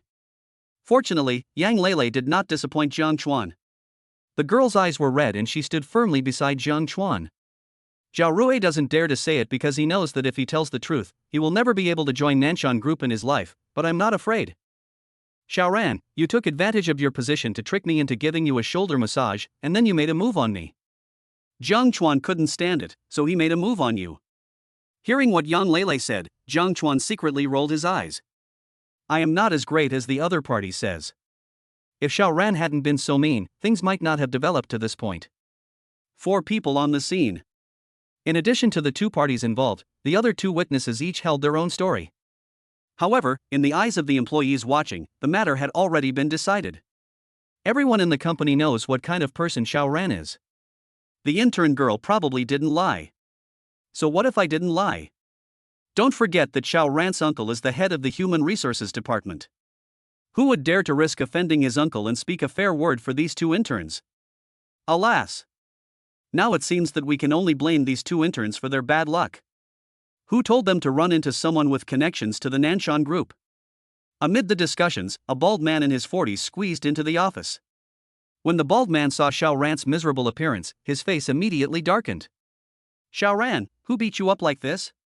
When Xiao Ran saw that his biggest backer had arrived, he pointed at Jiang Chuan with full confidence. Manager Xiong, I just asked this intern to do some work, and he beat me up like this. Xiao Ran is not stupid either. Didn't call the bald man uncle in front of everyone. When Xiong Guowei found out that it was an intern who beat his nephew like this, he was so angry that his nose almost turned crooked. What are you still standing there for? Why don't you go call security? If the person runs away, will you be responsible? After Xiong Guowei shouted, someone immediately went to call the security guard. Jiang Chuan found that the other party came in without even asking why, and he planned to ask the security guard to arrest him, and said with a smile in anger. Don't you want to ask why I hit that guy? I heard it clearly outside just now. Just because Xiao Ran asked you to do some work, you hit someone. The next moment, Xiong Guowei took the initiative to come in front of Jiang Chuan and said with a sinister look on his face. Boy, you are quite courageous. How dare you hit my nephew Xiong Guowei? I also have acquaintances at the police station. When you are in police station, I will pay you back 10-fold or 100-fold for what you did to Xiao Ran. Jiang Chuan looked at the pig face in front of him. Without any hesitation, he raised his right hand and slapped it hard. Bang! As a burst of crisp applause sounded, everyone at the scene was stunned. This intern is so awesome. He even dared to hit the second in command of the Human Resources Department. Xiong Guowei reacted but did not fly into a rage. Instead, he rubbed his cheek that was slapped by Jiang Chuan and said with a smile, You are quite strong, young man, but I hope you can still be so tough when you get to the police station later. Jiang Chuan looked at Xiong Guowei's reaction and nodded secretly. Good. The executives of Nanshan Group are not just good for nothings, they also know how to endure. Where's the security guard? Why hasn't he come yet? After Xiong Guowei yelled at the door, the crowd that was originally blocking the door immediately made way for it. However, the person who showed up was not a security guard, but a woman in a business suit. The woman stood at the door of the office and looked at Jiang Chuan quietly, her eyes full of surprise. Jiang Chuan was thinking about whether he should call Chao Jinjia and explain to her what happened today. But at this moment, Jiang Chuan found a familiar figure appearing at the door. Jiang Chuan rubbed his eyes and found that the owner of the figure was Chao Jinjia he was looking for, so he walked straight over. Xiong Guowei discovered that Jiang Chuan was actually walking towards his immediate superior, and his eyes rolled quickly. Now is a good opportunity for you to show your loyalty. The next moment, Xiong Guowei stood between Jiang Chuan and Chao Jinjia. Just as Xiong Guowei was about to call on the people around him to knock down the intern in front of him, Chao Jinjia said something coldly. Let him come over. Xiong Guowei certainly knew that Chao Jinjia was a man of his word, so he could only stand aside with an unwilling look on his face. Jiang Chuan walked up to Chao Jianjia, scratched his head, and said with an embarrassed look on his face, "Aunt Chao, I'm so sorry to have caused you trouble." When many people heard Jiang Chuan's words, they showed expressions of gloating on their faces. They know their president's temper. I hate people with connections the most. Now this kid not only beat people up, but also randomly recognized relatives in the company. He will definitely be beaten half to death. At this moment, Xiong Guowei felt so happy. It would be bad enough if he just provoked me, but he actually went so far as to provoke his immediate superior. This is nothing but courting death. But Chao Jianjia's next words petrified everyone present. What are you doing here? What? My own president didn't even get angry. And also asked the other party, what are you here for? Wouldn't that be a disguised acknowledgement of the title just now? Oh my god. What on earth is going on in this world? An intern actually called his own president Auntie Chao. This guy is simply the biggest connected person in Nanshan Jewelry Enterprise. As for Xiong Guowei, when he saw the scene, he suddenly felt dizzy, his eyes went dark, and he fainted. Before he fainted, Xiong Guowei had only one thought in his mind. The sky is falling. The guy who beat people up turned out to be a relative of his boss. Chapter 28: The Iceberg President Chao Jianjia. Chao Jianjia, wearing a professional suit and stockings, looked at Jiang Chuan in front of her. There was a hint of doubt and confusion in her eyes, but more of it was surprise. Chao Jianjia passed by here just now and happened to hear that an intern had beaten someone up, so she prepared to rush over to deal with the matter. But what Chao Jianjia didn't expect was that it was Jiang Chuan who hit people. What on earth is going on? After Chao Jianjia asked this question, the people around him suddenly fell silent. They are not deaf. Just now I clearly heard that intern call Chao Jianjia Auntie Chao. With this kind of relationship, who would dare to answer casually? Chao Jianjia found that no one answered her question, so she had to turn her gaze to Jiang Chuan. Jiang Chuan, tell me what's going on. At this time, Chao Jianjia's voice was very cold. But if you listen carefully, you can actually hear a hint of concern mixed in. Jiang Chuan told the story without any hesitation as to what had just happened. When Chao Jianjia found out that Xiao Ran had actually made advances towards the new intern, her face immediately turned cold. Xiao Ran, is this true? How could Xiao Ran dare to admit it at this time? He could only bite the bullet and said, "Boss, this is a misunderstanding. I asked Yang Lele for help earlier, and I accidentally bumped into her, and she started yelling." When Yang Lele saw Xiao Ran distorting the facts, she immediately refuted it. You're talking nonsense. You just touched me and told me that if I really wanted to stay at Nanshan Group, I could do it in another way. After hearing these words, Xiao Ran felt so bitter. I came in through the back door. Now such a big mess has been created. If Chao Jianjia really knew the truth, not only would he be in trouble, but his uncle would also suffer. After hearing this, Chao Jianjia probably knew what was going on. When Chao Jianjia thought about the fact that such a thing would happen in her company, her eyes turned a little colder. However, Chao Jianjia did not lose her temper immediately. Instead, she pointed at the unconscious Xiong Guowei and said coldly, "Wake this guy up first." The next moment, a large group of people rushed to Xiong Guowei, pinched his Renjong point and performed artificial respiration, and finally woke him up. The first thing Xiong Guowei did when he woke up was to rush to Chao Jianjia. "President, please listen to my explanation. This is all a misunderstanding. I didn't know the intern who beat people was your nephew, otherwise." "Shut up." Before Xiong Guowei could finish his words, Chao Jianjia scolded him with a cold look. Chao Jianjia didn't even look at Xiong Guowei's expression. She walked straight past Jiang Chuan and came in front of Zhao Rui and Yang Lele. "Now I'll give you another chance to tell the truth." Although Chao Jianjia's voice was very soft when she said this, it contained an unquestionable majesty. Yang Lele did not change her statement and still insisted that it was Xiao Ran who touched her first. As for Zhao Rui, after weighing the pros and cons, he finally told the truth of the matter. "Boss, I heard Xiao Ran asking Yang Lele to massage his shoulders, and then he started to make moves. Later, Xiao Ran scolded me and Brother Jiang, and Brother Jiang was so angry that he started to make moves on Xiao Ran." After these words were spoken, Xiao Ran's face became filled with despair. He knew he was finished. Originally, Xiong Guowei just wanted him to work in the marketing department for a while. As soon as there is an opportunity, he will be transferred to the Human Resources Department. Then use Xiong Guowei's connections to slowly promote him. But now it's all over. Now that something like this has happened, there is no chance of promotion anymore. Even whether he could continue to stay in Nanshan Group was a question. As for Xiong Guowei, he had a sad face, as if his mother had died. Given Chao Jianjia's temper, she would definitely order a thorough investigation of the matter. Then all the dirty things that I have done in the past will be dug up. Xiaoran, your uncle, have been badly hurt by you this time. After listening to the two people's statements, Chao Jianjia turned around and looked at Xiaoran expressionlessly. Xiaoran, do you have anything else to say? Originally Xiaoran wanted to struggle a bit more, but when he found that Xiong Guowei was desperately shaking his head at him, he could only smile bitterly. I have nothing to say.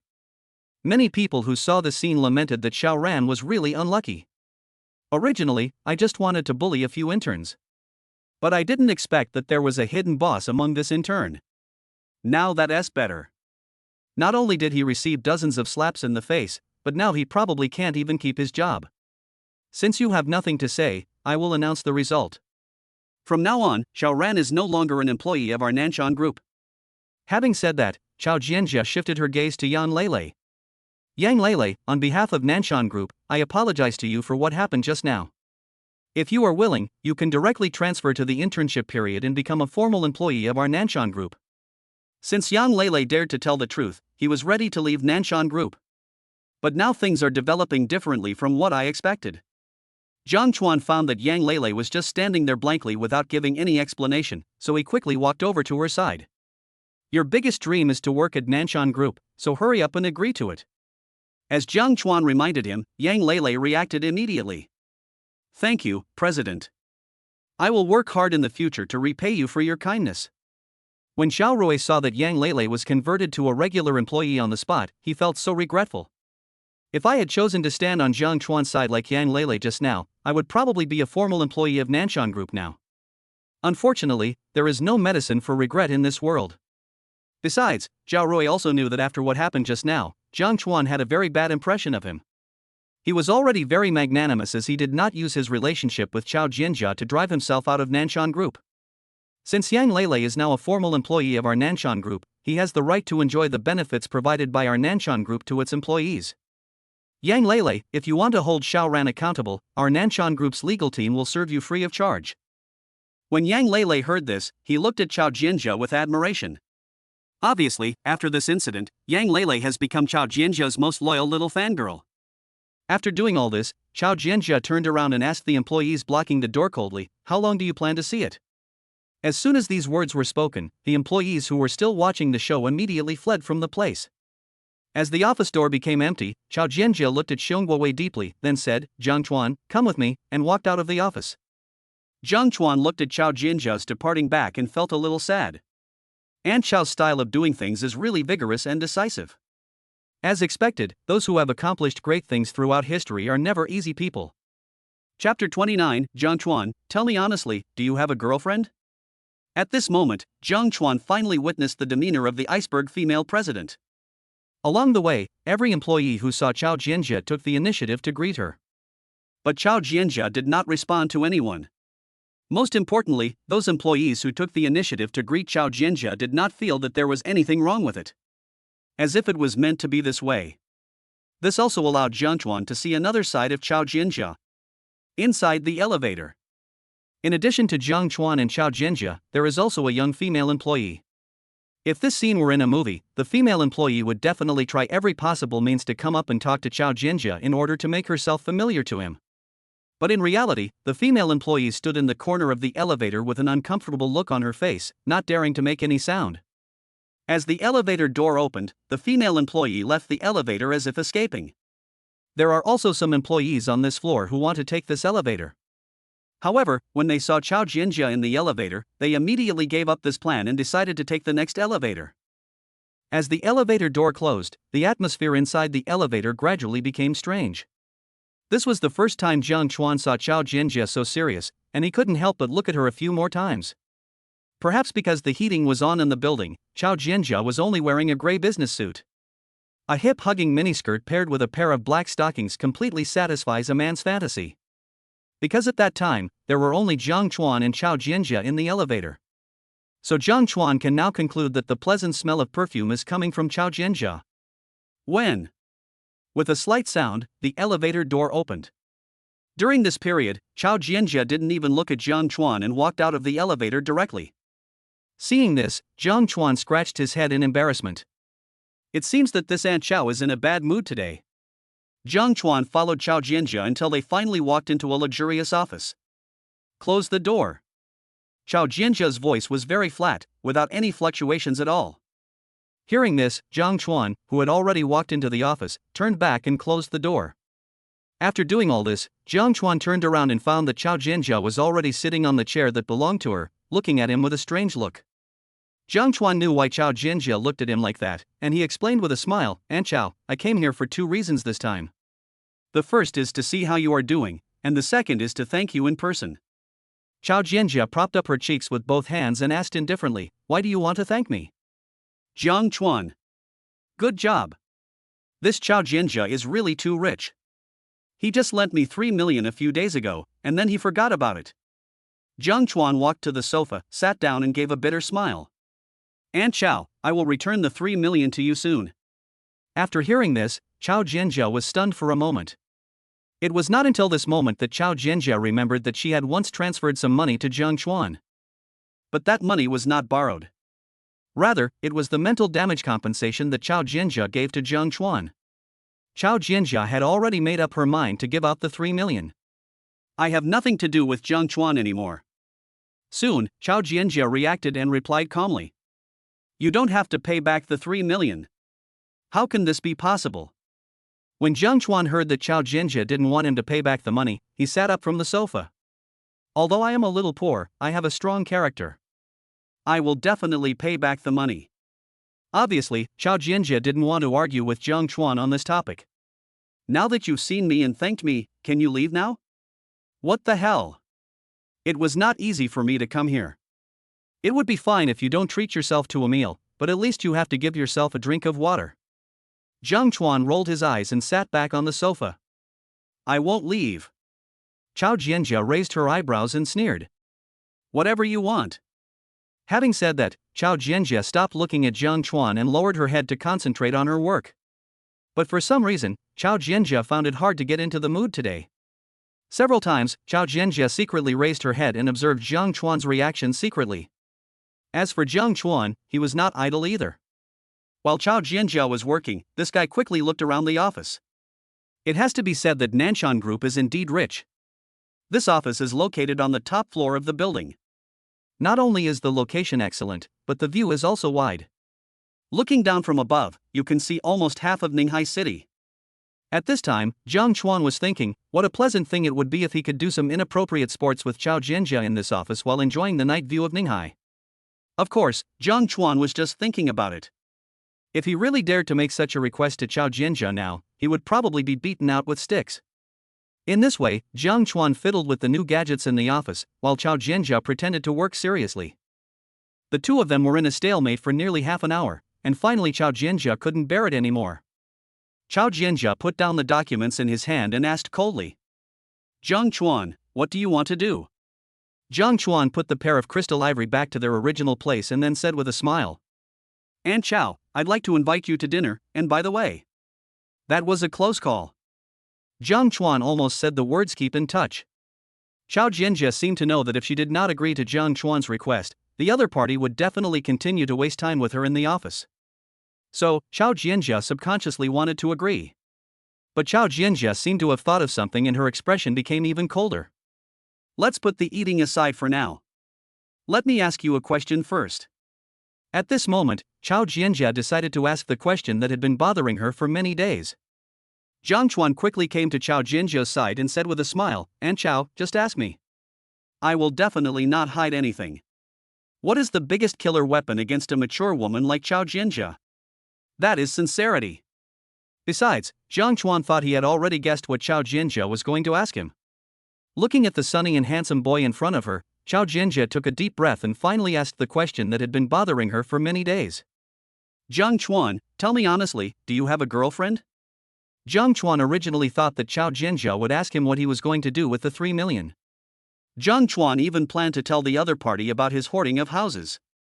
But what Jiang Chuan didn't expect was that Chao Jianjia would actually ask such a strange question.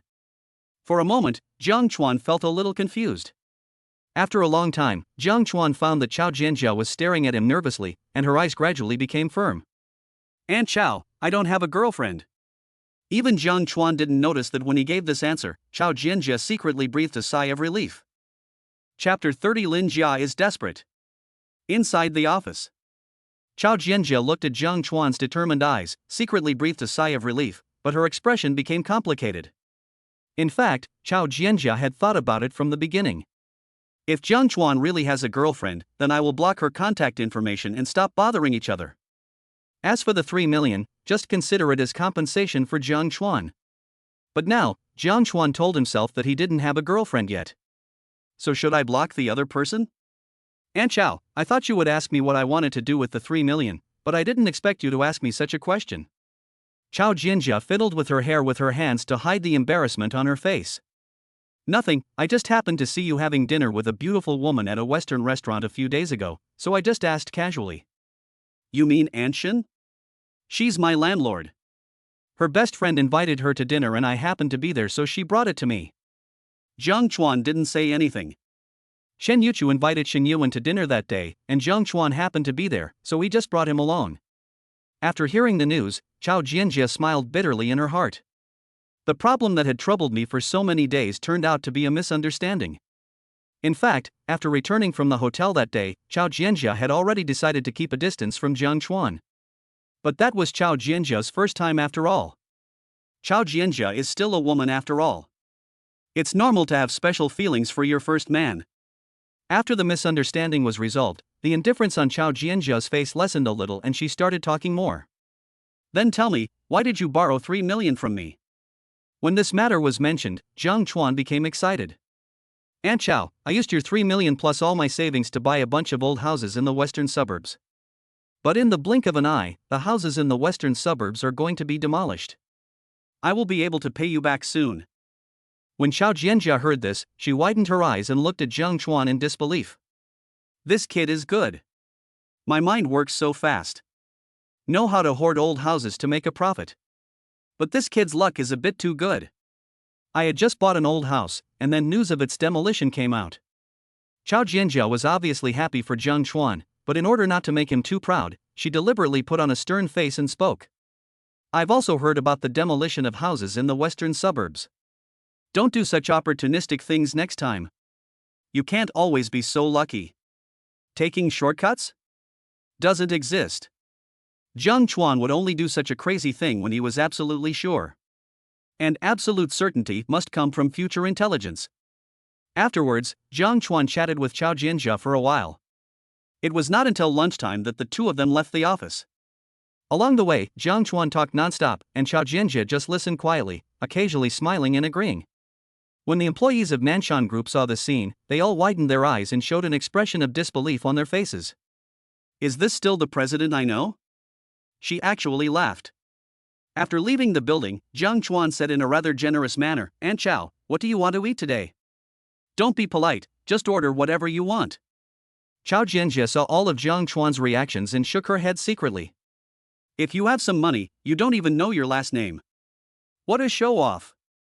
It can be said that Chao Jianjia has eaten all kinds of delicacies from land and sea, but today she suddenly wanted to try beef soup.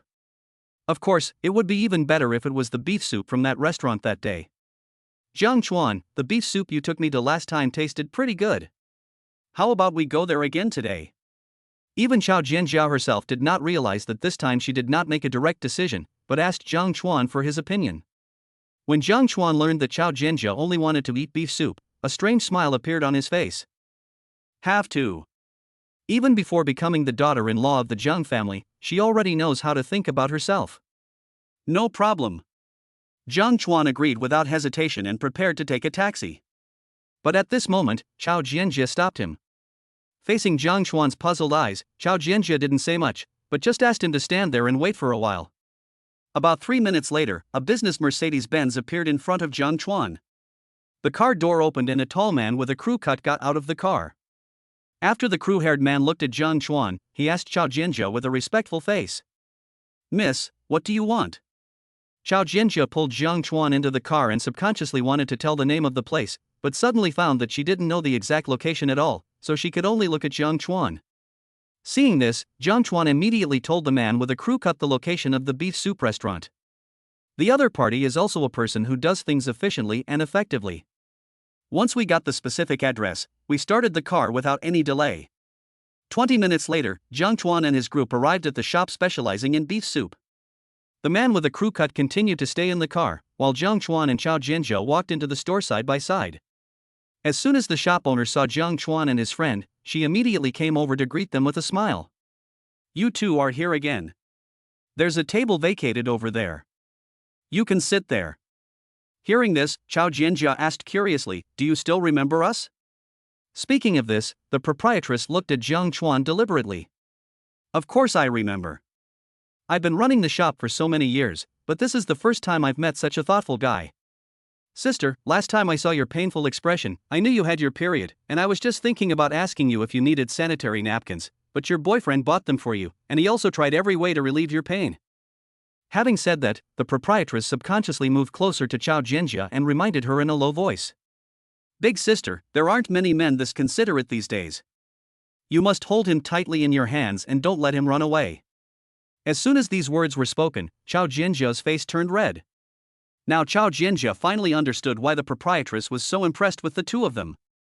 Under the guidance of the proprietress, Jiang Chuan and Chao Jianzhou sat at the window seat and began to wait quietly for the beef soup.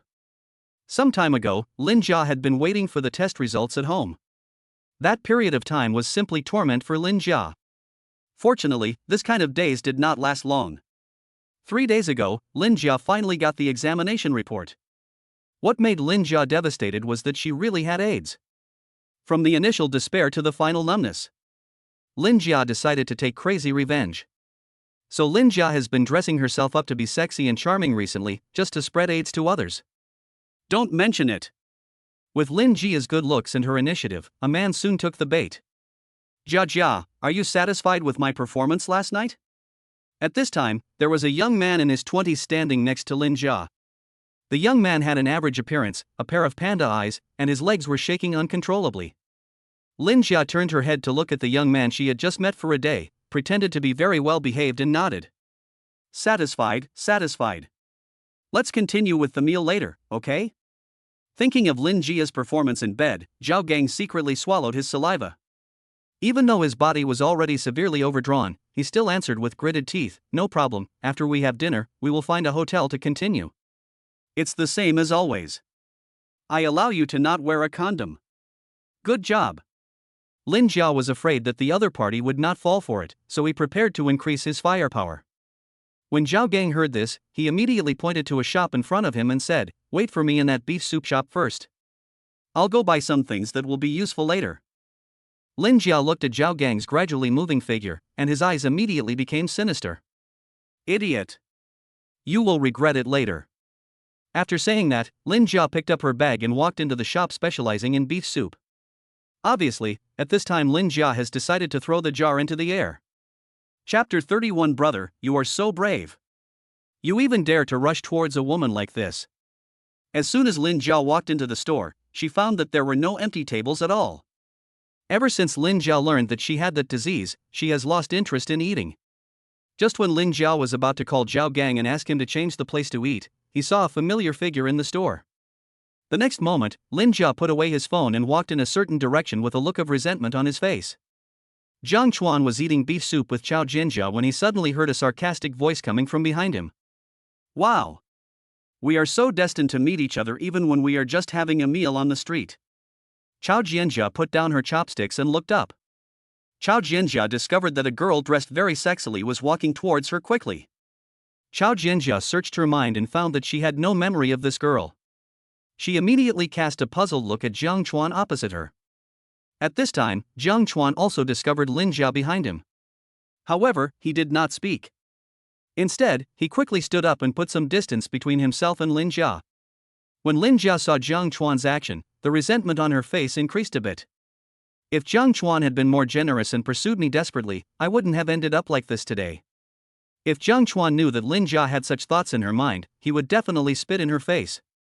At the beginning, I sincerely wanted to try to spend some time with Lin Jia. But this woman regards herself as a big complainer. Now that he has contracted AIDS, he blames himself. Seeing Jiang Chuan's strange reaction, Zhao Jianjia asked curiously.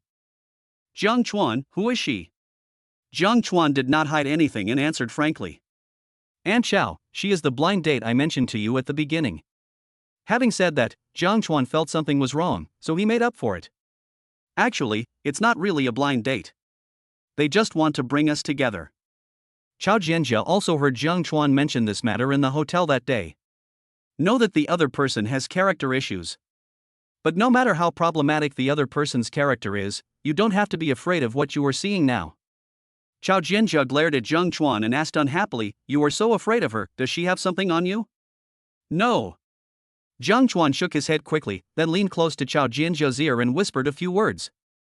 The next moment, Zhao Jianjia's eyes changed when she looked at Lin Jia. In fact, Lin Jia had been secretly observing Zhao Jianjia. Lin Jia would never have thought that Jiang Chuan had found a girlfriend in such a short time, and such a beautiful one at that. A feeling of unwillingness arose in my heart. Why can Jiang Chuan sit here happily and have dinner with his girlfriend while she has to try so hard to seduce a man into bed? As Zhao Jianjia's eyes changed when she looked at Lin Jia, the resentment in Lin Jia's heart had reached its peak. Jiang Chuan, you bastard, if you were willing to spend more time on me, maybe I would consider being with you, and I wouldn't be in this situation now. As she spoke, Lin Jia had already thrown the bag in her hand over. Jiang Chuan opened Lin Jia's bag and said with cold eyes. Lin Jia, don't talk to me about those useless things. Be honest with yourself. I haven't put any thought into you yet. Every time I took the initiative to chat with you, you always acted as if you didn't want to talk to me. The only time you took the initiative to contact me, you sent me a payment link. Lin Jia, I don't owe you anything, so don't act like it's me who hurt you. It makes me feel sick. When Zhao Jianjia saw the scene, she immediately patted Jiang Chuan on the back, signaling him not to be so excited. Jiang Chuan understood what Zhao Jianjia meant, turned his head and explained softly. Don't worry, Aunt Xiao. I was not deceived by this woman, nor was I cheated of money by her. The reason I was so excited just now was simply because I was angered by her shameless remarks. At this time, Lin Jia was so angry that she didn't even hear how Jiang Chuan called Zhao Jianjia. The woman stared at Jiang Chuan fiercely and spoke with gritted teeth. Jiang Chuan blames you. Why didn't you take the initiative at the beginning? If you had taken the initiative and made me like you, I wouldn't have been with Lin Mo. After hearing Lin Jia's shameless remarks, Jiang Chuan immediately lost interest in continuing to eat. Jiang Chuan carefully protected Zhao Jianjia behind him, walked around Lin Jia and prepared to pay the bill. But Lin Jia didn't seem to intend to let Jiang Chuan go just like that. The woman just let out a strange cry and then rushed towards Jiang Chuan like crazy. He kept repeating to himself, if I'm not having a good time, you won't have an easy time either. Jiang Chuan looked at Lin Jia rushing towards him like crazy, and his eyes instantly turned cold. After Lin Jia rushed to him, Jiang Chuan kicked the other person away without any hesitation. This scene happened to be seen by Zhao Gang, who had just bought the medicine. This guy rushed to Jiang Chuan fiercely and yelled, "Are you still a man? You hit a woman." Jiang Chuan took a look at Zhao Gang and found that he had panda eyes and his legs were a little weak. He immediately guessed something. What is your relationship with Lin Jia? Zhao Gang turned around and helped Lin Jia up from the ground, answering with a proud look on his face. I'm Jia Jia's boyfriend. When Lin Jia saw Zhao Gang, instead of being happy, he looked a little panicked. Zhao Gang, ignore this guy, let's go. As he spoke, Lin Jia was about to pull Zhao Gang out of the store. But at this moment, Zhao Gang felt that it was a great opportunity for him to show his manliness, so he would not leave easily. Jia Jia, don't be afraid. No matter what you did before, it was wrong for him to hit you. I will help you get revenge today no matter what. Jiang Chuan noticed that the other person's legs trembled from time to time when he was talking, and he couldn't help but sneer. Now this guy doesn't even have the strength to stand, yet he still has the nerve to say he will help Lin Jia get revenge. Jiang Chuan knew that the Zhao Gang in front of him had slept with Lin Jia. In other words, the other party was also caught.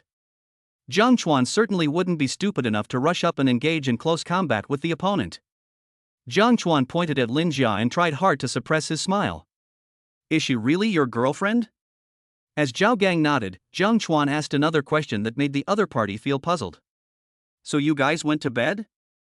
Joke. Of course I slept with her. And it was the kind of contact without any barrier. Although Zhao Gang did not answer, Jiang Chuan had already seen the answer from the other's face. The next moment, Jiang Chuan gave Zhao Gang a thumbs up.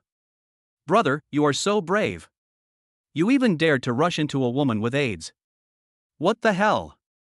When Zhao Gang heard this, his eyes widened instantly. When Jiang Chuan saw Zhao Gang's reaction, he instantly realized that the other party didn't know that Lin Jia had AIDS. To tell you the truth, some time ago, Lin Jia slept with a man who had AIDS without taking any protective measures. I guess Lin Jia has already received the test report. When Lin Jia went to bed with you, did she ask you not to use a condom? If that's the case, then she must have known that she had AIDS and wanted to infect you. At this moment, Zhao Gang began to recall how he met Lin Jia. Last night at the bar, Lin Jia came up to me and started a conversation. When we went to bed, the other party asked us not to use a condom. Until a minute ago, Zhao Gang thought he was lucky in love. But a minute later, Zhao Gang realized that all this was Lin Jia's conspiracy. Lin Jiaming knew he had AIDS, and then deliberately infected himself. Lin Jia, fuck your mother. No wonder you were so proactive yesterday. It turns out you knew you had AIDS a long time ago. Zhao Gang was so angry that he no longer cared about what he had just said and kicked Lin Jia to the ground. Then he rode on the woman and beat her violently. Jiang Chuan had no intention of stopping him. Instead, he quietly took out his cell phone and called the police. There is a provision in our country's laws that if a person knowingly has HIV infection and deliberately fails to take preventive measures and has sexual relations with others, it constitutes intentional injury and should be subject to criminal punishment. In order to prevent Lin Jia from harassing him endlessly. Also to reduce the number of AIDS patients in the world, Jiang Chuan decided to send Lin Jia in. Chapter 32 Whitehorse Scholar Wang Qingji. Because it is the peak dining time, there are many people in the store. When these guests found Chen Gang riding on Lin Jia and waving his fists wildly, they all surrounded him. What's going on? Why did they start fighting over a meal? And it was a man beating a woman. I don't know. Originally, this man was going to stand up for the woman, but in the blink of an eye, he started beating her up. No matter how wrong this woman is, she shouldn't have been so harsh. Look, she's bleeding. Hurry up and pull him away. A kind guest said this and prepared to step forward.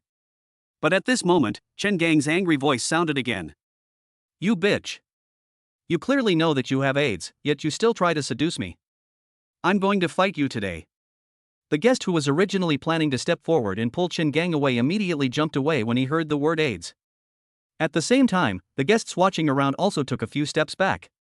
In this society, AIDS is far more terrifying than some terminal illnesses. After all, some terminal illnesses are not contagious, but AIDS is. Lin Jia realized that the truth had been revealed, so she simply stopped pretending. I do have AIDS. I just want to infect you stinky men with AIDS, so what can you do? Do you dare to beat me to death? After hearing this, Chen Gang was so angry that he raised his fist again and hit the other person in the face. The force of this punch was so great that blood flowed from the corner of Lin Jia's mouth. But this woman seemed to feel no pain at all. She stared at Chen Gang and laughed wildly.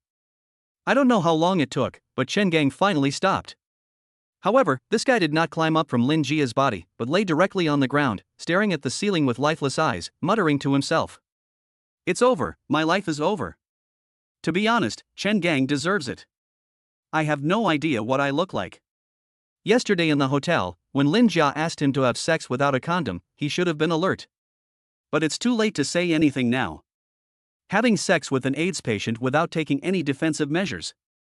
There is a high probability that Chen Gang has also contracted AIDS. Who called the police just now? Suddenly, a slightly majestic voice sounded from behind Jiang Chuan. Jiang Chuan turned around and saw two policemen walking in from outside. This time, Jiang Chuan didn't need to step forward to speak. The shop owner immediately ran to the police and told them the whole story. When the two policemen learned that Lin Jia deliberately had sex with someone even though she knew she was suffering from AIDS, their expressions immediately became serious. Ma'am, I am arresting you for the crime of intentionally endangering public safety. Please come with us. As he spoke, the policeman took out a pair of cold handcuffs and walked towards Lin Jia, who was lying on the ground. Perhaps because he knew that Lin Jia was an AIDS patient, the policeman was extremely cautious and did not have any physical contact with her. Since Lin Jia learned that he had AIDS, he infected several people using the same method. However, because Lin Jia is ignorant of the law, the woman does not know what she will face next. Lin Jia looked at the policeman with disdain, then struggled to get up from the ground. Just when everyone thought that Lin Jia would follow the police obediently, this woman rushed towards Jiang Chuan like crazy. During this time, Lin Jia wiped the blood from the corner of his mouth with his hand and yelled, "Jiang Chuan, the reason why I have fallen to this point today is all because of you. If I don't live well, you can't live well either." Obviously, Lin Jia intended to infect Jiang Chuan with AIDS in this way. The two policemen did not seem to expect Lin Jia to do such a thing, and it was too late to stop her. Jiang Chuan knew long ago that Lin Jia would not give up, so he had been secretly on guard. When Jiang Chuan found out that Lin Jia was actually planning to use this method to drag him to be buried, he immediately laughed. This woman is a little too naive. Just as Jiang Chuan was about to pull Chao Jianjia back, a black shadow rushed out at incredible speed and rushed straight towards Lin Jia. With a dull thud, Lin Jia flew backwards like a kite with a broken string. Immediately afterwards, Lin Jia's entire body hit the wall and he fainted. It was not until then that Jiang Chuan realized that the person who made the move was the man with the crew cut. The man with the crew cut glanced at Lin Jia lying on the ground, then turned and asked Chao Jianjia, "Miss Chao, are you okay?" Chao Jianjia came back to her senses and nodded to the man with a crew cut. "I'm fine." Seeing that Chao Jianjia was really fine, the man with the crew cut didn't say anything more, but stood directly behind Chao Jianjia. Jiang Chuan discovered that the man with the buzz cut was very particular about his standing position. Not close nor far. If any accident happens now, the man with a crew cut can take action at the first moment. Moreover, this distance would not make Chao Jianjia feel uncomfortable. After this happened, Chao Jianjia lost interest in eating. She turned to Jiang Chuan and said, "Let's go," then walked out of the store. Seeing this, Jiang Chuan had no choice but to follow him out. After walking out of the store, Chao Jianjia thought for a while, then pointed at the man with a crew cut who had been keeping a certain distance from her and introduced him. "Jiang Chuan, let me introduce you. This man is Wang Qingji. People in his hometown call him White Horse Scholar. He has always been responsible for protecting my safety."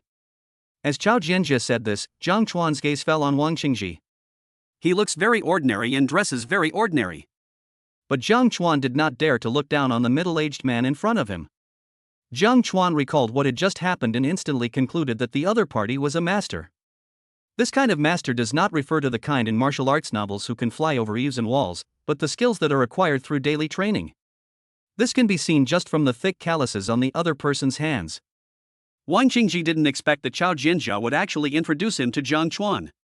After a moment of hesitation, a simple smile quickly appeared on his face. "Jiang Chuan, right? If you don't mind, you can call me Brother Wang from now on." As he spoke, Wang Qingji extended his right hand in front of Jiang Chuan and took the initiative to greet him. If someone who was familiar with Wang Jiqiang saw the scene, they would definitely find it incredible. Wang Qingji, the top scholar in the imperial examination, would actually take the initiative to extend his hand to greet others. Jiang Chuan did not take it lightly and quickly held Wang Qingji's right hand. Oh shit. It would be impossible for the callus to be so thick without 10 or 8 years of accumulation. When Jiang Chuan felt the calluses on Wang Qingji's hands, his expression suddenly became strange. After introducing Wang Jiqiang, Chao Jianjia was ready to introduce Jiang Chuan. But at this moment, her cell phone rang. Chao Jianjia gave Jiang Chuan an apologetic look, then walked aside and answered the phone. Wang Qingji glanced at Chao Jianjia and found that the other party had gone far away. Then he took out a box of red Nanjing, took out a cigarette and handed it to Jiang Chuan. "Do you smoke?" Jiang Chuan subconsciously glanced at Chao Jianjia, who was answering the phone not far away, hesitated for a moment, and finally picked up the phone. Wang Qingji couldn't help but smile when he saw this. "It can be seen that you have a special relationship with Miss Chao. But I have to remind you that Miss Chao is not an ordinary person. There is no telling how many people in Ninghai are eyeing her. Be careful next time." Jiang Chuan kept this in mind, and then asked curiously, "Brother Wang, why do people in your hometown call you by Matan Hua?" Wang Qingji lit up the cigarette, took a deep puff, and replied calmly, "It's nothing, actually. I just killed a wild boar weighing more than 300 kilograms with a red tassel spear in my hometown. That's how people call me." As soon as these words were spoken, Jiang Chuan's eyes changed when he looked at Wang Qingji. He easily killed a wild boar weighing more than 300 kilograms. Is this something a normal person can do? The saying 1 pig, 2 bears, and 3 tigers is not just a casual remark. Adult wild boars often roll in the mud. Over time, a thick layer of armor will appear on your body. Even some guns with slightly weaker power cannot penetrate that layer of armor. But now Wang Qingji told Jiang Chuan that he once killed a wild boar weighing more than 300 kilograms with a red tassel spear. What a tough guy. Jiang Chuan muttered something quietly and was about to ask other questions. But at this time, Wang Qingji put out the half-burned cigarette. It turned out that Chao Jianjia had returned to them. Chao Jianjia glanced at Jiang Chuan and smiled bitterly. Sorry, there is something urgent in the company that I need to go back to deal with. Jiang Chuanyuan planned to take Chao Jianjia for a walk this afternoon to cultivate their relationship. Now with the other party saying this, Jiang Chuan also knew that this wish would be dashed. Since Aunt Chao has something to do, go get busy. Chao Jianjia didn't hesitate and got into the Mercedes-Benz directly. Wang Qingji smiled kindly at Jiang Chuan and got into the car immediately. Just as the car was about to start, Jiang Chuan suddenly asked a question towards the driver's seat. Brother Wang, since your hometown has you, the White Horse Third Scholar, is there also a number 1 scholar? The car window was rolled down. Wang Qingji stuck his head out of the window and smiled at Jiang Chuan. I know what you are thinking. If one day you become better than Miss Chao, I will introduce that number 1 scholar to you and let him be your bodyguard. The next moment, the car started and slowly drove in a certain direction. Jiang Chuan looked at the Mercedes-Benz car going away and a meaningful smile appeared on his face. Chapter 33 An ordinary multimillionaire was born. Jiang Chuan didn't look away until the Mercedes-Benz commercial vehicle completely disappeared from his sight. Jiang Chuan turned around to look at the shop behind him and found that many customers had already evacuated in a panic. No need to ask. Once this matter spreads thoroughly, the business of this store will definitely be affected. But Jiang Chuan doesn't care at all. It's not our own business anyway, so let it be affected if it's affected. Thinking of this, Jiang Chuan took a step and walked towards the city. Before he knew it, Jiang Chuan had arrived in front of a lottery shop. Jiang Chuan hesitated for a moment, but finally went into the lottery shop. Perhaps because it was noon, there were very few customers in the lottery shop. There were only 2 middle-aged men sitting inside observing the direction of the welfare lottery. As soon as Jiang Chuan walked into the lottery shop, he heard one of the uncles say this. Old Li, have you heard? The documents on the demolition of old houses in the western suburbs have been released some time ago. Those who bought old houses in the western suburbs for investment have made a fortune this time. The middle-aged man was moved when he heard this. Who said it wasn't? I didn't hear any news before, but by the time I realized it, the housing prices in the western suburbs had already skyrocketed, and there was still no demand for the property even though it was priced. No one is stupid these days. Who would sell their house knowing it's going to be demolished? I heard that before the document was officially released, a mysterious guy bought 10 houses in the western suburbs at once. Now the owners of the old houses are probably regretting it to death. I've heard about this, too. That guy is really lucky. He just bought the old house, and it's going to be demolished right after that. So, it is said that a person's fate is determined from birth. Some people are born to work hard, while others are born to enjoy happiness. Jiang Chuan smiled slightly when he heard this conversation. Then, Jiang Chuan walked to the counter and pointed at a stack of lottery tickets at random. Boss, I want all these lottery tickets. When the lottery shop owner heard this, he immediately took out the stack of lottery tickets with a smile. Jiang Chuan did not rush to scratch the lottery ticket, but quickly took out his mobile phone and prepared to pay. When the lottery shop owner saw this, a gleam of light flashed in his eyes. Young man, don't be so anxious. You can pay after you finish shaving. Jiang Chuan pretended not to hear this and paid the lottery money directly. The lottery shop owner saw this scene and didn't know what to say. Jiang Chuan did not take the lottery ticket somewhere else, but started scratching it in front of the lottery shop owner. Not far away. When the 2 middle-aged men saw this scene, they looked at each other and saw the helplessness in each other's eyes. What's wrong with young people nowadays? Instead of working hard, he always thinks about getting rich overnight. Just as the 2 middle-aged men were about to continue studying their lottery tickets, a voice suddenly came from inside the lottery shop. Boss, do you think I won the prize? Out of curiosity, the 2 middle-aged men also came over. The lottery shop owner looked at the lottery ticket Jiang Chuan handed over and his expression became a little unnatural. That's right. The other party won the prize. And it's a grand prize of 10,000 yuan. Unfortunately, this has nothing to do with me. If the other party had listened to his advice and not paid, then the big prize would have been his. The lottery shop owner showed a smile that was uglier than crying. "Congratulations, young man, you won a 10,000 yuan prize." When the two middle-aged men who had gathered around to watch the fun heard this, the expressions on their faces were extremely interesting. "Good job. I have been buying lottery tickets for nearly 20 years, and the best I have ever won is a jackpot of $200. But this young man in front of him won 10,000 yuan just by buying it randomly. This luck is too good." Zhang Chuan scratched all the remaining lottery tickets and said to the owner of the lottery shop with a smile, "Cash your prize." Even though the lottery shop owner was reluctant, he had to give the prize to Zhang Chuan. After Zhang Chuan got the 10,000 yuan, he left the lottery shop without giving the boss a chance to speak. As the news of the demolition of old houses in the western suburbs spread, a small matter was slowly unearthed. When it had not yet been determined whether an old house in the western suburbs would be demolished, a mysterious young man found Four Seasons Agency. With the help of Four Seasons Agency, the mysterious young man bought 10 old houses in the western suburbs in one go. The Four Seasons Agency was also smashed because of this incident. As word of this incident spread, the entire Ninghai city began to talk about it. Who do you think that mysterious guy is? He is so bold that he bought 10 houses in the western suburbs at once. If I knew who he was, would I still be staying here like a fool? I would have already cried and begged him to accept me as his disciple and show me a way to make a fortune. TSK, they deserve it.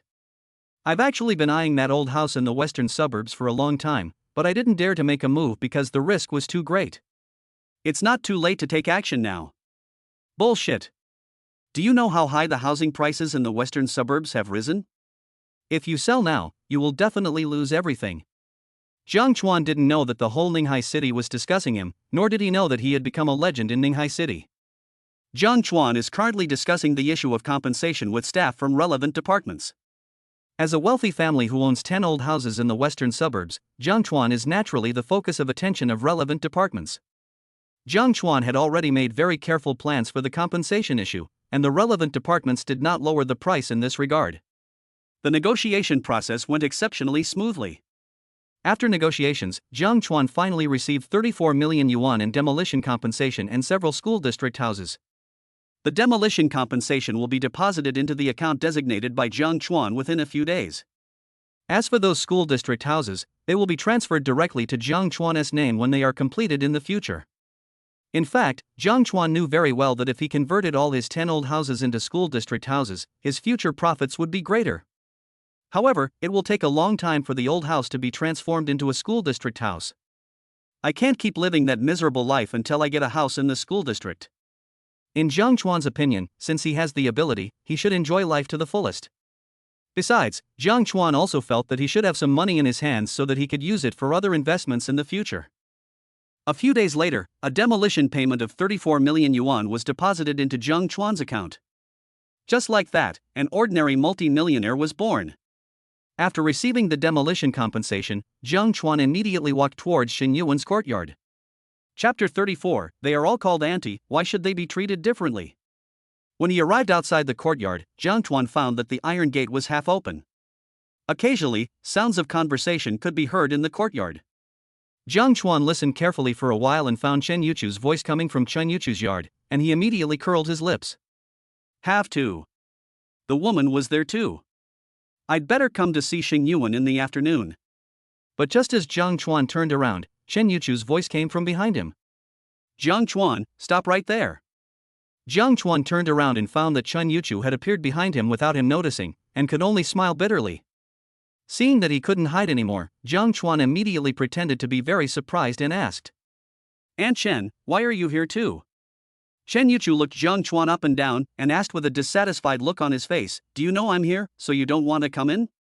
Please. Since you already know it, don't say it. This makes everyone so embarrassed. Zhang Chuan tried hard to make his expression look very serious. Aunt Chen, that's impossible. How could I hide from a beauty like you who is loved by everyone? Don't come here. Chen Yuchu doesn't buy Zhang Chuan's tricks. I'm not going to eat you, why are you hiding from me? You won't eat me, but you will talk nonsense. When thinking of what Chen Yuchu said, even Zhang Chuan said that he couldn't bear it. Aunt Chen, I really wasn't hiding from you. I just walked to the door and suddenly remembered that the fire was still on at home. Since the fire is not turned off at home, why don't you go back and turn it off? It's okay. I remembered that it's not my house anyway, so it doesn't matter if it burns. Chen Yuchu. When Jiang Chuan walked into the yard, he found Xing Yuan fiddling with something. As soon as Xing Yuan saw Jiang Chuan, he immediately waved to him. Jiang Chuan, you're here just in time. Come and try the cake Aunt Shin made. Jiang Chuan walked to Xing Yuan's side, looked down, and found some small cakes on the stone table. The cake is very beautifully designed with a layer of nuts on the surface. Jiang Chuan picked up a small cake and put it in his mouth. He found it tasted good and immediately gave Xing Yuan a thumbs up. Xing Yuan, who had returned to the courtyard, happened to see this scene and immediately started to talk nonsense. Hey! I'm still here. Can you stop being so ambiguous? It's like you two are in love. Xing Yuan picked up a small cake and stuffed it into Chen Yuchu's mouth. After blocking his mouth, he turned to Jiang Chuan and asked, Jiang Chuan, do you have something to talk to me about? Jiang Chuan glanced at Chen Yuchu next to him and found that the woman was also staring at him with curiosity, and nodded quickly. Aunt Shin, I'm here to pay you back today. Ever since Xing Yuan heard that the old houses in the western suburbs were going to be demolished, he knew that Jiang Chuan would make a fortune. What Xing Yuan didn't expect was that Jiang Chuan was so positive. Before I even opened my mouth to urge him, the other party came to me on his own initiative. Aunt Shin won't be hypocritical with you, but what Aunt Shin is curious about is, how many old houses have you hoarded this time? Xing Yuan didn't expect the changes to be so fast. Just when she had bought an old house in the western suburbs, the news of the demolition spread. Now that's good. Those homeowners refused to sell their properties even if they were beaten to death. This also means that Xing Yuan has only bought 3 old houses so far. Jiang Chuan had no intention of hiding this matter from Xing Yuan and replied calmly. 10 sets. Chen Yuchu also knew that Jiang Chuan had been busy with this matter. However, in Chen Yuchu's opinion, even if Jiang Chuan really intended to stock up houses, he would only stock up 4 or 5 at most. But what she didn't expect was that Jiang Chuan actually hoarded 10 old houses in one go. How much did you say? Jiang Chuan noticed that Chen Yuchu looked like he had seen a ghost, and secretly curled his lips. If it weren't for the limited funds, I would have liked to contract all the old houses in the western suburbs. Aunt Chen, it's just 10 old houses, do you have to be so exaggerated? When Chen Yuchu heard Jiang Chuan's words, he rolled his eyes in anger. What do you mean by it's just 10 old houses? Did you know that the old houses in the western suburbs will soon become school district houses? Do you know how expensive school district housing is now? You buy in and out here and make so much money in the blink of an eye. You are even crazier than those real estate speculators. But I have to admit that you are really lucky. Luck? Jiang Chuan never believed in such fictitious things.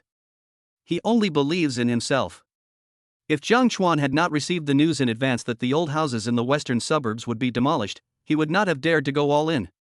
Jiang Chuan did not forget the purpose of coming here. Aunt Shin, send me your bank card number and I'll transfer the money to you right now. At this point, Jiang Chuan seemed to have thought of something and immediately said to Chen Yuchu, who was standing beside him, and Aunt Chen, remember to send me your bank card number as well. Chen Yuchu heard this and began to mutter to himself. If I had known that the old house in the western suburbs was going to be demolished, I should not have lent you the money in the first place, but would have directly bought shares. It's not that he was whispering, but he was reading it specifically for Jiang Chuan to hear. When Jiang Chuan heard this, he immediately thought of what Xing Yuan had said to him. Aunt Shin, didn't you partner with someone to buy up old houses in the western suburbs? Xing Yuan shook his head and said with a look of relief. I did intend to partner with someone else on this deal, but after hearing your reminder, I immediately changed my mind. Later I heard that person found someone else to partner with. Originally, the demolition of the old house in the western suburbs was a good thing, but the man suddenly became a rogue and claimed that the money was borrowed. The two are now in court over this matter. Having said that, Xing Yuan paused for a moment, then continued. Jiang Chuan, I really have to thank you this time, otherwise I would be the one suing that guy now. Jiang Chuan didn't expect that what he said casually at the beginning could save Xing Yuan from so much trouble. Aunt Shin, these are just small matters. Let's finish the serious business now. Business? Xing Yuan was stunned for a moment. He immediately realized what Jiang Chuan was referring to and sent his bank card number to the other party. Jiang Chuan did not hesitate and directly transferred the money into Xin Yuan's bank card. After Xin Yuan received the text message from the bank, he immediately walked into the house and took out the IOU that Jiang Chuan had written personally. Jiang Chuan took the IOU and tore it into pieces. After doing all this, Jiang Chuan turned his head and said to Chen Yuchu, "And Chen, it's your turn." At the beginning, Chen Yuchu was willing to lend money to Jiang Chuan because of Xin Yuan's face. Now that Jiang Chuan has taken the initiative to pay back the money, there is naturally no reason for Chen Yuchu to refuse. After a while, Chen Yuchu received a text message from the bank. However, what surprised Chen Yuchu was that Jiang Chuan actually transferred 2.1 million to her. Looking at this number, Chen Yuchu asked with a puzzled look on his face, "Jiang Chuan, are you mistaken? I remember that I only lent you 2 million at the beginning?" "That's right," Jiang Chuan said without turning his head. "That 100,000 is the interest I gave you." Chen Yuchu immediately became interested, moved closer to Jiang Chuan and asked in a low voice, "I lent you 2 million, and you gave me 100,000 in interest. Then Xin Yuan lent you 10 million, how much interest did you give?" Jiang Chuan glanced at Chen Yuchu and asked while holding back a smile, "You really want to know?" Although Chen Yuchu had a bad feeling when he saw Jiang Chuan's despicable look. But I couldn't resist my curiosity and could only nod heavily. Jiang Chuan stopped teasing the woman and spoke directly. "Not a cent of interest. You shouldn't do that. Xin Yuan lent you so much money after all, you should give her." Chen Yuchu was stunned halfway through his words. Because she has already realized why Jiang Chuan gave her interest but not Xin Yuan. "It took a long time. I am the only outsider in this yard. How abominable. They are all called auntie, why should we treat them differently?" At this moment, Chen Yuchu suddenly felt that the interest of 100,000 yuan was not attractive anymore. After Jiang Chuan chatted with Xin Yuan in the yard for a while, he walked out of the yard. Just when Jiang Chuan was thinking about how to gain more reputation points, he suddenly realized that his reputation points had accumulated to 1663 points without him noticing. "That's not right. I remember I won a prize some time ago." Suddenly, Jiang Chuan thought of something and his eyes lit up. "As I have hoarded 10 old houses in one go, many people are discussing this matter. Some of them lamented their good luck. Some people also admire their own vision. This may be the source of reputation. It seems that I should do more great things in the future to gain the admiration of others." Jiang Chuan thought beautifully, but silently said in his heart, "Lottery." The next moment, a piece of information appeared in Jiang Chuan's mind. When Jiang Chuan finished reading this information, he was completely stunned. Chapter 35 Evidence of the crime committed by the Tiger Gang boss. 3 days later, the wife of Zhao Tai, the leader of the Tiger Power Gang, suddenly died at home. The police went to investigate the matter, but unexpectedly found a secret compartment in the second drawer of the bedside table on the left side of the master bedroom. The police found a black USB flash drive in the secret compartment. After investigation, they learned that the contents of the USB flash drive were all evidence of Zhao Tai's crimes over the years, and Zhao Tai himself was unaware of the matter. When the police found Zhao Tai, he finally reacted. In the face of conclusive evidence, Zhao Tai was sentenced to death, and the Tiger Power Gang was disbanded. Jiang Chuan was very excited when he saw this information. Anyone who has spent some time in Ninghai must have heard of the name Zhao Tai. Zhao Tai, the current boss of the Huwei Gang. This guy joined the Huwei Gang at the age of 20. With his clever mind and good skills, he soon became a small leader of the Huwei Gang. Finally, Zhao Tai became a hall master of the Huwei Gang by blocking a knife for the former leader of the Huwei Gang. From then on, Zhao Tai's life seemed to be on a roll. He gained younger brothers and eliminated his enemies, and everything went smoothly. It was not until Zhao Tai was 34 years old that he finally outlasted the previous leader of the Huwei Gang and became the top leader of the Huwei Gang. Don't get me wrong. The reason why Jiang Chuan seemed so excited after getting this information was not because he wanted to use this information to become a good citizen. But there are other plans. What does Jiang Chuan lack most now? Of course, that's the person who helps him. Jiang Chuan could easily get the USB flash drive before the police found it. In this way, even if he couldn't make Zhao Tai completely submit to him, he could still use this as a threat to make the other party do him some favors. Thinking of this, Jiang Chuan made a decision in his heart. I have to get that USB drive no matter what. Jiang Chuan, are you okay? Suddenly, Xin Yuan's voice sounded in Jiang Chuan's ears. Jiang Chuan noticed that Xin Yuan was looking at him with concern and shook his head quickly. Anshin, I have to go to the housing authority to handle some paperwork this afternoon, so I won't stay here for dinner today. Shin Yuan also knew that Jiang Chuan had a lot of things to do recently, so she didn't try to keep him. In that case, Anshin won't keep you here. But remember to keep a low profile recently to avoid unnecessary trouble. Jiang Chuan knew that Shin Yuan meant well, so he nodded and walked out of the independent courtyard. As soon as Jiang Chuan left, Chen Yuchu came up to Shin Yuan and said with a look of regret, I really didn't expect that this kid actually accomplished this. Shin Yuan glanced at Chen Yuchu and returned to the stone bench that he had specially asked someone to build for him. Now you don't think I'm crazy, do you? When this matter was mentioned, Chen Yuchu's expression suddenly became serious. Shin Yuan, that matter is of great importance after all. I think you should think about it carefully, or you can observe for a while. Shin Yuan pretended not to hear what was said, picked up the small cake on the stone table and began to taste it. Shin Yuan's movements were very graceful, just like a lady from a noble family. If Jiang Chuan heard the conversation between these two women, he would instantly guess that they were hiding something from him. After Jiang Chuan walked out of the courtyard, he got into a taxi without any hesitation. Zhao Tai is a well-known figure in Ninghai. With just a little inquiry, you can find out relevant information about him. Through conversation with the taxi driver, I learned that Zhao Tai's wife lives in Fenghuang community. It's just because Zhao Tai's wife is old and ugly, and the two have been separated for a long time. Hearing this, Jiang Chuan immediately asked the taxi driver to change the route and head to Fenghuang community. The taxi driver didn't think much about it. He stepped on the accelerator and rushed towards Fenghuang community. 20 minutes later, Jiang Chuan arrived at Fenghuang community. At first, the security guard at the door refused to let Jiang Chuan in.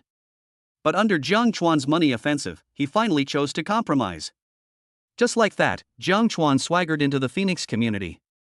Although Jiang Chuan already knew the specific floor where Zhao Tai's wife lived, he did not rush to her house.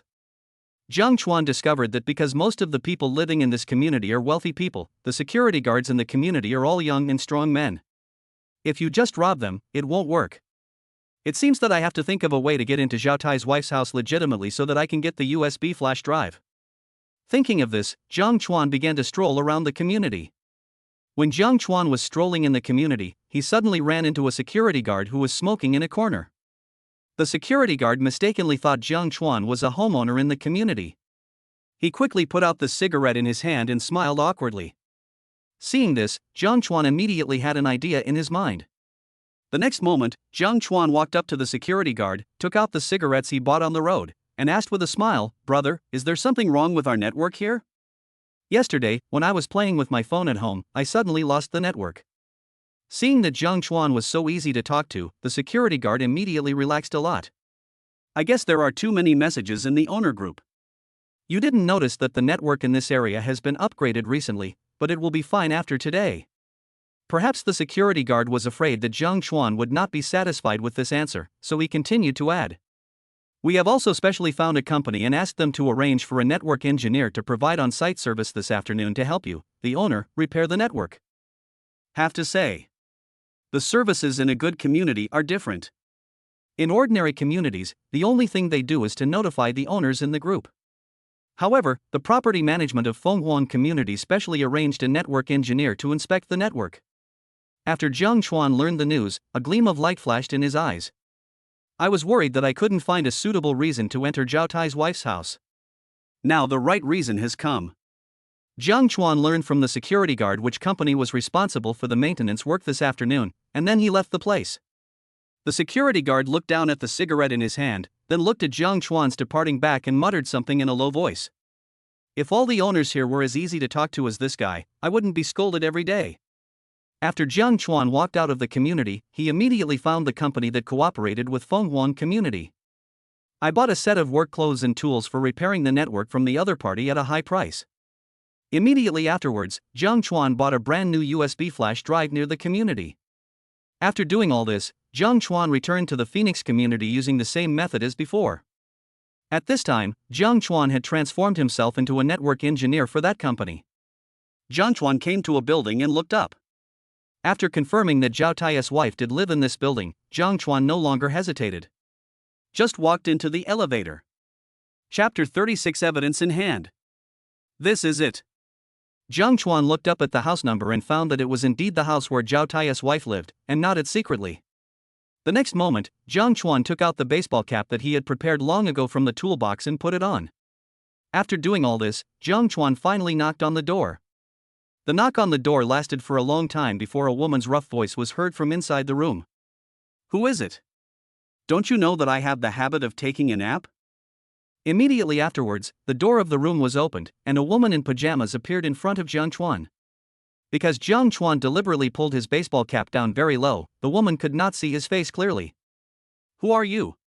And why are you knocking on my door?" When the woman said this, her face was full of vigilance. It seemed as if the door would be closed if the other party couldn't give a reasonable explanation. Jiang Chuan raised his head and smiled brightly. "Hello, I am the network engineer hired by your community property management. This time I came to your home to repair the network for you owners." It was not until then that the woman saw Jiang Chuan's appearance clearly. In his 20s, very young. He has a handsome appearance and looks particularly sunny when he smiles.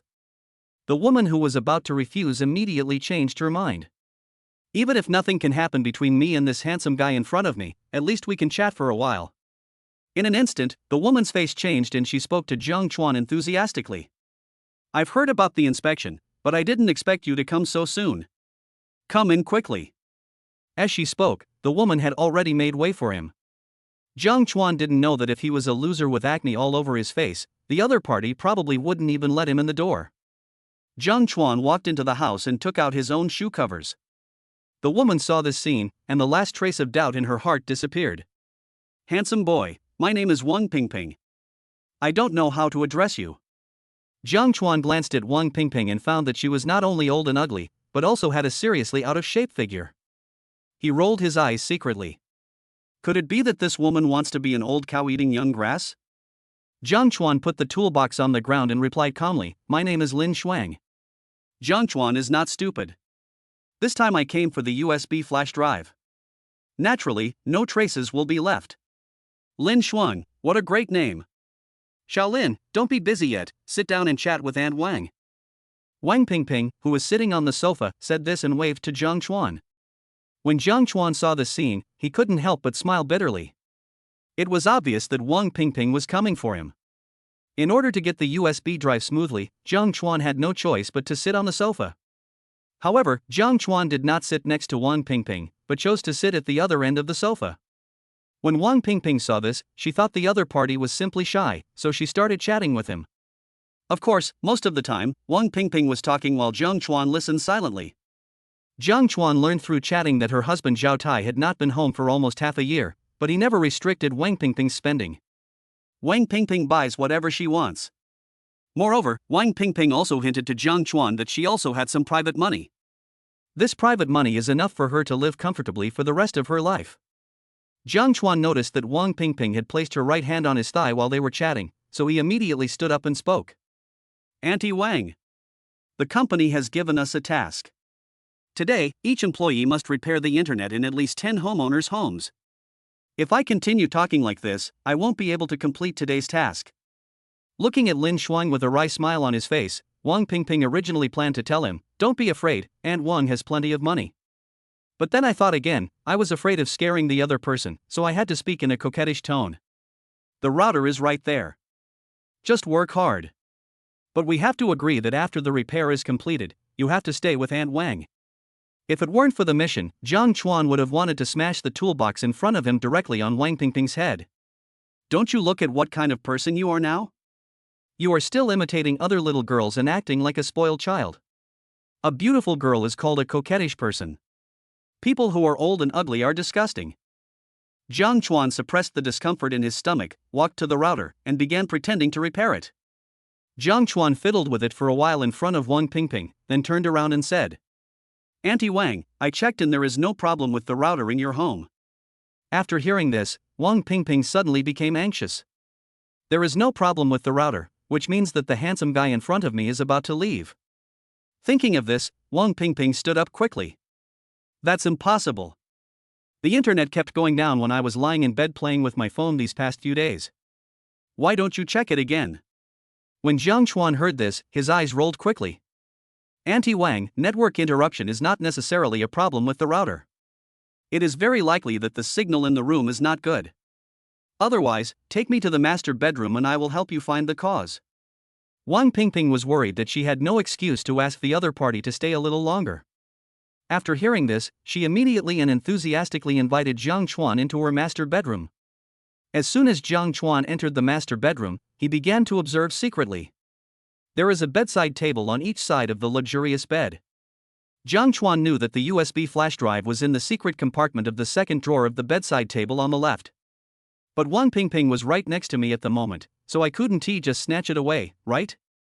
Just when Jiang Chuan was thinking about how to get the USB flash drive quietly, Wang Pingping suddenly walked to the closet and took out a set of extremely sexy pajamas. Wang Pingping deliberately put her sexy pajamas in front of Jiang Chuan and waved them, then said with a seductive look on her face, "Shaolin, you go ahead and do your work. Auntie Wang is going to take a shower. Remember, you must wait for Auntie Wang to come back." Before Jiang Chuan could say anything, Wang Pingping hurriedly walked towards the bathroom holding the sexy pajamas. When Jiang Chuan saw this scene, he was speechless. What a hungry woman! However, Wang Pingping's move saved Jiang Chuan a lot of trouble. As the sound of running water came from the bathroom, Jiang Chuan did not delay any longer and rushed directly to the bedside table on his left and opened the second drawer. Jiang Chuan reached into the drawer and fumbled around for a while, and found that there was indeed a secret compartment inside. After a while, Jiang Chuan had a black USB flash drive in his hand. Although he got the USB flash drive, Jiang Chuan was not in a hurry to leave. Jiang Chuan took out the USB flash drive that he had prepared long ago from the toolbox and put it in, then put the things in the drawer back in place. After doing all this, Jiang Chuan carried the toolbox to the living room and shouted in the direction of the bathroom. "Auntie Wang, the company just called me and asked me to repair the network for a homeowner. I'll come see you when I'm free." After saying that, Jiang Chuan ran out of the room without waiting for Wang Pingping in the bathroom to react. 2 minutes later, Wang Pingping rushed out of the bathroom wearing that extremely sexy lingerie. But when Wang Pingping found that the voice of Lin Xuan was no longer in the room, she immediately started cursing. "You made me so happy for nothing." Jiang Chuan came downstairs, took out the USB flash drive from the toolbox and took a look at it. A gleam of light flashed in the depths of his eyes. Now that the evidence of Zhao Tai's crime is in hand, the next thing he has to do is to have a good chat with that guy. But before that, Jiang Chuan must find a way to ensure his own safety. After all, Zhao Tai is a ruthless character. When he finds out that he has evidence of his crime, it is inevitable that he will fight to the death. Jiang Chuan stood there thinking for a while, and his eyes suddenly lit up. That's right. How could I have forgotten that person? Chapter 37A Private Transaction. During this period, Chao Jianjia was in a very bad mood. Logically speaking, with the launch of Nanshan Jewelry Group as new products, it will become a hit at the end of this year. Chao Jianjia should feel very happy. But just a few days ago, Chao Jianjia suddenly received a message. A batch of high imitations suddenly appeared on the market. This batch of high-end imitation jewelry is exactly the same as the new products just released by Nanshan Group. The only difference is that the materials used are very different from Nanshan Jewelry Group as new products. But if you are not a professional, you can't tell it at all. Now is a critical period for Nanshan Jewelry Group. If at this time, it was reported that Nanshan Jewelry Group used counterfeit products to deceive consumers, this would be a huge blow to the reputation of Nanshan Jewelry Group. So, after receiving the news, Chao Jianjia immediately sent people to investigate. However, what Chao Jianjia did not expect was that the person who made this batch of high-quality imitation products seemed to be of great importance. Even if Chao Jianjia mobilized all her connections, she couldn't catch the other party. Damn it, who on earth is behind this, trying to bring down the Nanshan Group? Chao Jianjia cursed under her breath, then stood up to make herself a cup of coffee and continued looking for clues. But at this moment, Chao Jianjia's cell phone rang. Chao Jianjia found out that the call was from that boy, and a smile appeared on her face. Chao Jianjia answered the phone, but did not speak. Soon, Jiang Chuan's voice was heard from the phone. "Aunt Chao, are you ready to rest?" "No, there are still some things that have not been dealt with." Chao Jianjia's voice was very plain, as if it was born that way. Jiang Chuan on the other end of the phone learned that Chao Jianjia had no intention of resting, and immediately began to educate her. "Aunt Chao, I'm not saying anything bad about you, but you really don't know how to take care of your body. It's already this late, and you're not ready to rest." Chao Jianjia looked at the time and found that it was only 8 o'clock. She rolled her eyes secretly. Is 8 o'clock too late? I remember that when Nanshan Jewelry Group was just starting to pick up, I often stayed up late. Although she knew Jiang Chuan couldn't see her expression, Chao Jianjia still deliberately put on a stern face and spoke. If you have something to say, just say it. Don't try this on me. Jiang Chuan on the other end of the phone smiled when he saw that his little idea was destroyed by Chao Jianjia.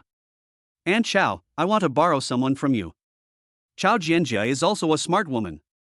As Jiang Chuan said this, the figure of Wang Qingji immediately appeared in Chao Jianjia's mind. However, Chao Jianjia did not agree immediately, and asked with a hint of nervousness in her tone. Are you in trouble? No. Jiang Chuan on the other end of the phone denied it outright. I just want to discuss a business deal with someone, and I want Brother Wang to support me. Chao Jianjia finally felt relieved when she learned that Jiang Chuan had not encountered any trouble. Okay, since I'm not planning on going out tonight, I'll lend Wang Qingji to you. Having said this, Chao Jianjia hesitated for a moment and added a sentence. Jiang Chuan, Wang Qingji is a very unusual person. The reason he agreed to protect me is because he owed my grandfather a favor, so... I understand. Jiang Chuan was also a smart man, so he naturally understood what Chao Jianjia meant. So before Chao Jianjia could finish his words, he interrupted her and said, I will never really treat Brother Wang as a bodyguard. After hearing the last sentence, Chao Jianjia was completely relieved. Afterwards, the two discussed the specific meeting place and ended the call. In front of a convenience store. Jiang Chuan was looking at the passers-by. But at this moment, a black Hummer drove quickly towards him. The Hummer stopped 2 or 3 meters away from Jiang Chuan. The car door opened, and Wang Qingji, dressed very thinly, appeared in front of Jiang Chuan. As soon as Jiang Chuan saw Wang Qingji, he immediately threw out a nanjing that he had prepared long ago. Brother Wang, go on. Wang Qingji stretched out his hand and caught the cigarette steadily. He could afford to smoke the expensive Wang Qingji cigarettes, but he just liked to reminisce about the past. You must have put a lot of effort into finding this cigarette, right? I had nothing to do anyway, so I went to a few more places. As he spoke, Jiang Chuan walked towards Wang Qingji. Wang Qingji knew that this brand of cigarettes had been discontinued and he could only get some through special channels. Wang Qingji also relied on his relationship with the Chao family to get some drugs and smoke them slowly. Wang Qingji turned around and threw the cigarette back into the car, saying without even turning his head, originally I was only going to contribute 50% tonight, but considering your cigarette, I can now contribute 70%. Tell me, what do you want me to do tonight? In fact, at the beginning, Chao Jianjia found Wang Qingji and asked him to protect the safety of others, but Wang Qingji refused. Wang Qingji had made it clear at the beginning that he was only responsible for protecting the safety of Chao's family and would not be responsible for anyone else. But after learning that it was Jiang Chuan who wanted to borrow someone, Wang Qingji immediately agreed. After all, Wang Qingji had a good impression of Jiang Chuan, and he also wanted to see what this guy was up to. Jiang Chuan did not give an answer immediately, but stood directly behind Wang Qingji. Brother Wang, I know you are not a bodyguard of the Chao family. The reason you are willing to stay in Chao Jian is because of our old friendship. Hey! Your relationship with Miss Chao has become so good, and yet she even told you something like this. Jiang Chuan ignored Wang Qingji's teasing and smiled. Brother Wang, I know that favors are something that will be used up as time goes by. Right now, I don't have any relationship with the Chao family. It's not fair to use other people's favors to get my own things done. Hearing Jiang Chuan say this, Wang Qingji couldn't help laughing. You are a smart guy. You know that since I came here, I will definitely not leave like this, so you said these words to me on purpose. No. Jiang Chuan shook his head quickly and his expression turned serious. I asked you to come here today not because I want to use the Chao family's favor to ask you to help me with something, but because I want to make a private deal with you. This deal has nothing to do with the favor you owe the Chao family. Seeing Jiang Chuan's serious expression, Wang Qingji also became interested. What kind of deal are you going to make with me? I'll pay you $200,000 to hire you for 4 hours. During these 4 hours, you must listen to my instructions and are not allowed to have any opinions. After he said this, Wang Qingji's eyes changed when he looked at Jiang Chuan. Of course, Wang Qingji was not scared by the price offered by Jiang Chuan. Instead, he was amazed at how courageous the boy in front of him was. Without knowing my background, he dared to spend $200,000 to hire me. And it's only for 4 hours. Chapter 38. The $200,000 is really worth it. 200,000. For rich people, it may not mean anything. But for ordinary people, it is a huge sum of money. But now, Jiang Chuan actually planned to hire himself for 200,000 yuan. And it was only for 4 hours. At this moment, while Wang Qingji was amazed at Jiang Chuan's courage, he began to think silently in his heart. What on earth is this kid doing? The reason why Jiang Chuan was willing to spend 200,000 to hire Wang Qingji for 4 hours. It's not because he has too much money and nowhere to spend it. It was a decision made after much consideration. Although Jiang Chuan had already made preparations and handed over Zhao Tai's criminal evidence to someone he absolutely trusted. Jiang Chuan also told the other party that if anything happened to him, he should send the USB drive to the police station. But Jiang Chuan couldn't guarantee that Zhao Tai wouldn't do anything stupid and fight him to the death. Therefore, Jiang Chuan decided to borrow people from Chao Jianjia. Don't think that Jiang Chuan is spending 200,000 to hire Wang Qingji. But if this thing succeeds, the profit he gets will be hundreds of times of 200,000. Why not do something like this? At this time, Wang Qingji had recovered from his shock. This honest and simple middle-aged man glanced at Jiang Chuan and made the decision immediately. Okay, since you are so courageous, I can help you tonight. But I have to say this, I will not kill or burn anything. And please don't ask me to rob a bank. Don't worry, I'm a legal citizen and I won't do anything that violates the criminal law. Besides, if I really let you rob a bank, I can't run away. As he spoke, Jiang Chuan had already gotten into the black Hummer. Seeing this, Wang Qingji stopped talking nonsense and got into the car and started it. Soon, the black Hummer disappeared in front of the convenience store. When the Hummer appeared again, it was already on a busy street. That's why this street is so lively. That's because this street is full of bars. Countless sexy and charming women dressed themselves up or walking back and forth on this street, hoping to find the source of happiness tonight. After getting off the car, Jiang Chuan glanced at the bar with the best location and the most luxurious decoration, then turned around and asked, "Brother Wang, how many can you fight by yourself?" Although Wang Qingji didn't know why Jiang Chuan asked this question, he still obediently stretched out a finger. When Jiang Chuan saw this scene, he frowned instantly. "Can you only fight 10? Although it is already very strong, there is still some gap between it and my expectations." Wang Qingji found that Jiang Chuan was standing there, with no intention of taking a step forward. I instantly understood what the other person was thinking. Boy, since you are willing to spend 200,000 to hire me, I will tell you the truth. This finger of mine does not represent 10 people, but a group. As for how many people there are in this group, even I don't know. Good job. He is indeed a tough guy who has killed a wild boar weighing more than 300 kilograms. The tone of voice is just different. But I like it. The next moment, Jiang Chuan took Wang Qingji into the bar called Fengyu. As soon as he entered the bar, Jiang Chuan heard loud music. Countless men and women were twisting their bodies wildly on the dance floor, as if they wanted to use this opportunity to release all the depression they felt during work during the day. Wang Qingji seldom came to such places and was not used to the scene before him. "Boy, why did you bring me here?" Although Wang Qingji's voice was very loud, it was very vague in Jiang Chuan's ears. Jiang Chuan withdrew his gaze and spoke loudly to Wang Qingji, who was standing beside him. "I'm here to find someone." "Then go find it." "I don't know where he is and I don't have any contact information for him." Wang Qingji folded his hands over his chest and looked at Jiang Chuan speechlessly. But the next moment, Jiang Chuan said another sentence.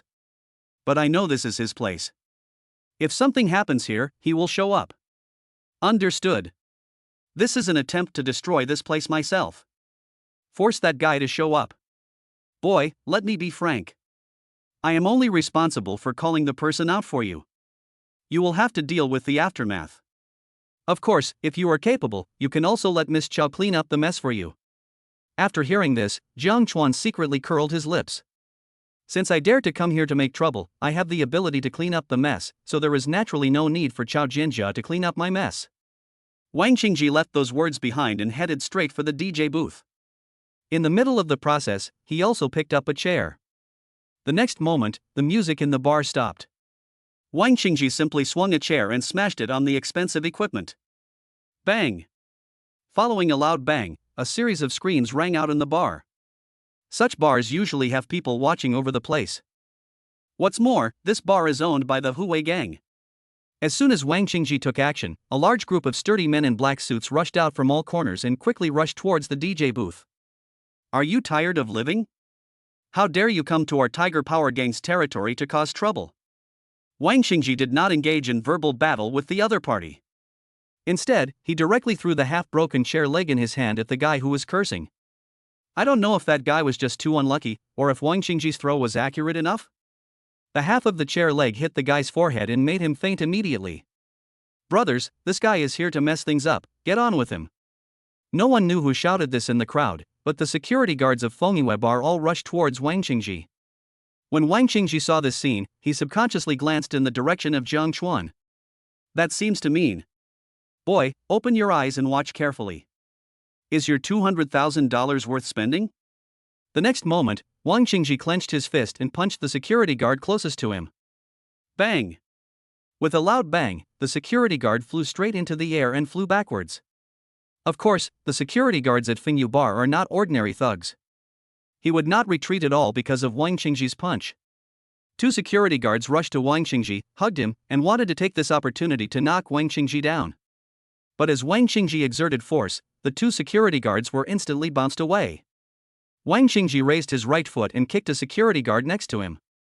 Snap! Following the sound of broken bones, the security guard let out a howl of extreme pain. But at this moment, a clever security guard holding a plastic chair quickly went around behind Wang Qingji, aimed at his back, and smashed it down directly. Bang! With a dull sound, the plastic chair broke into pieces. But what the security guard didn't expect was that Wang Qingji did not fall down, but slowly turned around and grinned. Compared to the force that the beast used to hit me, this force is much smaller. As he spoke, Wang Qingji stretched out his right hand, pressed the other person's head directly, and shook it hard. In an instant, the security guard who launched the sneak attack flew towards the tables and chairs nearby. The bar is on the second floor. A young man in a white suit saw this scene and immediately gave orders to his men beside him. Call the boss and tell him that there's a tough guy in our place, and he seems to be deliberately causing trouble. When the younger brother next to him heard this, he immediately nodded, walked aside and started making a phone call. Bar on the first floor. Jiang Chuan, who had already found an empty seat and sat down, saw this scene and a meaningful smile appeared on his face. This Tanhua is so powerful. Then wouldn't he, the number one scholar, be even more powerful? The 200,000 is really worth it. Chapter 39. I'm just an ordinary person with better luck. Inside a private villa. Zhao Tai put his hands on the sofa and looked straight ahead with a smug look on his face. There was a woman wearing ancient palace clothing. At this moment, the woman was twisting her soft waist to the music. The woman's name is Zhou Lu, a third-tier female star who has recently risen to fame. At a dance party, Zhao Tai fell in love with Zhou Lu. Zhao Tai asked his men to find Zhou Lu and claimed that he wanted to treat her to a meal. However, Zhou Lu, who had just arrived, had no idea of Zhao Tai's true identity and refused on the spot. Now that's good. Zhou Lu's behavior completely angered Zhao Tai, who used his connections to ban her. Zhou Lu, who had no movies to shoot, immediately ran to Zhao Tai for help. You are such a woman who refuses to accept a toast.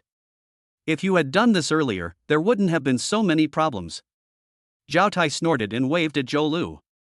Seeing this, Zhou Lu immediately walked up to Zhao Tai obediently. Zhao Tai looked at Zhou Lu, who looked well behaved, and nodded with satisfaction. I didn't expect you to look so charming in palace dress. Director Wang has a costume drama coming up. I can let you play the leading female role. Zhou Lu was overjoyed when she heard this. Fortunately, this woman did not get carried away. Brother Zhao, if you have any requests in the future, just let me know. If I, Zhou Lu, frown, my mother will die. Seeing Zhou Lu being so sensible, Zhao Tai's eyes showed a little more appreciation. Speaking of requests, I do have one. That is, after the movie is released, you can come to me with a few sets of clothes you wore during the filming. Have to say, this guy Zhao Tai really knows how to have fun. Even this kind of trick can be thought of. When Zhou Lu heard that she could play the leading female role, she immediately put aside all her pride. Brother Zhao, no problem. As they were talking, Zhou Lu had already laid down in Zhao Tai's arms. Just as the two were getting ready to get down to business, a cell phone rang in the villa. Zhou Lu noticed that Zhao Tai was staring at her with a vicious look and quickly shook her head. Brother Zhao, it's none of my business. I have already turned off my phone as you requested. Only then did Zhao Tai realize that it was his cell phone ringing. Zhao Tai gave Zhou Lu a look, and the other party immediately reacted and took Zhao Tai's phone obediently. As soon as the phone was connected, a man's voice was heard. "Boss, someone came to our place to cause trouble. Brother Wolf asked me to notify you to come over." Zhao Tai knew that Alung was always reliable. Since he asked someone to call and inform me to go there, something big must have happened. Zhao Tai stood up and said to Zhou Lu, who looked nervous, "Just wait here obediently, I'll be back soon," then disappeared into the villa. When Zhao Tai arrived at Fengyue Bar, he found that the bar, which used to be bustling with business, was now deserted. The younger brothers who were in charge of watching the place were lying on the ground groaning. And his capable General Alung was confronting a middle-aged man. When Alang heard footsteps behind him, he immediately turned his head and glanced. When he found out that the person coming was Zhao Tai, he secretly breathed a sigh of relief. No way! The pressure from the middle-aged man in front of him was too great. Alang didn't seem to doubt that the other party was serious about it. No one here can walk out of this bar standing. Alung nodded quickly towards Zhao Tai, then pointed in the direction of Wang Qingji. Zhao Tai is not a fool either. Naturally, one can judge from Alung's action that the seemingly honest and simple middle-aged man not far away is the one who caused the trouble. Zhao Tai walked up to Alang and asked with a vague look in his eyes, "Brother, are you short of money?" Wang Qingji twisted his neck and said impatiently, "You don't have to beat around the bush to test me. I don't have much hatred against you. It's just that someone wants to see you." "Anyone want to see me?" When Zhao Tai heard this, he rolled his eyes. "Even if you want to see me, there's no need to make such a big fuss." Wang Qingji did not give Zhao Tai a chance to continue speaking. He turned his head and asked Zhang Chuan, who was sitting in the corner, "Is this the person you are looking for?" Zhang Chuan nodded, immediately stood up and walked over. "Zhao Tai, leader of the Huwei gang, you are 41 years old this year. 10 years ago, in order to eliminate dissidents, you deliberately caused a car accident and killed a leader of the Huwei gang. 8 years ago, in order to get a piece of land, you sent people to burn down the houses there. 5 years ago." As the young man in front of him told the story one by one, Zhao Tai's eyelids twitched wildly. Zhao Tai did indeed do these things. But Zhao Tai thought that he had done it perfectly and no one would notice it at all. But how did the other party know? Zhang Chuan walked to Wang Qingji, looked at Zhao Tai with a strange expression, and asked with a smile, "Zhao Tai, I have evidence of your crimes over the years. Do you believe it? Don't think about starting with the people around me and snatching the evidence away and destroying it. I have already made several copies of the evidence and hidden them in different places and given them to different people. As soon as something happens to me, the evidence will be sent to the police station." Thoughtful. This was Zhao Tai's first impression of Zhang Chuan. But think about it, a young man who is weak and powerless dares to come and threaten the gangster boss. If you are not prepared, it would be tantamount to seeking death. Zhao Tai took a deep breath and stared at Zhang Chuan, as if he wanted to confirm something. "How did you get it? If I say I sent someone to collect them, would you believe me?" Hearing this answer, Zhao Tai's face instantly turned gloomy. "What do you want to do?" Zhang Chuan glanced at Zhao Tai and asked back with a playful look. "Guess what I want to do?" Zhao Tai. If the current situation did not allow it, Zhao Tai would have liked to swear. "I guess you, uncle. If I could guess what you're doing. Why would I stand here and talk nonsense with you?" Zhang Chuan noticed that blue veins were faintly appearing on Zhao Tai's forehead, and he stopped teasing this guy. "I came here today just to meet you. After all, I will be staying in Ninghai for a while. If I encounter any trouble in the future, I hope that Boss Zhao can help solve it." Although Zhang Chuan spoke so politely, his words were not polite at all. "Now I have evidence of your crime, Zhao Tai. If I speak up in the future and you, Zhao Tai, dare not help me, don't blame me for turning my back on you." As soon as these words came out, Zhao Tai's brain started to work rapidly. "Are you giving in now? Doesn't this mean that you will be controlled by the other person for the rest of your life? How about giving it a try? Just kill the other party directly?" Just as Zhao Tai was thinking, Zhang Chuan's voice rang in his ears again. Hey, Boss Zhao, are you really taking my words for granted? Or do you think I don't dare to send the evidence to the police station?"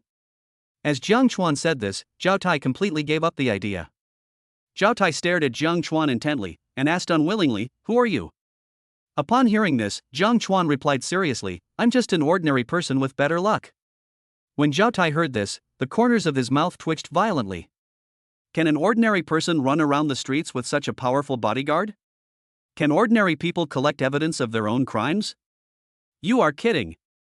If Jiang Chuan knew what Zhao Tai was thinking at this moment, he would definitely spread his hands and say helplessly, I'm really just an ordinary person with better luck. Chapter 40, Zhao Tai has a super imagination ability. After all, Zhao Tai is the boss of the Huwei gang. He has hundreds of people under him. In addition to these hundreds of people, Zhao Tai has another trump card. That's the gun. No matter how good a person is at fighting, he is no match for a gun. It is harder than climbing to the sky for an ordinary person to get a gun. But for Zhao Tai, it was easy. There is a Type 56 pistol in Zhao Tai's private villa. The reason why Zhao Tai's men did not choose to fire their guns at the beginning was because the wine had a certain odor that could not be seen by humans. Once gunshots are heard inside this bar, trouble will follow. Now, Zhao Tai's men were even more afraid to use their guns. After all, the young man in front of him said it very clearly. Once he dies here, all the evidence of his crimes will appear at the police station.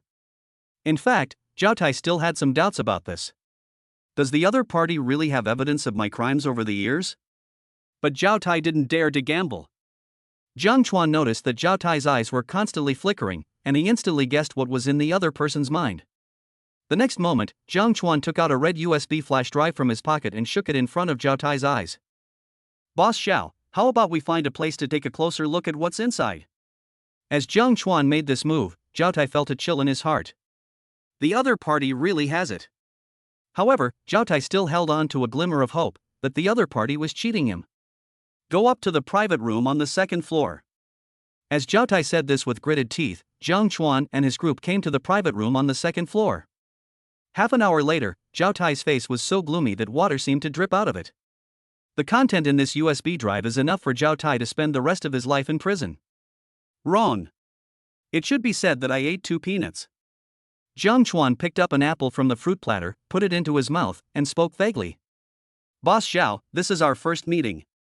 Consider this USB drive my gift to you. Fuck you. Even a fool knows that the contents of this USB drive are copied. Moreover, you stated clearly that the contents of the USB drive were copied several times. If you give me a USB drive now, it will be of no use. If you can, give me all the USB drives. Zhao Tai calmly put the USB drive into his pocket, and after trying for a long time, he finally managed to put a smile on his face. I don't know how to address you, sir. Jiang Chuan swallowed the apple in one gulp and said with a smile. My name is Jiang Chuan. The river flows into the sea, and the stream never stops. What a good name. Perhaps it was because Zhao Tai seldom flattered others. This flattery is very stiff. I don't know what I need to do so that Brother Jiang can make these things disappear from this world completely. The contents of the USB drive were like a sword hanging over Zhao Tai's head, making him unable to feel at ease forever. Therefore, even though Zhao Tai knew that there was little hope, he still wanted to give it a try. Jiang Chuan glanced at Zhao Tai and said jokingly, If you die, these things will have no value to me. Otherwise, if you die, I will make those things disappear from this world completely. Brother Jiang, stop joking with me. Boss Xiao joked with me first. As soon as these words were spoken, the room immediately fell into silence. Wang Xingji, who had been standing behind Jiang Chuan, looked strange when he saw this scene. Jiang Chuan, this kid, seemed to be able to deal with a ruthless character like the leader of the Huwei gang with ease. If you really give him a chance, then it won't take off yet. What if this kid really becomes successful in the future and allows me to fulfill my original promise? What should I do then? After all, he was not familiar with the number 1 scholar, and the other party's fighting ability was even higher than his own. I can't just kneel down in front of someone's door and beg them to be Jiang Chuan's bodyguard.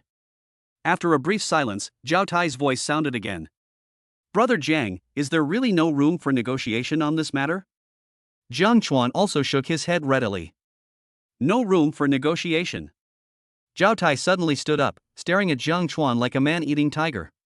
When Jiang Chuan saw the scene, he leaned back and leaned his whole body on the sofa. What? Are you planning to flip the table? Why don't you flip one over for me to see? Eye to eye. Neither side showed any intention of backing down. At this moment, the atmosphere in the box was tense to the extreme. Not knowing how much time had passed, Zhao Tai gave a bitter smile. It's true that heroes emerge young. This time, I, Zhao Tai, admit defeat.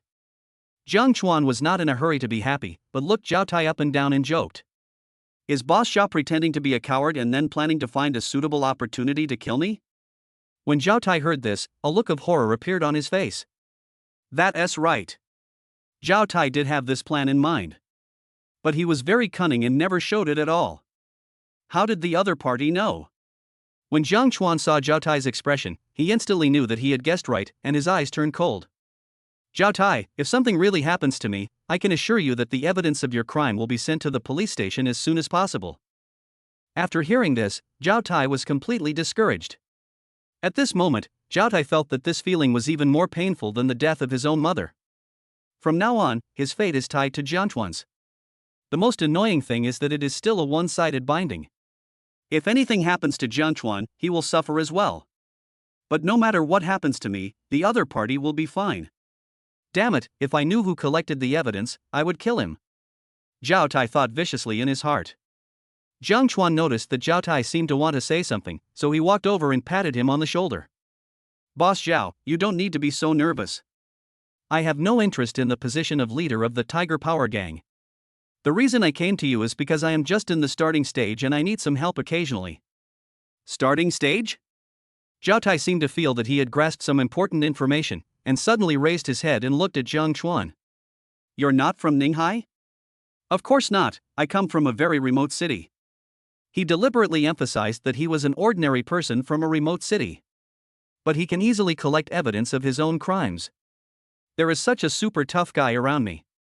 But the career has just started. All of these things were connected together, allowing Zhao Tai to automatically imagine some scenes in his mind. A young master from the imperial capital bid farewell to his family and left his original city with his most trusted bodyguard. The other party intends to establish a career in Ninghai and gain recognition from the family elders. That's right. That's definitely the case. If there is no help from external force, how could the other party possibly collect evidence of his crime? Although Zhao Tai is the boss of the Huwei gang, he is powerful and influential.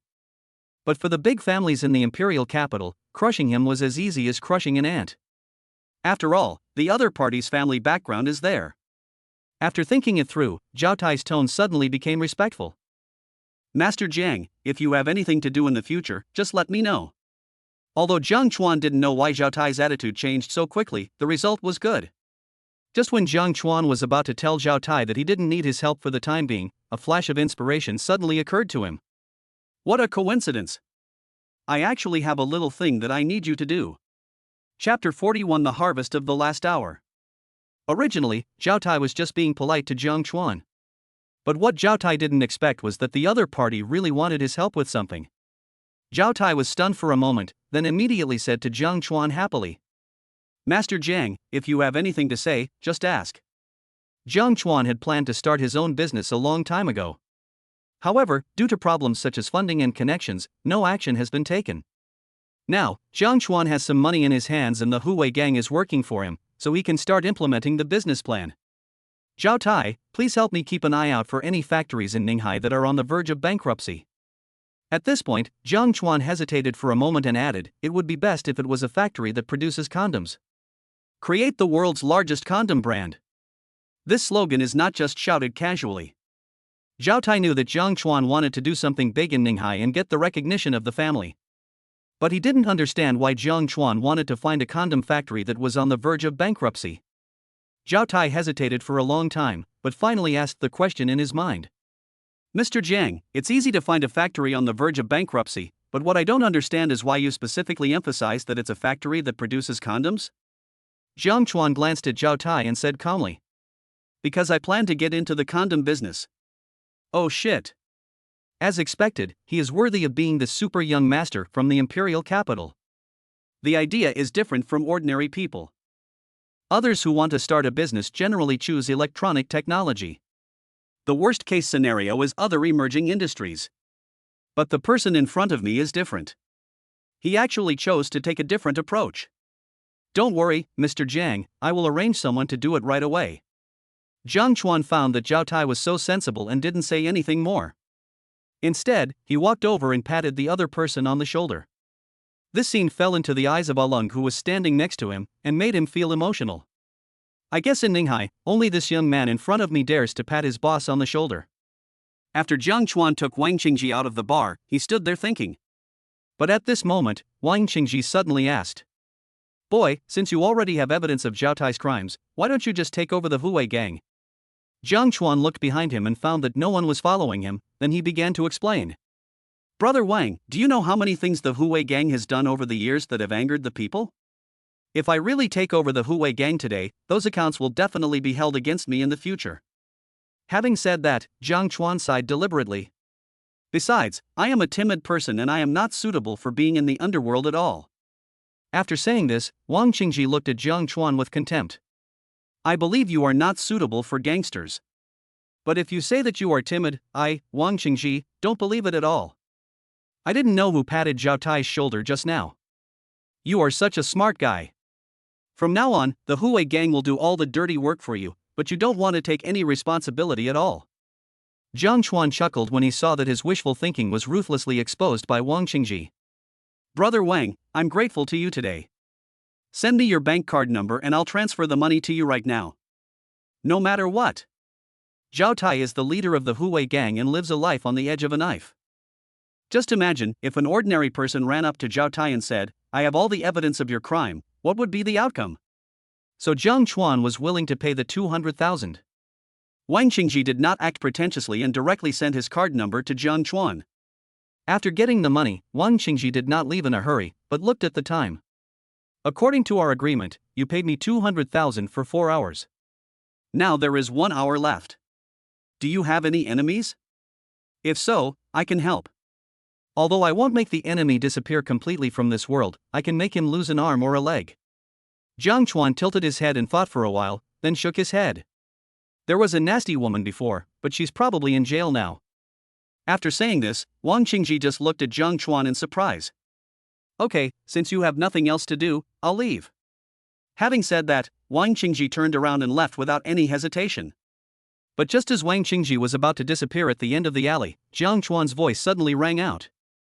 "Brother Wang, I don't have to finish this hour, I feel like I'm at a disadvantage." Wang Qingji turned around and asked with a smile. "Tell me, what else do you need me to do for you?" Jiang Chuan walked quickly to Wang Qingji and pointed to a convenience store not far away. "I've thought about it carefully.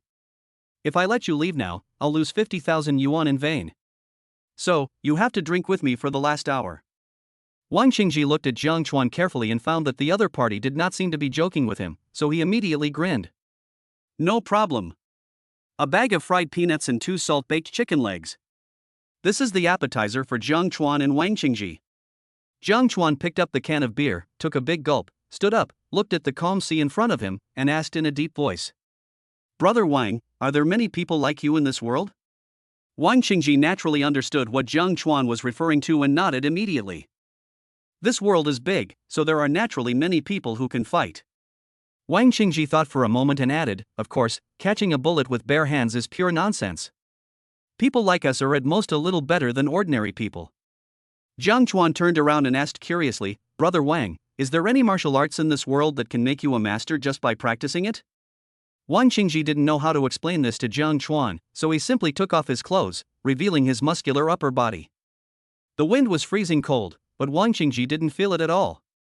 Wang Qingji pointed to a certain part of his ribs and said calmly, "I was hit by that beast and broke 5 ribs.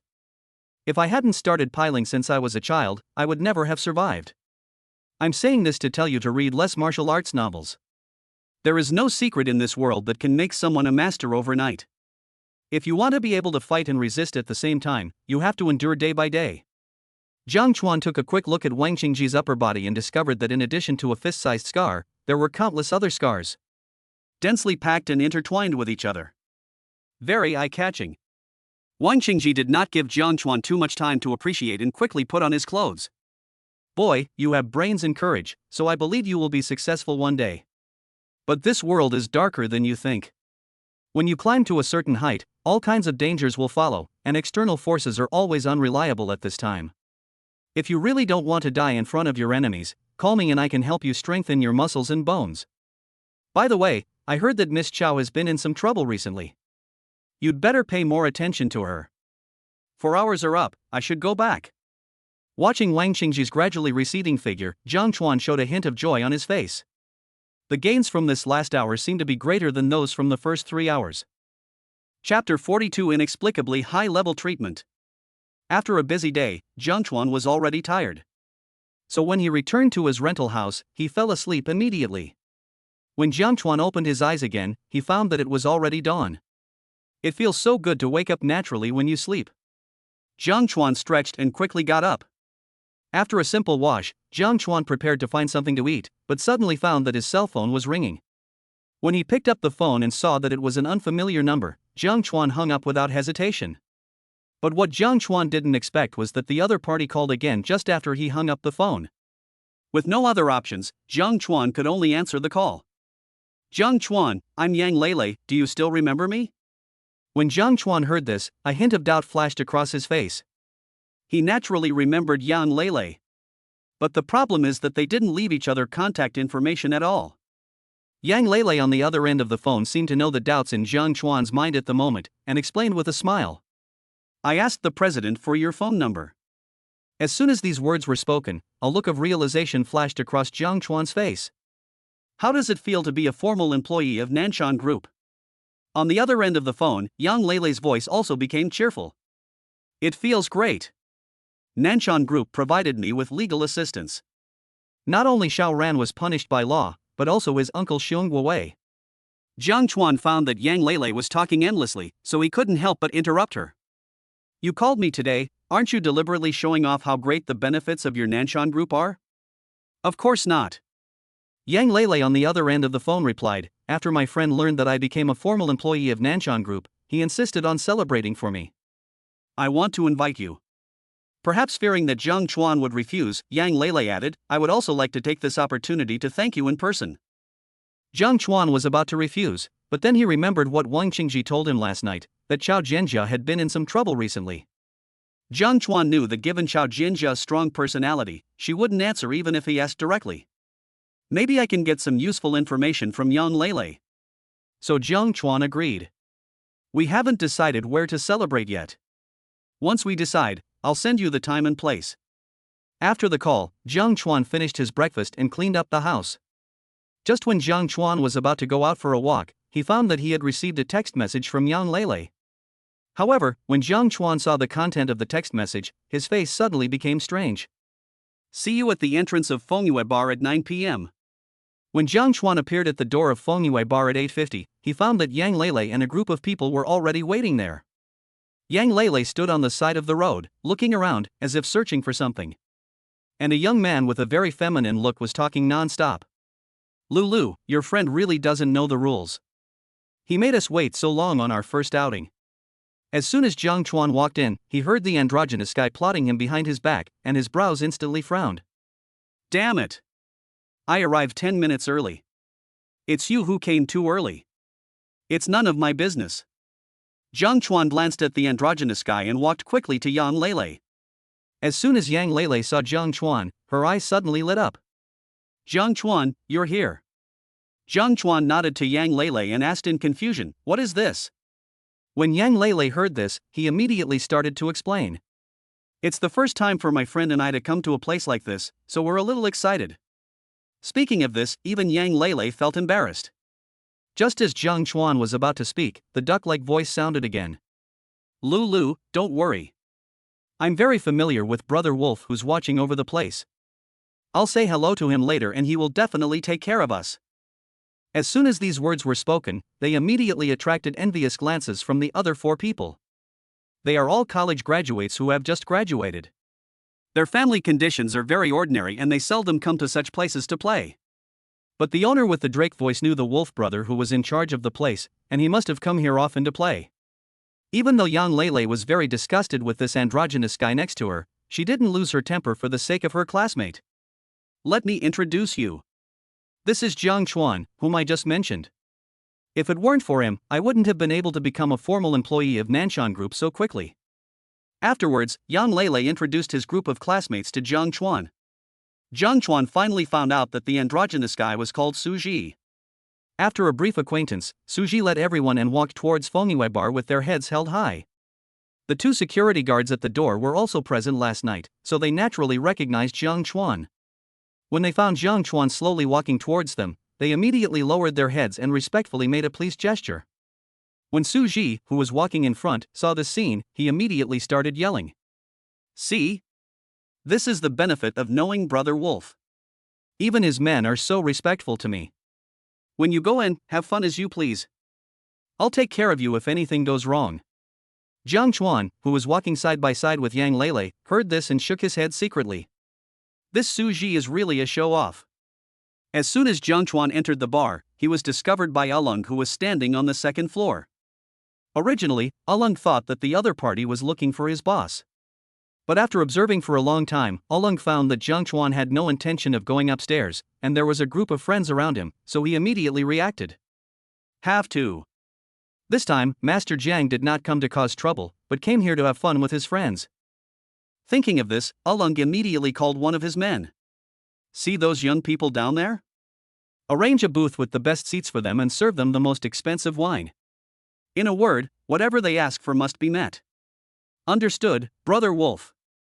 The subordinate responded and quickly went down to the second floor. Suji is pursuing Yang Lele, so he must pay for this order today. Just when Suji was thinking about whether to order a few glasses of the cheapest wine to fool these unsophisticated country bumpkins in front of him, a man in a suit walked up to him. Everyone, the booths have been arranged for you, please follow me. Upon hearing this, Suji was stunned at first, and then immediately became ecstatic. I had only met Brother Wolf once, but I didn't expect that he still remembered me. Not only remember yourself, but also be so passionate about yourself. First, he asked the security guard at the door to give him enough face, and then he planned to treat him warmly. Next time I see Brother Wolf, I must thank him properly. Suji thought so in his mind, and waved his hand, signaling Yang Lele and the others to follow. When Jiang Chuan saw this scene, a look of surprise appeared on his face. I didn't expect that Suji really has some real stuff. In fact, even Jiang Chuan himself didn't know that the reason this group of people were treated so highly was entirely because of him. Chapter 43. You have no right to scold me. Fengwei Bar. In a booth with the best position. Suji was talking freely. He said he was talking eloquently, but he was just bragging. The last time I was drinking with Brother Wolf, he said that he would treat me well when I came to his territory. The treatment we received this time was so good, it must have been arranged by Brother Wolf. As soon as these words were spoken, Yang Lele's group of friends immediately began to compliment her. Suji, I didn't expect you to be doing so well after graduating from college. Brother Ji, if you become rich in the future, please don't forget us. This time we can receive such high-level treatment, all thanks to Brother Ji. I suggest that we all give Brother Ji a toast. As they were talking, everyone had already raised their glasses. Suji was about to pick up the wine glass, but suddenly he noticed that Jiang Chuan, who was sitting next to Yang Lele, didn't move at all, and a look of displeasure immediately appeared on his face. What are you showing off for? If it weren't for me. Can you sit on this booth? If it weren't for me. How can you drink such high-end wine? Just when Suji was about to lose his temper, Yang Lele spoke. Suji, Jiang Chuan drove here, so he can't drink. Yang Lele had no idea whether Jiang Chuan was driving or not, so she said that. I just don't want the situation to become too awkward. Suji noticed that Yang Lele had already started talking, and he immediately suppressed his anger. What a bummer. If he doesn't drink, we should drink. After that, Suji took the lead in raising his glass. As for Yang Lele, he drank up the wine with a helpless look on his face. In fact, Yang Lele is not interested in Suji. This guy took advantage of his family's little money and got into a lot of trouble when he was in college. It was completely an accident that Suji appeared here this time. Yang Lele originally planned to invite a few of his good friends to celebrate. But no one knows who leaked this news to Suji. This guy just came here with such a thick face. After Suji sat down, he glanced at Jiang Chuan, who was sitting next to Lin Jia, and a gleam of light flashed in his eyes. Ah Wei, I heard that you have been looking for a job since graduation. I wonder if you have found one. The Wei mentioned by Suji is a tall young man whose original name is Zhou Wei. Even though Zhou Wei is a head taller than Suji, he is as timid as a grandson in front of Suji. Hearing Suji's words, Zhou Wei smiled bitterly. Brother Ji, you also know that it is difficult to find a job nowadays. I have no work experience and no background. It is too difficult to find a better job. When Su Ji heard this, the sense of superiority on his face could no longer be hidden. Right after I graduated, my family arranged for me to work in a foreign company. The salary and benefits were good, but I found it boring and planned to start my own business. Suddenly, Su Ji pretended to have suddenly thought of something and slapped his forehead. By the way, my uncle works for a foreign company. I heard that their company is looking for someone recently. I'll ask you some other day. When Zhou Wei heard that Su Ji wanted to introduce him to a job, he quickly stood up, picked up the wine glass, and said to Su Ji with a grateful look on his face, "Brother Ji, I am grateful for your kindness. If you need my help in the future, just let me know." After saying that, Zhou Wei tilted his head back and drank up the wine in the glass. In contrast, Su Ji just picked up the wine glass and took a sip. After doing all this, Su Ji's gaze shifted to Zhang Chuan. "Zhang Chuan, you look about the same age as us, so you should be a college student who just graduated this year, right?" Although Zhang Chuan didn't know what Su Ji was up to, he still nodded. "I just graduated this year." After saying this, Su Ji seemed to have found a breakthrough. "How could I not know where you are now?" When Zhang Chuan heard this, he immediately knew what Su Ji was planning. However, Zhang Chuan did not expose him, but answered honestly. "After graduation, I joined a small business, but I don't know if it was just bad luck or the current economic downturn, but after less than 2 months of work, the company went bankrupt." When Su Ji heard this, his heart was filled with joy. "I don't even want to work in a foreign company. But Zhang Chuan can't even find a decent job now. What can you compare yourself with? Am I being too cautious? How could such a guy possibly become my love rival?" As Su Ji thought this in his heart, the smile on his face became brighter and brighter. He even forgot that Zhang Chuan didn't stand up to toast him. Indeed, the economy is in recession now, and many large companies can't hold on, not to mention those small workshops. "By the way, Zhang Chuan, what major did you study in college?" Zhang Chuan did not answer the question, but asked back with a playful expression. "You want to pursue Yan Lele?" Zhang Chuan's sudden words caught Su Ji off guard. But when he thought that it might be a good thing to point out the matter here, he nodded quickly. "Yes, I liked Yan Lele when I was in college." When Zhang Chuan heard this, he stood up, walked behind Su Ji and patted him on the shoulder. "If you want to pursue Yan Lele, then just do it openly. Why are you asking so many roundabout questions? Are you going to tell me next that you plan to find me a job to show how awesome you are?" Zhang Chuan held Su Ji's shoulders tightly with both hands, preventing him from getting up. "It's not shameful to chase girls. What's shameful is to use these crooked ways. What's the matter? You know you look androgynous and quack like a drake in heat, so you deliberately try to feel superior in these ways?" As Zhang Chuan's words became more and more impolite, Su Ji threw away the hands on his shoulders and said viciously, "Zhang Chuan, I was trying to introduce you to a job with good intentions, but you..." "Good intentions?" Before Su Ji could finish his words, Zhang Chuan interrupted him with a sneer. "Are you introducing Zhou Wei to a job out of kindness?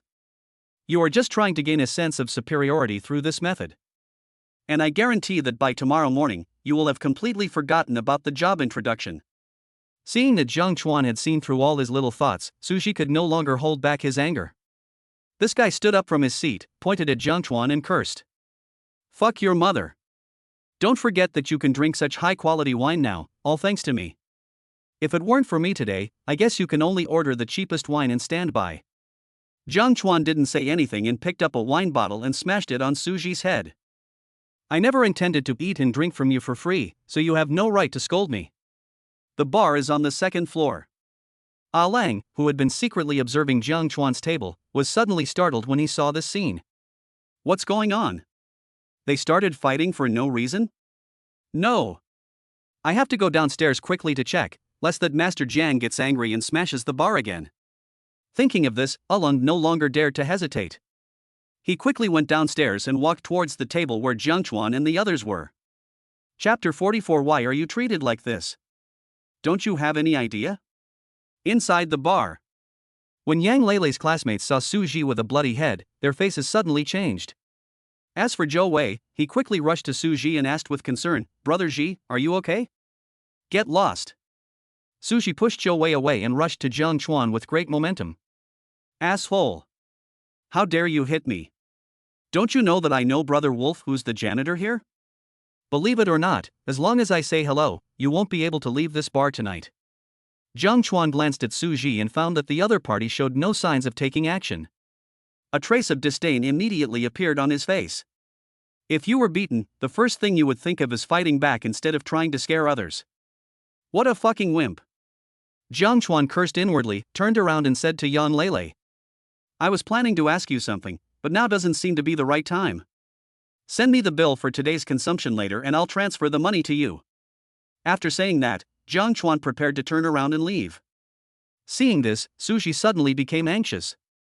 The other party hit him on the head and wanted to leave. There is no such good thing in this world. Su Ji dodged and quickly blocked Jiang Chuan's way. When Jiang Chuan saw the scene, he crossed his arms over his chest and asked with interest. What? You're not convinced? Then go ahead and do it. After hearing this, Su Ji was so angry that he trembled all over. But when he really did it, he felt a little scared. After all, the other person is over 1.8 meters tall. If a fight really breaks out, I will definitely be the one who suffers. Just when Su Ji was thinking about how to get back at his old self today, he suddenly caught a glimpse of a familiar figure walking towards him. Brother Wolf! Su Ji shouted excitedly and walked quickly towards Alung. Lang was wondering why Jiang Chuan was so angry when he suddenly heard someone calling him. Lang looked in the direction of the voice and found an unfamiliar young man walking towards him quickly. Su Ji walked quickly to Alung and said excitedly, Brother Lang, I'm Su Ji. We met at the Shangri-La Hotel last time. Lang searched carefully in his mind and found that there was no information about Su Ji at all. His face suddenly became strange. However, Alung was still unsure about the relationship between Jiang Chuan and Su Ji, so he did not deny it on the spot. What is your relationship with him? Su Ji noticed that Alung was pointing at Jiang Chuan opposite him, and thought that the other party was trying to help him get back his face, so he straightened his back immediately. Brother Wolf, I have nothing to do with him. This guy is just here to eat and drink for free. At this time, Su Ji didn't notice at all that the way Alung looked at him had changed. This guy is still recounting Jiang Chuan's crimes. I invited that bastard here for a drink with good intentions, and I was going to introduce him to a job, but he didn't appreciate it, and he even hit me on the head with a bottle. Brother Wolf, do you think this bastard is a slut? Should he be taught a lesson? After hearing what Su Ji said, Zhou Wei and the others looked at Jiang Chuan with gloating feelings. Boy! You dare to provoke Brother Ji, let us see how you end up. Yang Lele found out that Su Ji ran to that wolf brother and exaggerated the story, and he was very anxious. The reason why I called Jiang Chuan tonight was that I wanted to thank him in person. That's good. Before I could even express my gratitude, I had already caused Jiang Chuan so much trouble. Lang heard Su Ji calling him son of a bastard and he already understood what was going on. You're right. He really deserves a good beating. As soon as these words came out, Su Ji felt ecstatic. In his opinion, Alung was planning to vent his anger. But the next moment, a slap flew towards his face. Bang! As a clear and loud slap sounded, everyone present was stunned. Su Ji covered his slapped cheek and asked with a wronged look on his face. Brother Wolf, did you hit the wrong person? Lang stared at Su Ji with a gloomy face and spoke word by word. What qualifications do you have to call young Master Jiang a bastard? I arranged the best booths and served you the best wine for young Master Jiang's sake, but now you are turning around and saying that young Master Jiang is just eating and drinking for free. Why are you being treated like this tonight? Don't you have any idea? Lang became angrier and angrier as he spoke, so he slapped Su Ji twice and finally kicked him to the ground. When Zhou Wei and the others saw the scene, they were so frightened that they dared not even breathe. Previously, they all thought that the bar would receive them with such high standards entirely because of Su Ji's face. But what I never expected was that it was all thanks to Jiang Chuan. At this moment, Zhou Wei and the others were filled with regret. If I had known that all this was caused by Jiang Chuan, I should have established a good relationship with him earlier. After kicking Su Ji to the ground, Alung winked at the two men behind him. The two men understood what was meant and immediately dragged Su Ji to the corner. As for what will happen next, even a fool knows it.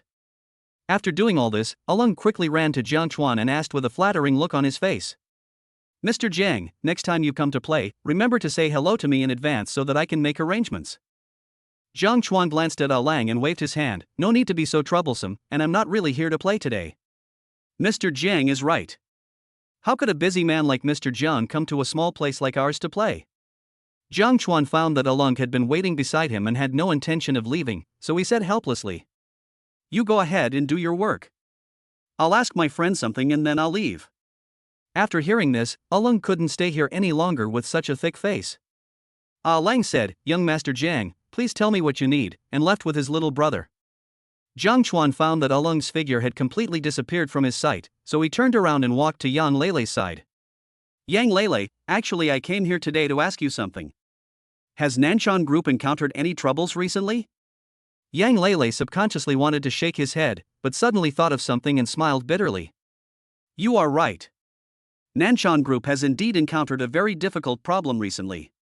Chapter 45, Reputation Collapses, Nanshan Group Faces Crisis. When Jiang Chuan learned that Nanshan Group had really run into trouble recently, he quickly walked up to Yang Leilei. "Tell me, what happened?" Yang Leilei did not answer the question immediately, but looked around, as if he wanted to say something but hesitated. When Jiang Chuan saw Yang Leilei's action, he reacted immediately. "Let's go out and talk." After what happened just now, Yang Leilei was in no mood to continue celebrating and quickly walked out of the bar. Seeing this, Jiang Chuan subconsciously prepared to take a step forward. But at this moment, Jiang Chuan suddenly thought of something and turned to speak to Yang Leilei's group of friends. "You guys continue to play, don't worry about the bill. Leng had already made it very clear before. The reason why they are treated so highly. It's all for Jiang Chuan's sake." Jiang Chuan also believed that even if he left early, Alung would not hold a grudge against these young people. Zhou Wei was about to say something, but Jiang Chuan didn't give him the chance and walked out of the bar directly. As soon as Yang Leilei left the bar, she felt a lot more peaceful. "It seems that I am still not suitable for this kind of occasion." Yang Leilei smiled self-deprecatingly, then turned and looked at Jiang Chuan. "Jiang Chuan, you just asked me if something happened to Nanshan Group?" After Jiang Chuan nodded, Yang Leilei smiled bitterly. "Recently, our Nanshan Group has encountered a very difficult matter. If this matter is not handled properly, it is very likely that the president's years of hard work will go to waste." Seeing that Yang Leilei made the matter so serious, Jiang Chuan's expression also became serious. "Tell me quickly, what's going on?" Yang Leilei found that there was no one around, so he told everyone about the recent situation of Nanshan Group. It turned out that some time ago, Nanshan Group's latest product was launched on the market and achieved very good results. This should have been something to be happy about. But just a few days ago, a batch of high-quality imitations of Nanshan Group's new products suddenly appeared on the market. These high-quality imitations are almost identical to Nanshan Group's new products except for the materials. It can be completely indistinguishable from the real thing. As this batch of high-quality imitations flowed into the market, Nanshan Group faced the biggest crisis of trust in its history. When Jiang Chuan heard this, he subconsciously interrupted Yang Leilei. "That's not right. Nanshan Group is an old company after all. It should have encountered similar incidents before. But why did this incident have such a big impact on Nanshan Group?" Yang Leilei seemed to have known that Jiang Chuan would ask this question, and shook his head solemnly. "This time is different from the past. As soon as the high-quality imitations entered the market, our Nanshan Group sent people to investigate the matter, but..." At this point, Yang Leilei deliberately lowered his voice. "This time, we can't find any clues about Nanshan Group. We suspect that someone wants to take advantage of the opportunity to destroy Nanshan Group." At this moment, Jiang Chuan finally understood why Yang Leilei said that this matter was very tricky. Nanshan Group is an old established enterprise after all, and it must have its own emergency plan in the face of such a situation. But this time, Nanshan Group couldn't find the source of that batch of high-quality imitations. In other words, this batch of high-quality imitations did not come from a small workshop among the people, but from a big shot. The purpose of that big shot doing this is to destroy Nanshan Group. "Jiang Chuan, I heard that the president has been unable to sleep for several days because of this matter. Do you want to go see her?" In Yang Leilei's opinion, since Jiang Chuan calls Chao Jianjia and Chao, the two should be relatives. Now that Chao Jianjia is in such a situation, Jiang Chuan naturally needs to show some concern. "You're right. I should go see Aunt Chao." Jiang Chuan nodded, then pointed at the Fengyue bar behind him and asked, "Do you want to continue playing here or go home?" Yang Leilei glanced at the Fengyue bar and shook his head quickly. "I don't like the environment inside. If my friend didn't insist on coming to this kind of place, I wouldn't come here." After learning that Yang Lele was planning to go home, Jiang Chuan personally stopped a car for her. Yang Lele seemed to know that Jiang Chuan had important things to do next, so she didn't delay. After watching the taxi that Yang Lele was riding in leave, Jiang Chuan stood there thinking for a moment, then waved for a car. But as soon as he got into the taxi, Jiang Chuan discovered a problem. That means he still doesn't know where his Aunt Chow lives? Jiang Chuan felt that it was a bit abrupt to call a woman at this time to ask for her address. So Jiang Chuan decided to call Wang Qingji. As Chao Jianjia's bodyguard, Wang Qingji should know her address. As soon as the call was connected, Wang Qingji's unpleasant voice was heard. "Kid, you asked me to call me when I figured it out, but I didn't ask you to call me in the middle of the night. You can't ask me to teach you boxing now." Jiang Chuan found that the other party had misunderstood his meaning, and hurriedly explained, "Brother Wang, you misunderstood. I didn't ask you to teach me boxing now, but I wanted to ask you where my Aunt Chow lives. Why are you asking for Miss Chow's address so late? Forget it, I don't want to get involved in the matter between you two. Miss Chow lives over at Jiangshan Villa, but you, an outsider, definitely can't get in. I'll wait for you at the gate. Brother Wang, thank you." Jiang Chuan thanked Wang Qingji on the phone, and then asked the taxi driver to take him to Jiangshan Villa. When the taxi driver learned that Jiang Chuan was going to Jiangshan Villa, his eyes suddenly became strange. However, based on the principle of not making money if you have the money, you are a bastard. The taxi driver still took Jiang Chuan to Jiangshan Villa. After Jiang Chuan paid the fare, he saw Wang Qingji standing at the gate. Jiang Chuan discovered that no matter how cold the weather was, Wang Qingji always wore the thin green clothes. Jiang Chuan nodded to Wang Qingji, and the two of them quickly walked into Jiangshan Villa. As soon as Jiang Chuan entered Jiangshan Villa, he realized that he had never seen such a community before. There are hospitals, shopping malls, gyms, hot springs, clubs, all the facilities you need in the community. Moreover, Jiang Chuan learned from Wang Qingji that the property management fee alone was more than 70,000 yuan. It's just the property fee. Boy, Miss Chow's private villa is in front. I have already greeted the security guard there. You can go in directly. Jiang Chuan nodded to Wang Qingji, then quickly walked towards the villa in front. Chapter 46. Don't be afraid, Aunt Chow. I'm here. The second floor of a villa. Chao Jianjia looked at the report in her hand, and for the first time ever, a trace of helplessness appeared on her face. 3 full days. I still haven't found the source of that batch of high-quality imitations. Chao Jianjia also has a high-quality imitation in her hand, which is exactly the same as Nanshan Group's new product. If Chao Jianjia hadn't known the truth, she would have really thought that the high-quality imitation was a product of their Nanshan Group. Who wants to bring down Nanshan Group? At this moment, countless names flashed through Chao Jianjia's mind. But in the end, those names were excluded by Chao Jianjia. Chao Jianjia would never have thought that Nanshan Group would encounter such a big crisis this time. Think about it carefully. If we allow this batch of high-quality imitations to flow into the market without doing anything. Wait until the fermentation reaches a certain level. Then someone else jumped out and said that Nanshan Group was using inferior products to deceive customers. By that time, the reputation that Nanshan Group has built up over the years will be destroyed. Boom boom boom. Just when Chao Jianjia was having a headache about this matter, there was suddenly a knock on the door. Because Chao Jianjia often works until late at night, she did not choose to live with her parents. And the hired bodyguards would never easily set foot in this villa unless there was an emergency. There are only Aunt Wang and Chao Jianjia in this villa. Auntie Wang, I don't want to eat supper, you should get some rest. In Chao Jianjia's opinion, it must be that Auntie Wang, who had lived with her for many years, noticed that the light in her room was still on, so she came upstairs to ask her if she wanted to have a midnight snack. But what Chao Jianjia didn't expect was that after she said that, the knocking on the door continued. In desperation, Chao Jianjia could only decide to talk to Aunt Wang in person and explain everything clearly. But what Chao Jianjia didn't expect was that when she opened the bedroom door, the person standing at the door was not Aunt Wang, but Jiang Chuan. Jiang Chuan looked at Chao Jianjia's astonished expression and smiled slightly. Aunt Chao, staying up late can make women age quickly. Chao Jianjia asked back without even thinking. You think I'm old? But as soon as he said that, Chao Jianjia felt a little regretful. What is the relationship between me and Jiang Chuan? How can you say such a thing?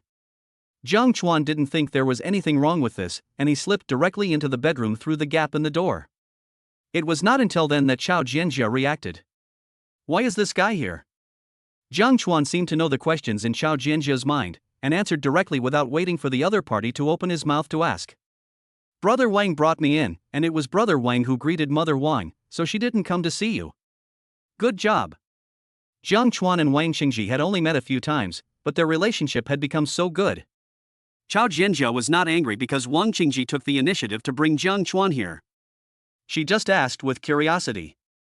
What are you doing here so late? Jiang Chuan took out a box of exquisite pastries from behind him like a magic trick and answered with a smile. I'm bringing you a midnight snack, of course. Chao Jianjia glanced at the pastries in Jiang Chuan's hand and found that they were exactly the same as the ones Wang Ma bought in the supermarket this afternoon. She couldn't help rolling her eyes. Not only did Aunt Wang let you up here, she also asked you to bring me some pastries. I really don't know what she was thinking. Although Chao Jianjia said this, she still took the pastry from Jiang Chuan's hand and started eating. Jiang Chuan looked at Chao Jianjia eating with gusto and subconsciously touched his stomach. When Chao Jianjia saw Jiang Chuan's action, she asked unhappily, "Didn't you have dinner?" I ate, but I'm hungry again. Upon hearing this, Chao Jianjia immediately picked up a piece of cake from the cake box and handed it to Jiang Chuan. Eat it. Jiang Chuan didn't hesitate to take the cake and took a bite. In fact, Chao Jianjia was not hungry, but she just ate a little for Jiang Chuan's sake. After Chao Jianjia put the last bit of cake into her mouth, she started to ask. Tell me, why are you here so late at night instead of sleeping? Jiang Chuan put the last piece of cake into his mouth, clapped his hands and smiled. Aunt Chao, I also heard about what happened at Nanshan Group. Jiang Chuan noticed that Chao Jianjia's expression changed slightly and immediately changed his words. I heard it from Yang Lele. After hearing this, Chao Jianjia secretly breathed a sigh of relief. If even an ordinary person like Jiang Chuan knew about the high-quality imitations, then it would mean that Nanshan Group's reputation would soon be ruined. Does what happened recently at Nanshan Group have anything to do with why you came to see me so late? Of course it does. Jiang Chuan puffed out his chest and said with determination, You are my Aunt Chao, so your business is naturally my business. Chao Jianjia was amused by Jiang Chuan's reaction and asked with a curious look on her face. So how do you plan to help Aunt Chao solve this problem? Of course, we need to find the source of that batch of high-quality imitations and help you, Aunt Chao, uncover the real culprit behind the scenes. What a silly boy. In Chao Jianjia's opinion, even if she used all the connections of Nanshan Group, she still couldn't find the source of the batch of high-quality imitations, let alone Jiang Chuan. However, Chao Jianjia did not say anything to criticize Jiang Chuan, but smiled and encouraged him. Aunt Chao is optimistic about you, keep going. Jiang Chuan knew that Chao Jianjia didn't believe that he could find out the real culprit behind the incident, but he didn't say much. Some things need time to verify. Jiang Chuan stayed in the bedroom for nearly an hour and found that Chao Jianjia always looked listless, so he couldn't help but urge her. Aunt Chao, it's getting late, you should go to bed. Chao Jianjia answered very honestly. I can't sleep. That won't work. You have to sleep even if you can't. Having said that, Jiang Chuan pulled Chao Jianjia to the bed without further ado. Just when Jiang Chuan was about to take off Chao Jianjia's clothes, he was glared at by her. Jiang Chuan took back his right hand, and Shan Shan smiled and said, Aunt Chao, take it off yourself. Chao Jianjia rolled her eyes at Jiang Chuan and asked unhappily, Are you planning to stay here overnight? Ah. Chao Jianjia looked at Jiang Chuan's exaggerated reaction and immediately realized that this guy really planned to spend the night here. Helpless, Chao Jianjia could only speak. Find yourself a room and leave at daybreak tomorrow. No problem.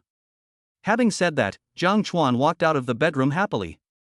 But just as Jiang Chuan was about to step out of the bedroom door, he suddenly turned around and said to Chao Jianjia, Don't be afraid, Aunt Chao. I'm here. Chao Jianjia originally wanted to say something, but looking at Jiang Chuan's determined eyes, she finally nodded.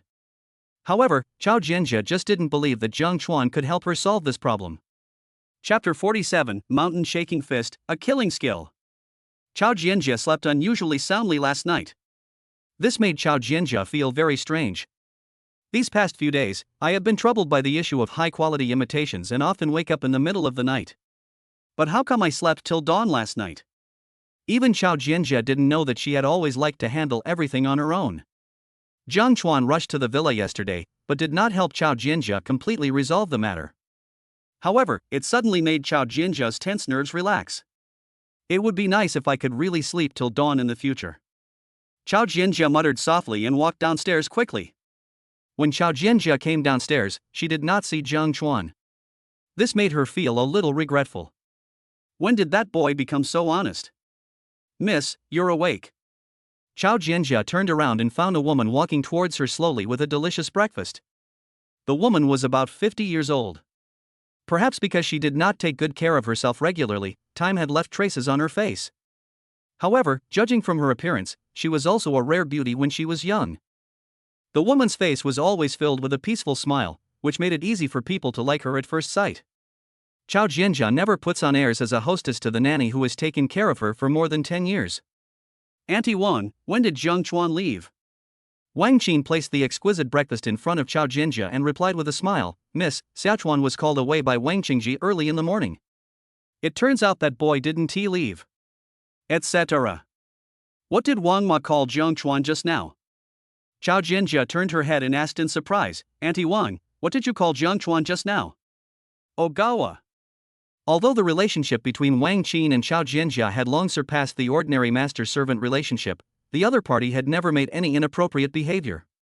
Even if they had not had breakfast, Wang Qin would never sit at the table as long as Chao Jianjia was there. Miss, the young man who came yesterday was really interesting. I talked to him about family matters for almost 2 hours, but he didn't show any sign of being bored. He even told me a lot of interesting things about his hometown. Good job. That guy is really popular with both young and old. Even Wang Ma was full of praise for him. Suddenly, Wang Qin seemed to think of something and pointed to the delicious breakfast on the table. Miss, this is the breakfast Xiaochuan made especially for you today, and he also asked me to make sure you eat it all. Chao Jianjia looked at the smiley face made of 2 fried eggs and a sausage on the plate, suppressed her smile, and whispered how childish. Then, Chao Jianjia took out her cell phone and took several photos of the smiley face on the plate. Then she slowly tasted the breakfast that Jiang Chuan specially made for her. Don't mention it. The taste is pretty good. In front of a small room. Wang Qingji looked at Jiang Chuan in front of him and suddenly a sly smile appeared on his face. Boy, have you really thought it through? Once you enter this door, there will be no chance to regret it.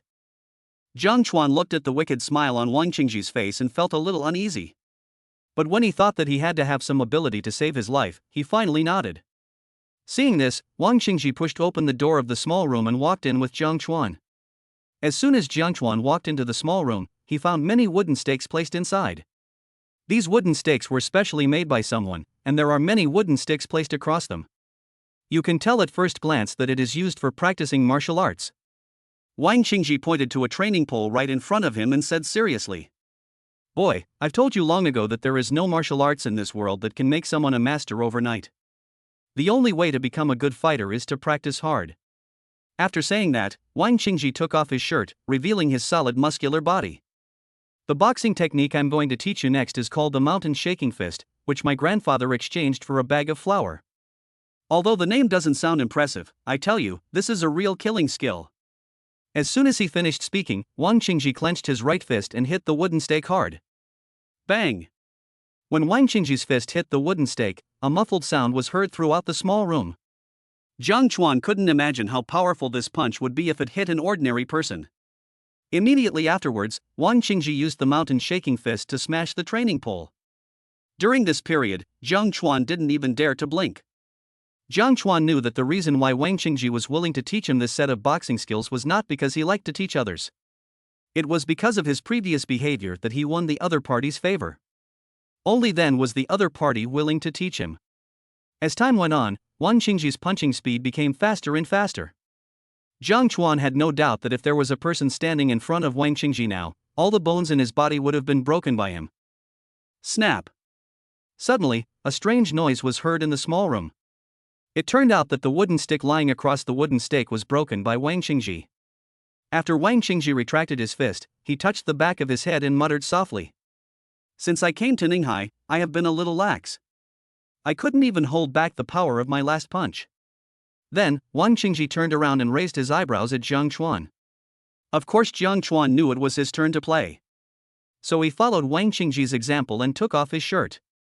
However, as soon as he took off his clothes, Jiang Chuan felt a chill. However, Jiang Chuan did not put his clothes back on.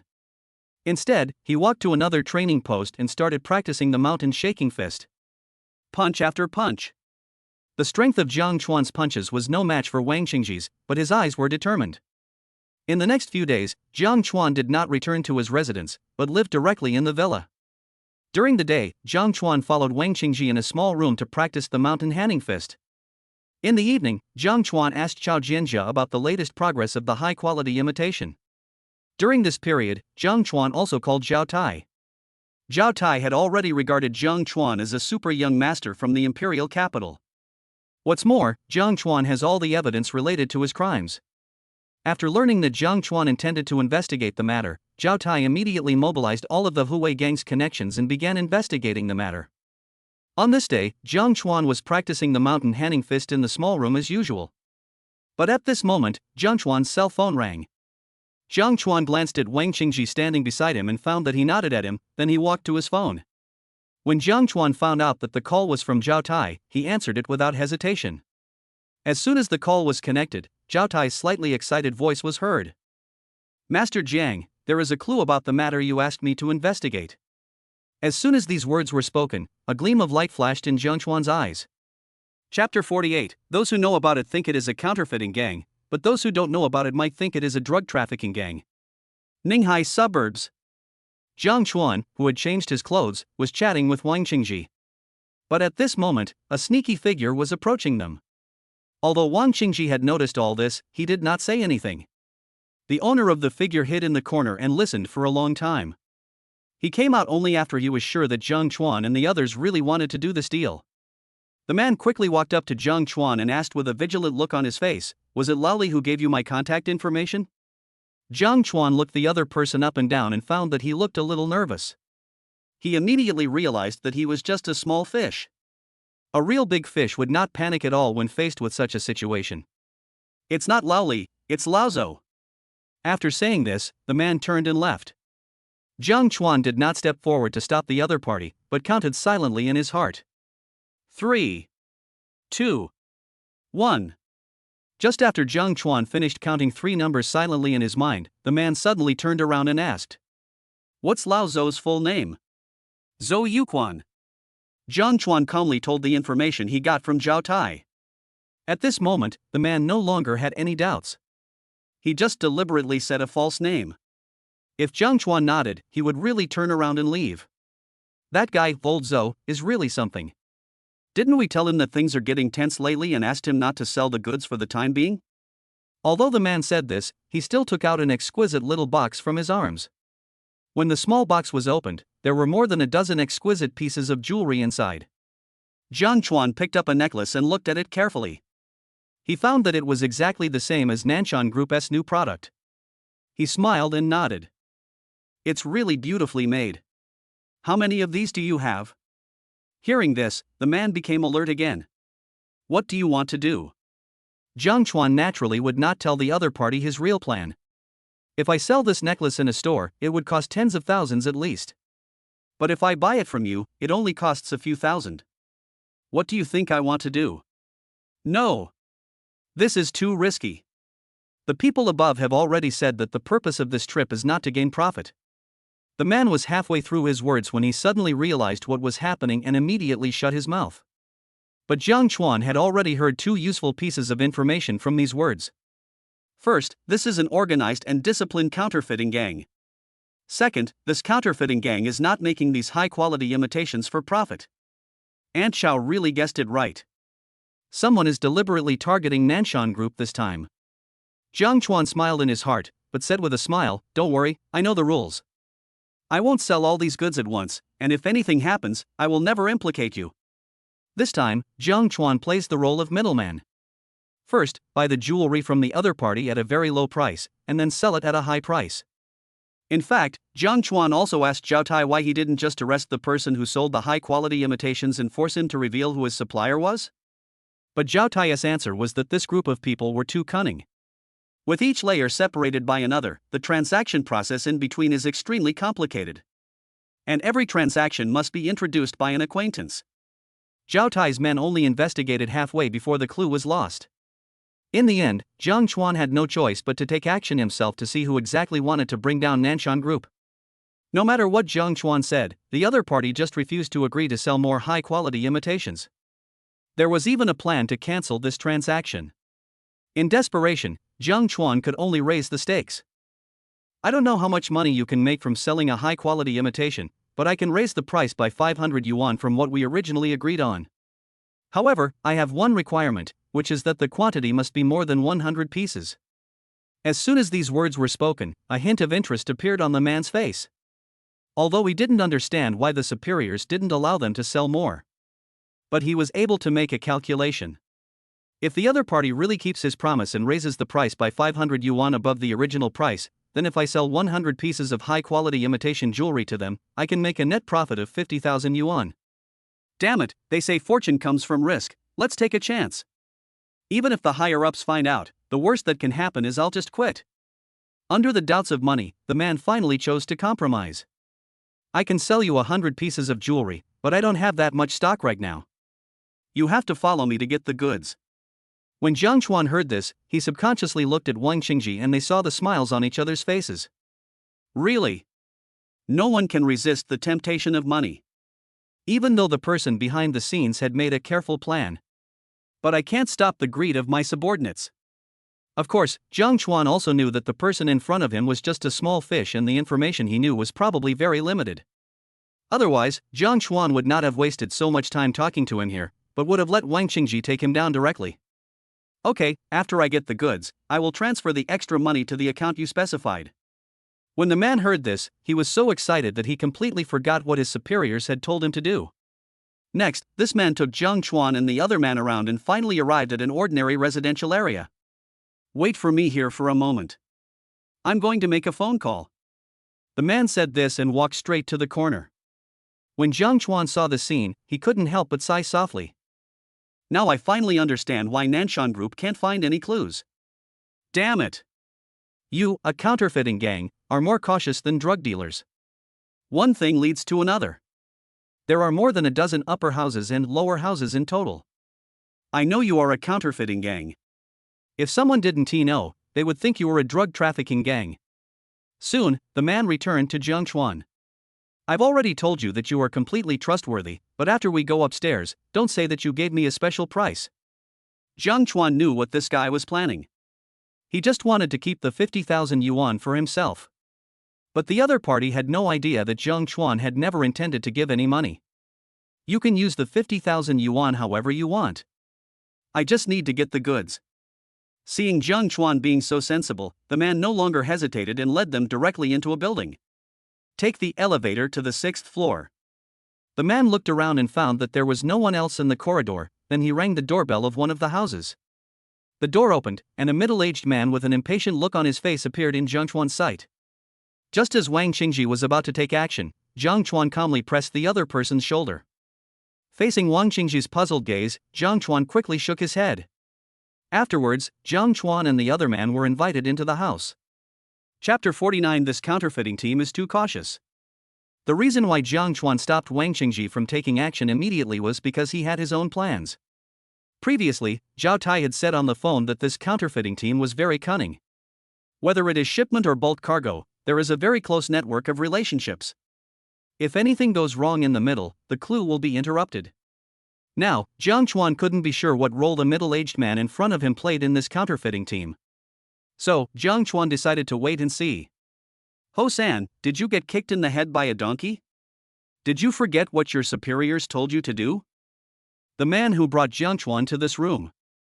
Ho-san, upon hearing this, quickly walked up to him and began to mutter in a low voice. After a while, the middle-aged man looked at Jiang Chuan with suspicion. Are you sure they are 100% reliable? Don't worry, Brother Chang. I have worked with them many times and there have never been any problems. After Ho-san said this, the middle-aged man was completely relieved. For Ho-san's sake, I will make an exception this time. However, I don't have that much stock on hand right now. You have to go find someone above you to get the stock. The person above? As soon as these words came out, a gleam of light flashed in Jiang Chuan's eyes. It seems that the choice I made just now was correct. This middle-aged man in front of me doesn't know where the counterfeiting den is? If we take action directly to capture the opponent, it is very likely to alert the enemy. At the same time, Jiang Chuan finally understood why Nanshan Group had been investigating for so long but still had no clues. First, this group of people would never contact Nanshan Group, but would secretly distribute the goods privately. Second, there are many middlemen. Even if Nanshan Group is lucky enough to get in touch with people who are bulk goods, it is impossible for it to know where the counterfeiting den is. At this moment, Jiang Chuan was completely speechless. These guys are simply treating the counterfeiting industry as drug manufacturing. No. It's even more cautious than making drugs. In order not to alert the enemy, Jiang Chuan nodded. No problem, I can wait. After saying this, the middle-aged man no longer hesitated and walked straight out the door. As soon as the middle-aged man walked out of the room, Jiang Chuan immediately nodded to Wang Qingji beside him. Wang Qingji understood and immediately spoke to Ho-san. I'm going downstairs to buy a pack of cigarettes. Ho-san didn't think much about it and just nodded. Soon, Jiang Chuan and Ho-san were the only ones left in the room. Jiang Chuan did not waste this time, but started chatting with Ho-san. I don't know if Ho-san revealed a lot of information to Jiang Chuan because of the 50,000 yuan he was about to get. For example, he had never been to the counterfeiting scene and every time he got the goods from the middle-aged man just now. Moreover, Ho-san didn't know where the man got the high-quality imitation from. After learning this information, a gleam of light flashed in Jiang Chuan's eyes. The person behind the scenes was more cautious than he had imagined. In this way, Jiang Chuan stayed in the room for nearly an hour, and suddenly received a call from Wang Qingji. Jiang Chuan glanced at Ho-san and found that he was concentrating on something and didn't notice him at all. He directly picked up a vase and smashed it on the back of his head. Bang! With a loud bang, the vase shattered and Ho-san slowly fell to the ground. Jiang Chuan answered the phone only after he was sure that Ho-san had completely fainted. Boy, just as you guessed, the man just now is not a core member of the counterfeiting team. He also asked someone else to take it. Jiang Chuan found that Wang Qingji had not gotten to the point, so he could not help but interrupt and asked, "Have you found the counterfeiting den?" Found it. It's in an abandoned factory in the city. Jiang Chuan didn't hesitate any longer. He hung up the phone and found an excuse to slip out of the room. After walking out of the community, Jiang Chuan headed directly towards the destination sent by Wang Qingji without any hesitation. Occasionally, a burst of scolding could be heard from an abandoned factory in the West City Industrial Park. But because the factory had been abandoned for a long time, no one would notice the movement. Inside the factory, several figures were busy in front of a pile of sophisticated instruments. If there is someone here who knows about jewelry, he or she will definitely find that these sophisticated instruments are essential instruments for producing jewelry. At this time, a tall foreign man was checking something in front of the pair of instruments. Hurry up, we should move to another place. Suddenly, a cold voice was heard from inside the factory. The foreign man looked in the direction of the voice and found that the person speaking was his partner Yang Ming, and asked in confusion. Yang, I just don't understand why we have to change places every once in a while. Is your country's fight against counterfeiting so severe? When Yang Ming heard this, he couldn't help but roll his eyes secretly. He is not afraid of being exposed. After all, this mission was not to make money, but to ruin the reputation of Nanshan Group. The reason why they have to change the place to continue producing high-quality imitations every once in a while is to prevent people from Nanshan Group from following the clues and finding this place. Dennis, we actually do this for. Never mind. Even if I explain it to you, you probably won't understand. You just need to do it. I will give you every penny. Dennis heard this and stopped talking nonsense. He started to pack up the pile of sophisticated instruments. When Yang Ming saw this scene, he secretly curled his lips. You are a foreigner. How can you know the twists and turns here? After Jiang Chuan arrived at the abandoned factory, he immediately found Wang Qingji hiding in the corner. Jiang Chuan quickly came to Wang Qingji and asked in a low voice.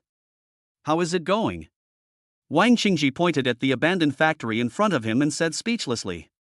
I followed them one by one and finally found this place. Now I can be sure that this is the counterfeiting den. At this point, Wang Qingji couldn't help but curse in a low voice. Shit. It's just a fake. Why is there any need to be so cautious? And from what I've observed, the guys inside are planning to evacuate again. As soon as Wang Qingji finished speaking, the door of the truck that was originally parked at the entrance of the abandoned factory was opened. People in the factory also started moving things onto the trucks. It was obvious that this group was planning to evacuate. This counterfeiting gang is really too cautious. Not only do they not directly bulk goods, but they also moved to a different location after a period of time. When Wang Qingji saw this scene, he subconsciously wanted to get up. Seeing this, Jiang Chuan hurriedly stopped him. Facing Wang Qingji's puzzled look, Jiang Chuan asked speechlessly, "Brother Wang, you're not planning on just rushing out like this, are you? Shouldn't it be like this?" Upon realizing that Wang Qingji really had such a plan, Jiang Chuan couldn't help but slap his forehead. "Brother Wang, I know you're a good fighter, but what if the other person has a weapon?" Wang Qingji understood what Jiang Chuan meant by guy that day, and his brows frowned instantly. "We spent so much effort to find this place, are we just going to watch them evacuate?" "Of course not." Jiang Chuan glanced at the large truck in front, then waved to Wang Qingxiang. Only after Wang Qingji put his ear close did Jiang Chuan whisper his plan to him. As Jiang Chuan finished telling his plan, Wang Qingji looked at him strangely. After a long while, Wang Qingji finally uttered a word. "You are such a mean boy." Chapter 50 Jiang Chuan's amazing move. Jiang Chuan is not stupid. It is impossible to disregard one's own safety in order to help Nanshan Group resolve this crisis. So, when Wang Qingji was about to rush out to confront the group of people, Jiang Chuan refused without hesitation. In fact, on the way here, Jiang Chuan already had a rough plan in his mind. As the situation developed like this, the plan was finalized by Jiang Chuan. Jiang Chuan glanced into the abandoned factory and found that there were still a lot of things inside, including a lot of large equipment. He immediately patted Wang Qingji on the shoulder and said, "Brother Wang, you stay here and monitor for a while. I'll be back soon." After saying that, Jiang Chuan bent his body and slowly left the place. Wang Qingji looked at Jiang Chuan's departing figure and shook his head secretly. I guess only this guy could come up with such a sinister method. "Auntie Lin, I heard that you can get eggs and noodles for free in the West City Industrial Park. I got the eggs, but they said I have to go over there to get the noodles. Anyway, we all have senior citizen cards, so we can ride the bus for free. When we get there, we can get free eggs and take a walk. Isn't that the best of both worlds? After listening to your analysis, it seems to be the case. What are you waiting for? Hurry up and go over there, or else you'll be late and all the free noodles will be taken away. Don't worry. I'll call Uncle Wang, or he'll blame me for not calling him when I have something good to do." Suddenly, the elderly people living in this area received this news. There was a group of people distributing free eggs and noodles in front of an abandoned factory in the West Industrial Park. As the news came out, the elderly people no longer felt sore in their waists and legs, and they all rushed to the West City Industrial Park as fast as they could. When Jiang Chuan saw the old men and women walking together and taking the bus towards the industrial park, a satisfied smile appeared on his face. The news was naturally released by Jiang Chuan. Of course, because time is tight. Jiang Chuan hired 10 people at a cost of 200 yuan and asked them to spread the news in different communities. What Jiang Chuan didn't expect was that the news spread so quickly. Even the elderly people in the surrounding communities got wind of the news. Some elderly people who lived closer had probably already taken the bus. After Jiang Chuan left the abandoned factory, he immediately chose to call the police. However, to be on the safe side, Jiang Chuan still made 2 preparations. That is to let the elderly living nearby block the factory gate on the pretext of getting free things. "Now I wonder how you can evacuate the factory?" Jiang Chuan muttered something quietly, then hailed a taxi and quickly returned to the abandoned factory. Inside the abandoned factory. After Yang Ming discovered that all the instruments had been moved out and some discarded materials had been packed up and taken away, he immediately waved his hand and shouted loudly, "We can retreat now." The next moment, all the people in the factory evacuated. Yang Ming locked the car door and prepared to drive his car ahead. But at this moment, a group of lively old men and women rushed towards them. "Such a big truck, how many eggs and noodles should be loaded in it? We don't need to rob it this time." Even though some people in the team said this, the group of old men and women still subconsciously quickened their pace. The next moment, the gate of the abandoned factory was blocked. Does anyone know what's going on? Yang Ming felt puzzled looking at the group of old men and women in front of him. This temporary base was carefully selected by myself, and usually no one comes here. But why did so many people come at once today? And they are all uncles and aunts. But no one could answer Yang Ming's question. The rest of the people were all confused. In order to ensure that their whereabouts were not disclosed, their mobile phones had already been handed over. During this period of time, I ate, drank, defecated and urinated in the abandoned factory, and no one revealed my whereabouts. When Yang Ming saw that no one could answer his question, his face suddenly darkened. However, facing this special group in front of him, Yang Ming did not dare to act recklessly. Yang Ming took a deep breath and tried hard to put a smile on his face. "Uncles and aunts, what are you doing here? Didn't your people ask us to come here to get the noodles? What's the matter? Are you trying to shirk your responsibility?" Looking at the aggressive old man, the corner of Yang Ming's mouth twitched violently. "Who the hell told you to come here to get noodles?" When the group of old men and women saw that Yang Ming and his group did not take any action, they immediately became unhappy. It looks like they really plan to default on their debt. "No, I came all this way here, how can I go back empty-handed? My grandson is still waiting at home to eat noodles. No, if you don't give me some noodles today, I won't let you go." The next moment, those old men and women squeezed directly towards Yang Ming and his group. Dennis, who was squeezed in the crowd, saw the scene and immediately asked in broken Chinese, "Yang, is the counterfeiting industry so popular in your country?"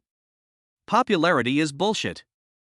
I don't know which bastard told them that there are free noodles here, and they are here to take advantage." Although Dennis didn't understand what dried noodles were, he understood the word taking advantage. "Noodles? No, we don't have noodles here, only jewelry. Otherwise, you can give each of them a piece of jewelry and send them away." Hearing what Dennis said, Yang Ming secretly rolled his eyes. Is this something that can be accomplished by one person with one piece of jewelry? If I really gave those jewelry to these old men and women for free, they would definitely think they were very cheap. He clamored for a few more to take home to play with his grandchildren. Just as Yang Ming was thinking about how to get these elderly men and women to leave on their own, he suddenly heard a siren sounding in the distance. "Asshole! Someone has found our lair." No matter how stupid Yang Ming was, he realized at this moment that someone must be secretly playing tricks. As the sirens got closer, Yang Ming's back teeth were almost broken. "Let me know who is behind this, and I'll kill him." At this time, Yang Ming's men also heard the sirens and cast inquiring looks at Yang Ming. It is too late to drive the truck away now. What's more, the door was blocked by these old men and women, so there was no chance at all. In desperation, Yang Ming could only make a painful decision. "The noodles are inside the carriage, go get them yourselves." As Yang Ming said this, the group of uncles and aunts rushed towards the door of the carriage. Yang Ming seized this opportunity, grabbed Dennis, and whispered, "Follow me."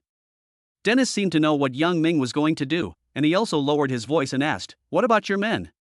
Yang Ming glanced around and smiled coldly. "They don't know anything. Even if they are caught by the police, they won't be able to get anything out of them. At most they will be imprisoned for a few years." "Dennis." Just when Dennis was about to ask a question, he was directly pulled away by Yang Ming. "Far away." Jiang Chuan looked at Yang Ming, who ran out from the crowd, and shouted in a low voice, "Brother Wang, we must not let that guy get away." The next moment, Jiang Chuan and Wang Qingji chased in the direction Yang Ming escaped. Chapter 51, I'll send you to see hell. No, I should say I'll send you to see God. Yang. I really can't run away. Can we take a break?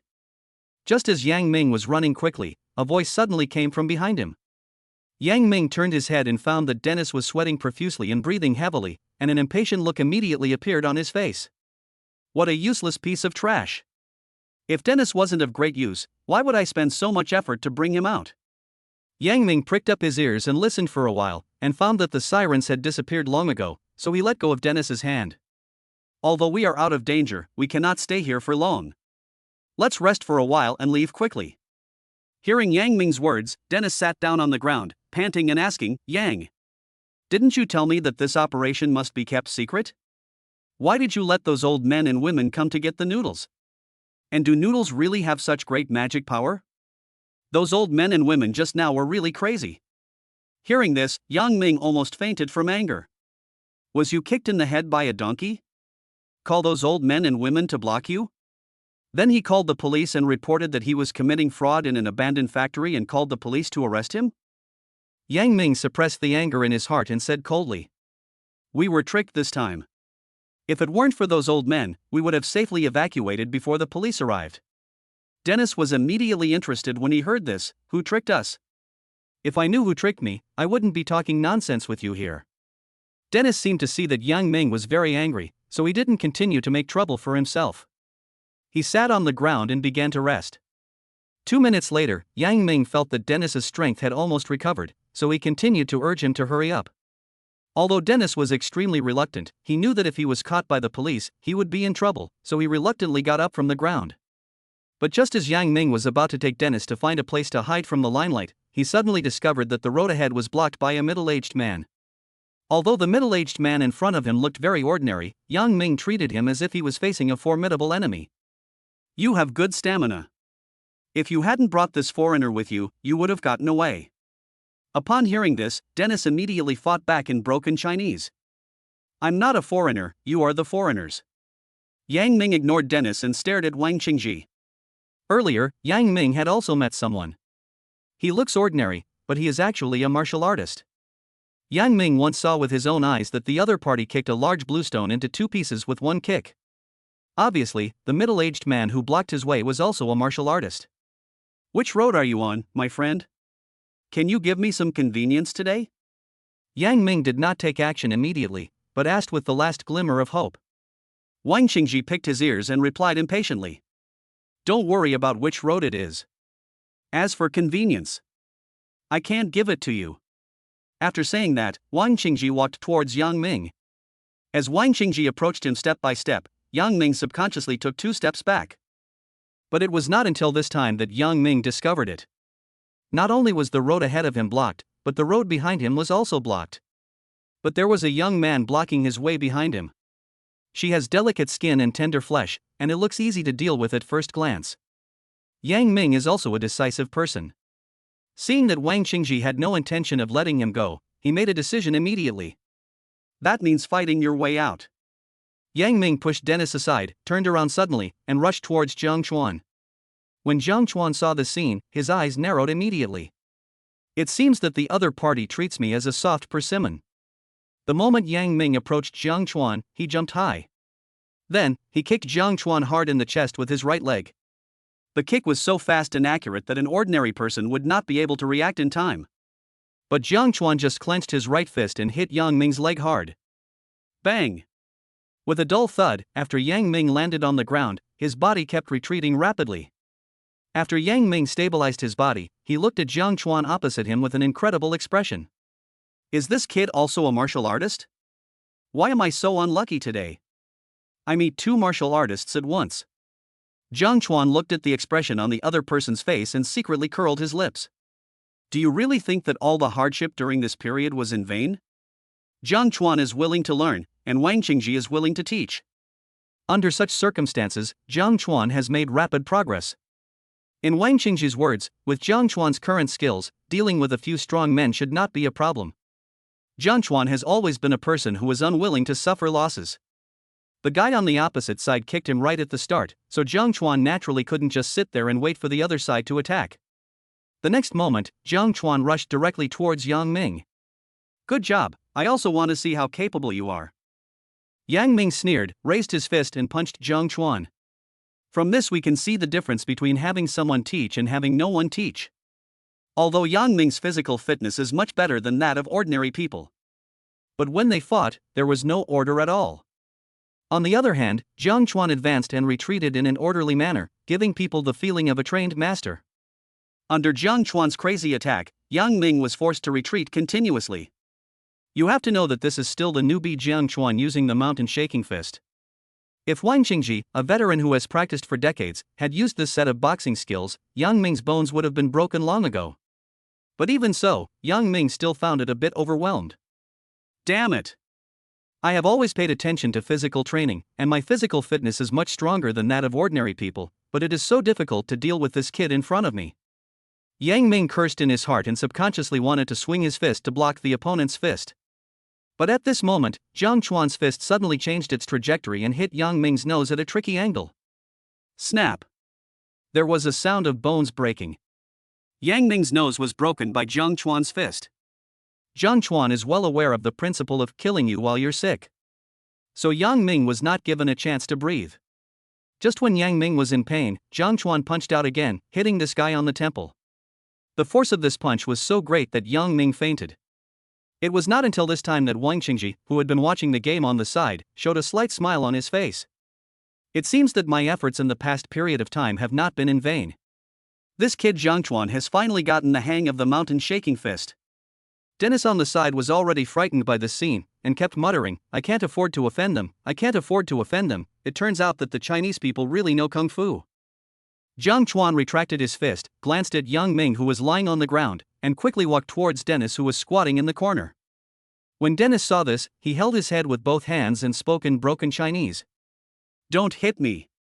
I don't have any noodles, but I can give you money, lots and lots of money. When Zhang Chuan heard the word noodles, he immediately laughed. I think that after this matter is over, this foreigner will definitely go and see what instant noodles are. Zhang Chuan slapped Dennis on the head and said with a smile, Don't worry, I won't ask you for noodles. Dennis secretly breathed a sigh of relief when he heard this. As long as they don't ask me for noodles, everything is fine. But Zhang Chuan's next words made his whole body stiffen. I'm not asking you for noodles. I'm just asking you some questions. If you tell us the truth, we can all be safe. But if you insist on being stubborn, then I can only send you to see Hades. Suddenly I remembered that your place is not under the jurisdiction of the King of Hell, so I can only send you to see God. Chapter 52 The person behind the scenes surfaces. Today, Chao Jianjia received very bad news. That is, the adverse reactions of high-quality imitations have begun to appear.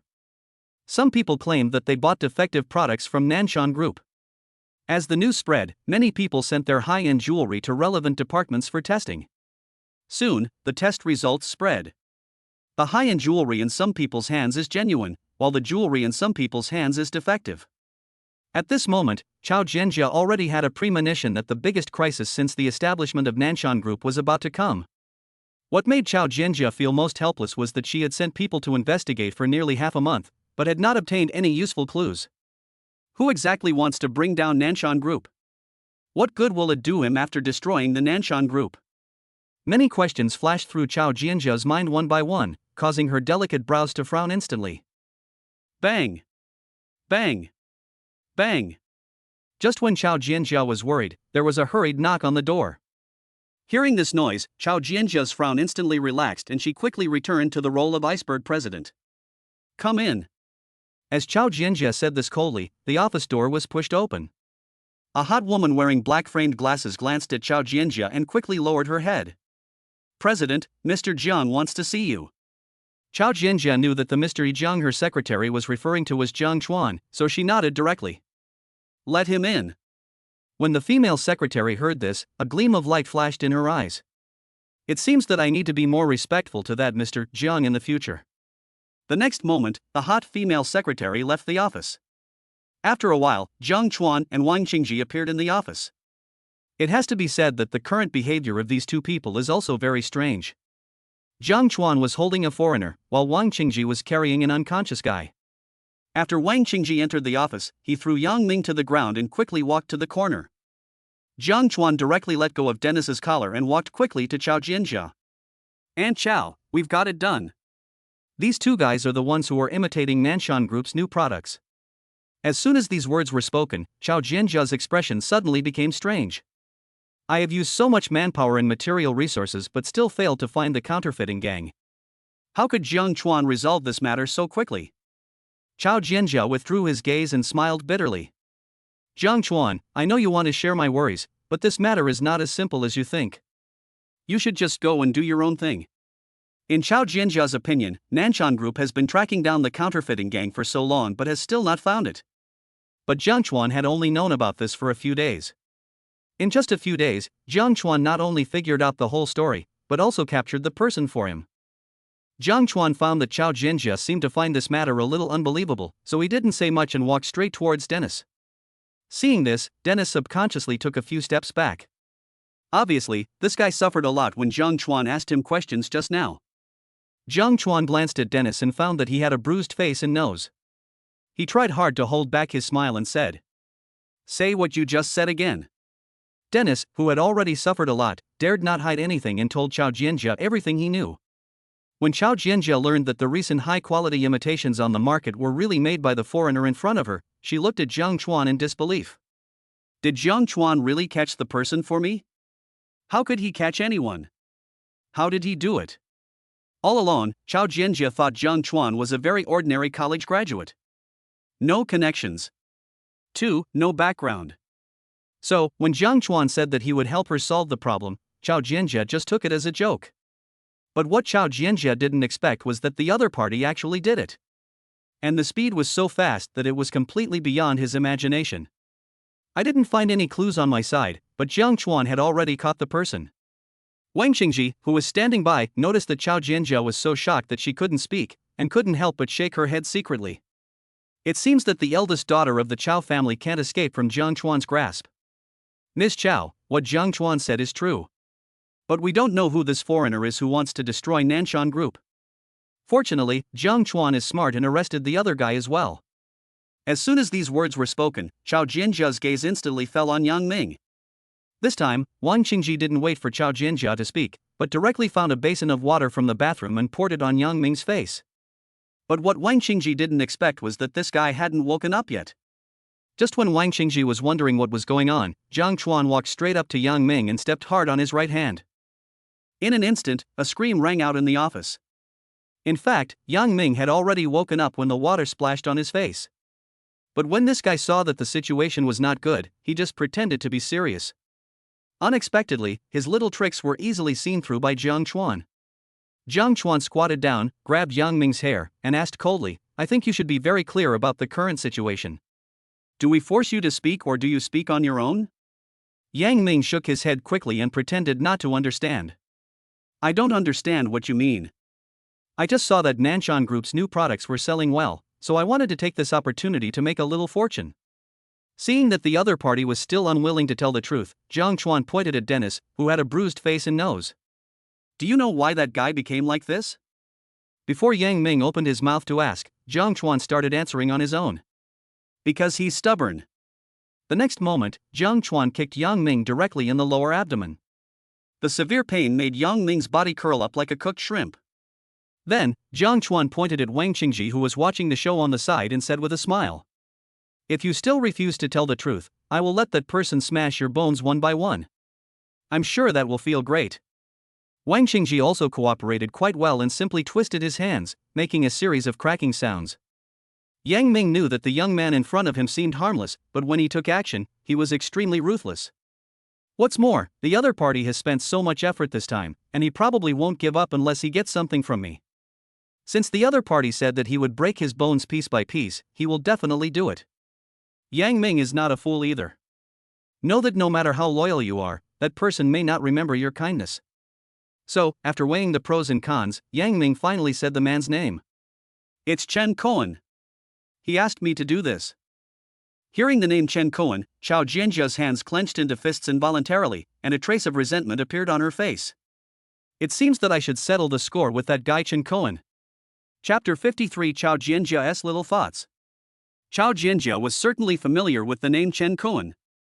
At the beginning, if he hadn't teamed up with Wang Shua to drug himself, I wouldn't be able to get to know Jiang Chuan either.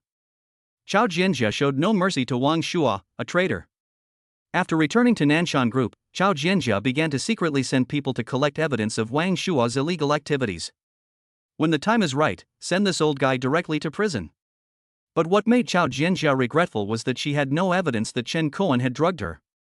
This also meant that Chao Jianjia was unable to do anything to the other party for the time being. However, what Chao Jianjia did not expect was that although she did not cause trouble for Chen Cohen, the other party took action first. Jiang Chuan saw that Chao Jianjia looked a little strange, and asked with concern, "Aunt Chao, are you okay?" Chao Jianjia reacted, loosened his fist and shook his head quickly. "It's okay, I just thought of some past events." Jiang Chuan didn't think much about it and pointed at Yang Ming on the ground and asked, "Aunt Chao, how are you going to deal with this matter?" Chao Jianjia glanced at Yang Ming, and a cold light flashed in her eyes. The next moment, Chao Jianjia took out her cell phone and made a call in front of Jiang Chuan. "Please make an appointment with those old guys from the Ninghai Chamber of Commerce. If they say they are busy and can't come, tell them that I, Chao Jianjia, want to quit the Ninghai Chamber of Commerce." After making this call, Chao Jianjia made the second call without any pause. "Notify those who have cooperated with our Nanshan Group. I will give them 3 days to cancel their cooperation with Chen Jewelry." After 3 days, if they still have business dealings with Chen Jewelry, then our Nanshan group will stop all cooperation with them. Chao Jianjia made several phone calls in one breath and made detailed arrangements. And all these arrangements are aimed at Chen's Jewelry. It was at this moment that Zhang Chuan realized that Chao Jianjia was not as gentle as he had imagined. But if you think about it carefully, Chao Jianjia is the only one in charge of Nanshan Group. If it didn't have some skills, Nanshan Group would have collapsed long ago. After doing all this, Chao Jianjia looked at Zhang Chuan with gratitude. Zhang Chuan, thanks to you this time. But Aunt Chao still needs to trouble you for something. Zhang Chuan heard this and subconsciously waved his hand. Aunt Chao, what's the relationship between us? There's no need to be so polite. As soon as these words were spoken, Chao Jianjia immediately glanced around nervously. When Chao Jianjia found that there were no employees from Nanshan Group in the office, she secretly breathed a sigh of relief. Afterwards, Chao Jianjia secretly glared at Zhang Chuan. This kid is becoming more and more fond of speaking without restraint. Dare to say anything. Chao Jianjia took a deep breath and walked in front of Zhang Chuan. Leave these two guys to me. In fact, even if Chao Jianjia did not take the initiative to make this request, Zhang Chuan would choose to do so. After all, there was no point in him keeping these two guys. No problem. By the way, Brother Wang also made a lot of efforts to catch these two guys this time. Aunt Chao, can you consider giving Brother Wang a raise? When Wang Qingji, who was not far away, heard this, he secretly gave Zhang Chuan a thumbs up. Good boy. My efforts in teaching you the mountain-shaking fist these days have paid off. When good things happen, always think of me, Brother Wang. Upon hearing this, Chao Jianjia gave a bitter smile. I am willing to give, but others must be willing to accept it. Just as Zhang Chuan was thinking about what this meant, Chao Jianjia suddenly turned around and said to Wang Qingji, please take these two guys away for now. I have something I want to talk to Zhang Chuan alone. Wang Qingji was not interested in the love affairs between men and women, so he immediately picked one up in each hand and walked out of the office. Soon, Zhang Chuan and Chao Jianjia were the only ones left in the office. Zhang Chuan found that Chao Jianjia was looking at him strangely, and he felt a little uneasy. Could it be that Aunt Chao is so moved that she wants to promise herself to me again? Could it be that my wish could come true so soon? In this luxurious office, while performing inappropriate sports with Chao Jianjia, he enjoyed the scenery of Ninghai City. Just as Zhang Chuan was daydreaming, Chao Jianjia's voice suddenly sounded in his ears. Zhang Chuan, can you tell me how you did all this? During this period, Chao Jianjia used all the connections he could, but was still unable to catch the counterfeiting gang. Therefore, Chao Jianjia was very curious about how Zhang Chuan could find the other party and successfully capture him. Looking at Chao Jianjia's curious expression, Zhang Chuan hesitated for a moment, but finally told her what had happened. When Chao Jianjia learned that Zhang Chuan was in contact with Zhao Tai, the boss of the Huwei gang, she became nervous. Zhang Chuan, how did you get in touch with that guy Zhao Tai? Zhang Chuan saw all of Chao Jianjia's reactions and smiled slightly. Aunt Chao, I know what you are worried about. You are just afraid that I am too young to join the Tiger Power Gang. Anyway, there are no outsiders here, so I will tell you the truth. I have never thought about joining the Tiger Power Gang. In my eyes, Zhao Tai is just a tool. I won't let Zhao Tai catch any evidence against me, and I won't be close friends with Zhao Tai. The Tiger Power Gang may seem prosperous now, but in my opinion, it is just a shaky building. I won't be stupid enough to tie my fate to the Tiger Power Gang.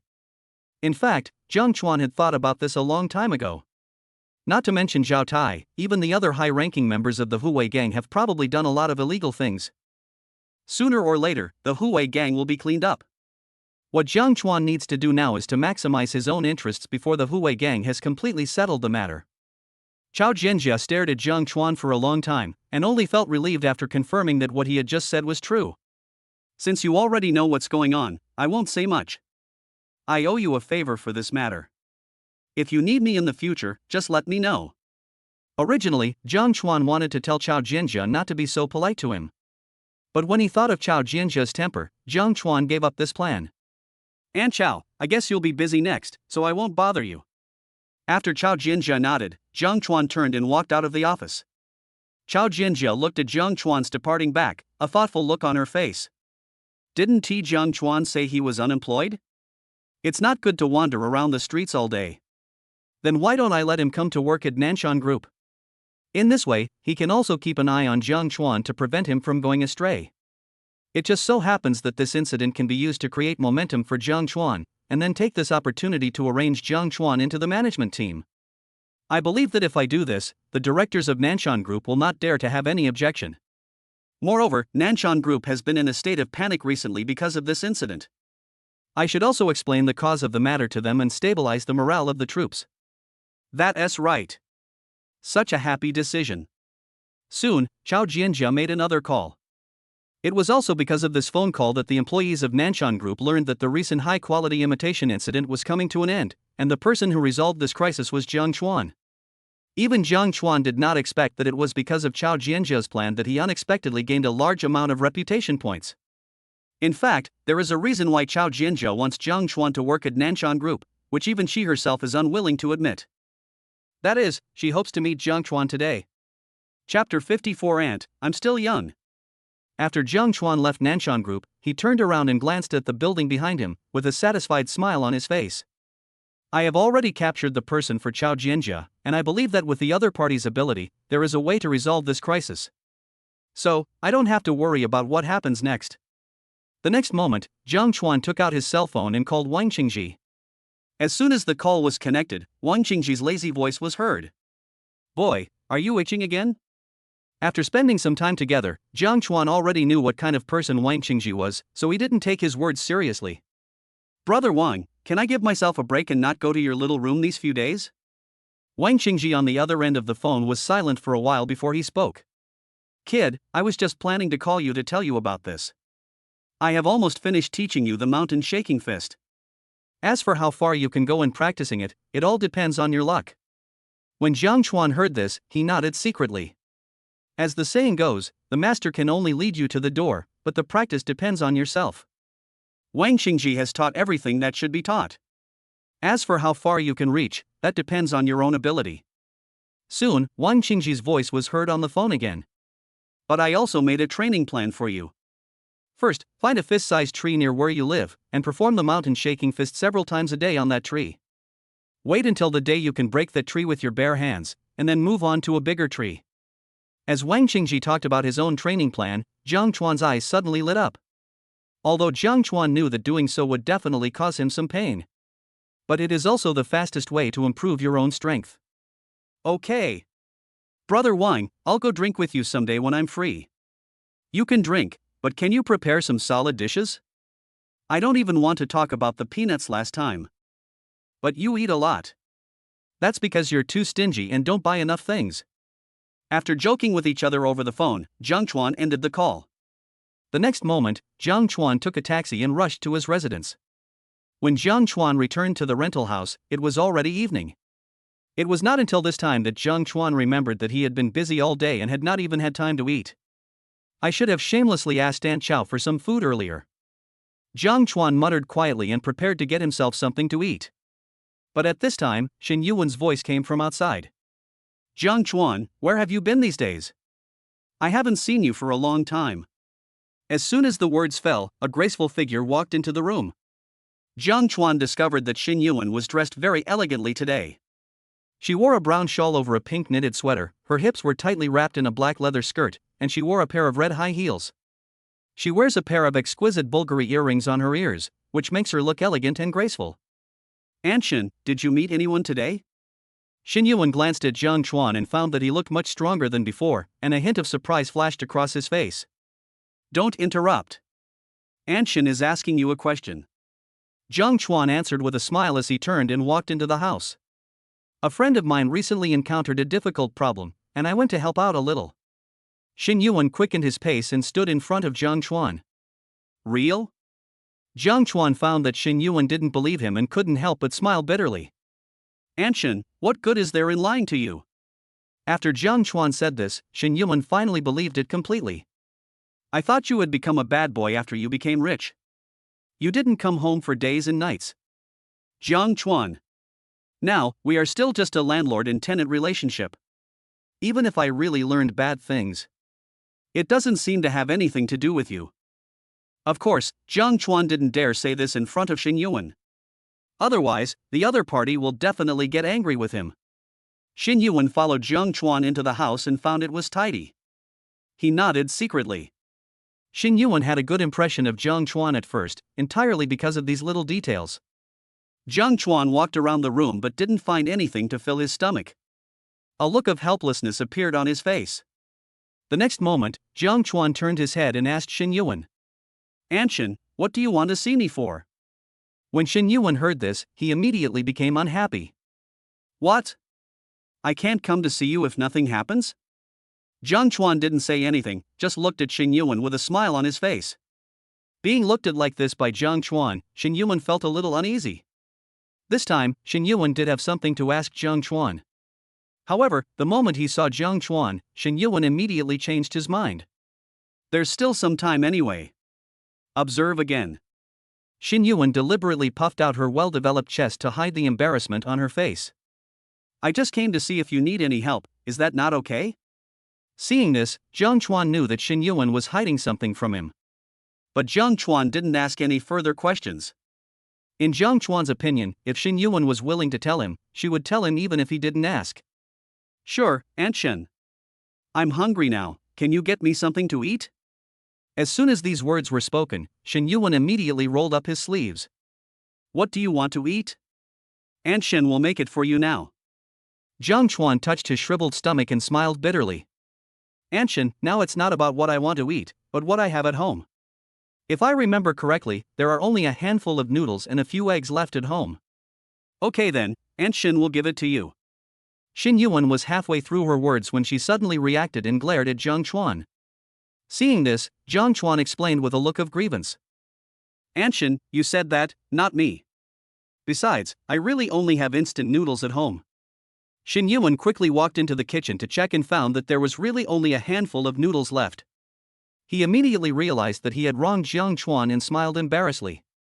"Okay, Aunt Shen, I have wronged you this time. I will give you an egg later as a supplement." As he spoke, Xin Yuan found an apron from somewhere and tied it around himself. Because the kitchen was connected to the entire house, Jiang Chuan simply pulled out a chair and sat at the door, watching the busy figure in the kitchen. It can be seen that Xin Yuan is very familiar with kitchen work and does things efficiently and effectively. Looking at the figure busying himself in the kitchen, Jiang Chuan couldn't keep the smile on his face. Before he knew it, Jiang Chuan was humming a new song he had learned recently. "Black ribbon letters, this is a curse cast by my aunt. Red-soled high heels are a life or death hazard for young people.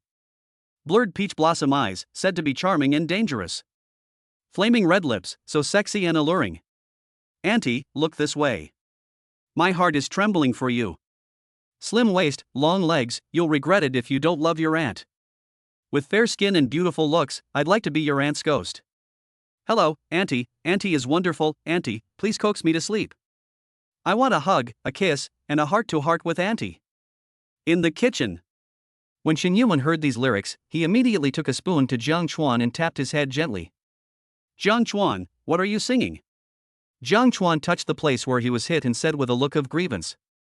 "Aunt Shen, I learned all this online. Go online less in the future. If you don't learn well at such a young age, you may not be able to find a wife in the future." "Aunt Shen, I'm still young, I'm not afraid." Yes, you are young and I am old. I am afraid, okay?" Xin Yuan glared at Jiang Chuan, then went back to the kitchen and started to get busy. "Why do the women I know treat me like a child?" Jiang Chuan glanced at Xin Yuan, who was busy in the kitchen, and secretly curled his lips. Next, Xin Yuan cooked noodles in the kitchen, and Jiang Chuan waited quietly. I don't know what other food Xin Yuan prepared for Jiang Chuan besides the food below, and he hasn't come out of the kitchen for a long time. Jiang Chuan, who was getting a little bored waiting, subconsciously checked his reputation value. But this inspection gave Jiang Chuan a shock. Before he knew it, his reputation value had accumulated to 2064. But soon, Jiang Chuan became ecstatic again.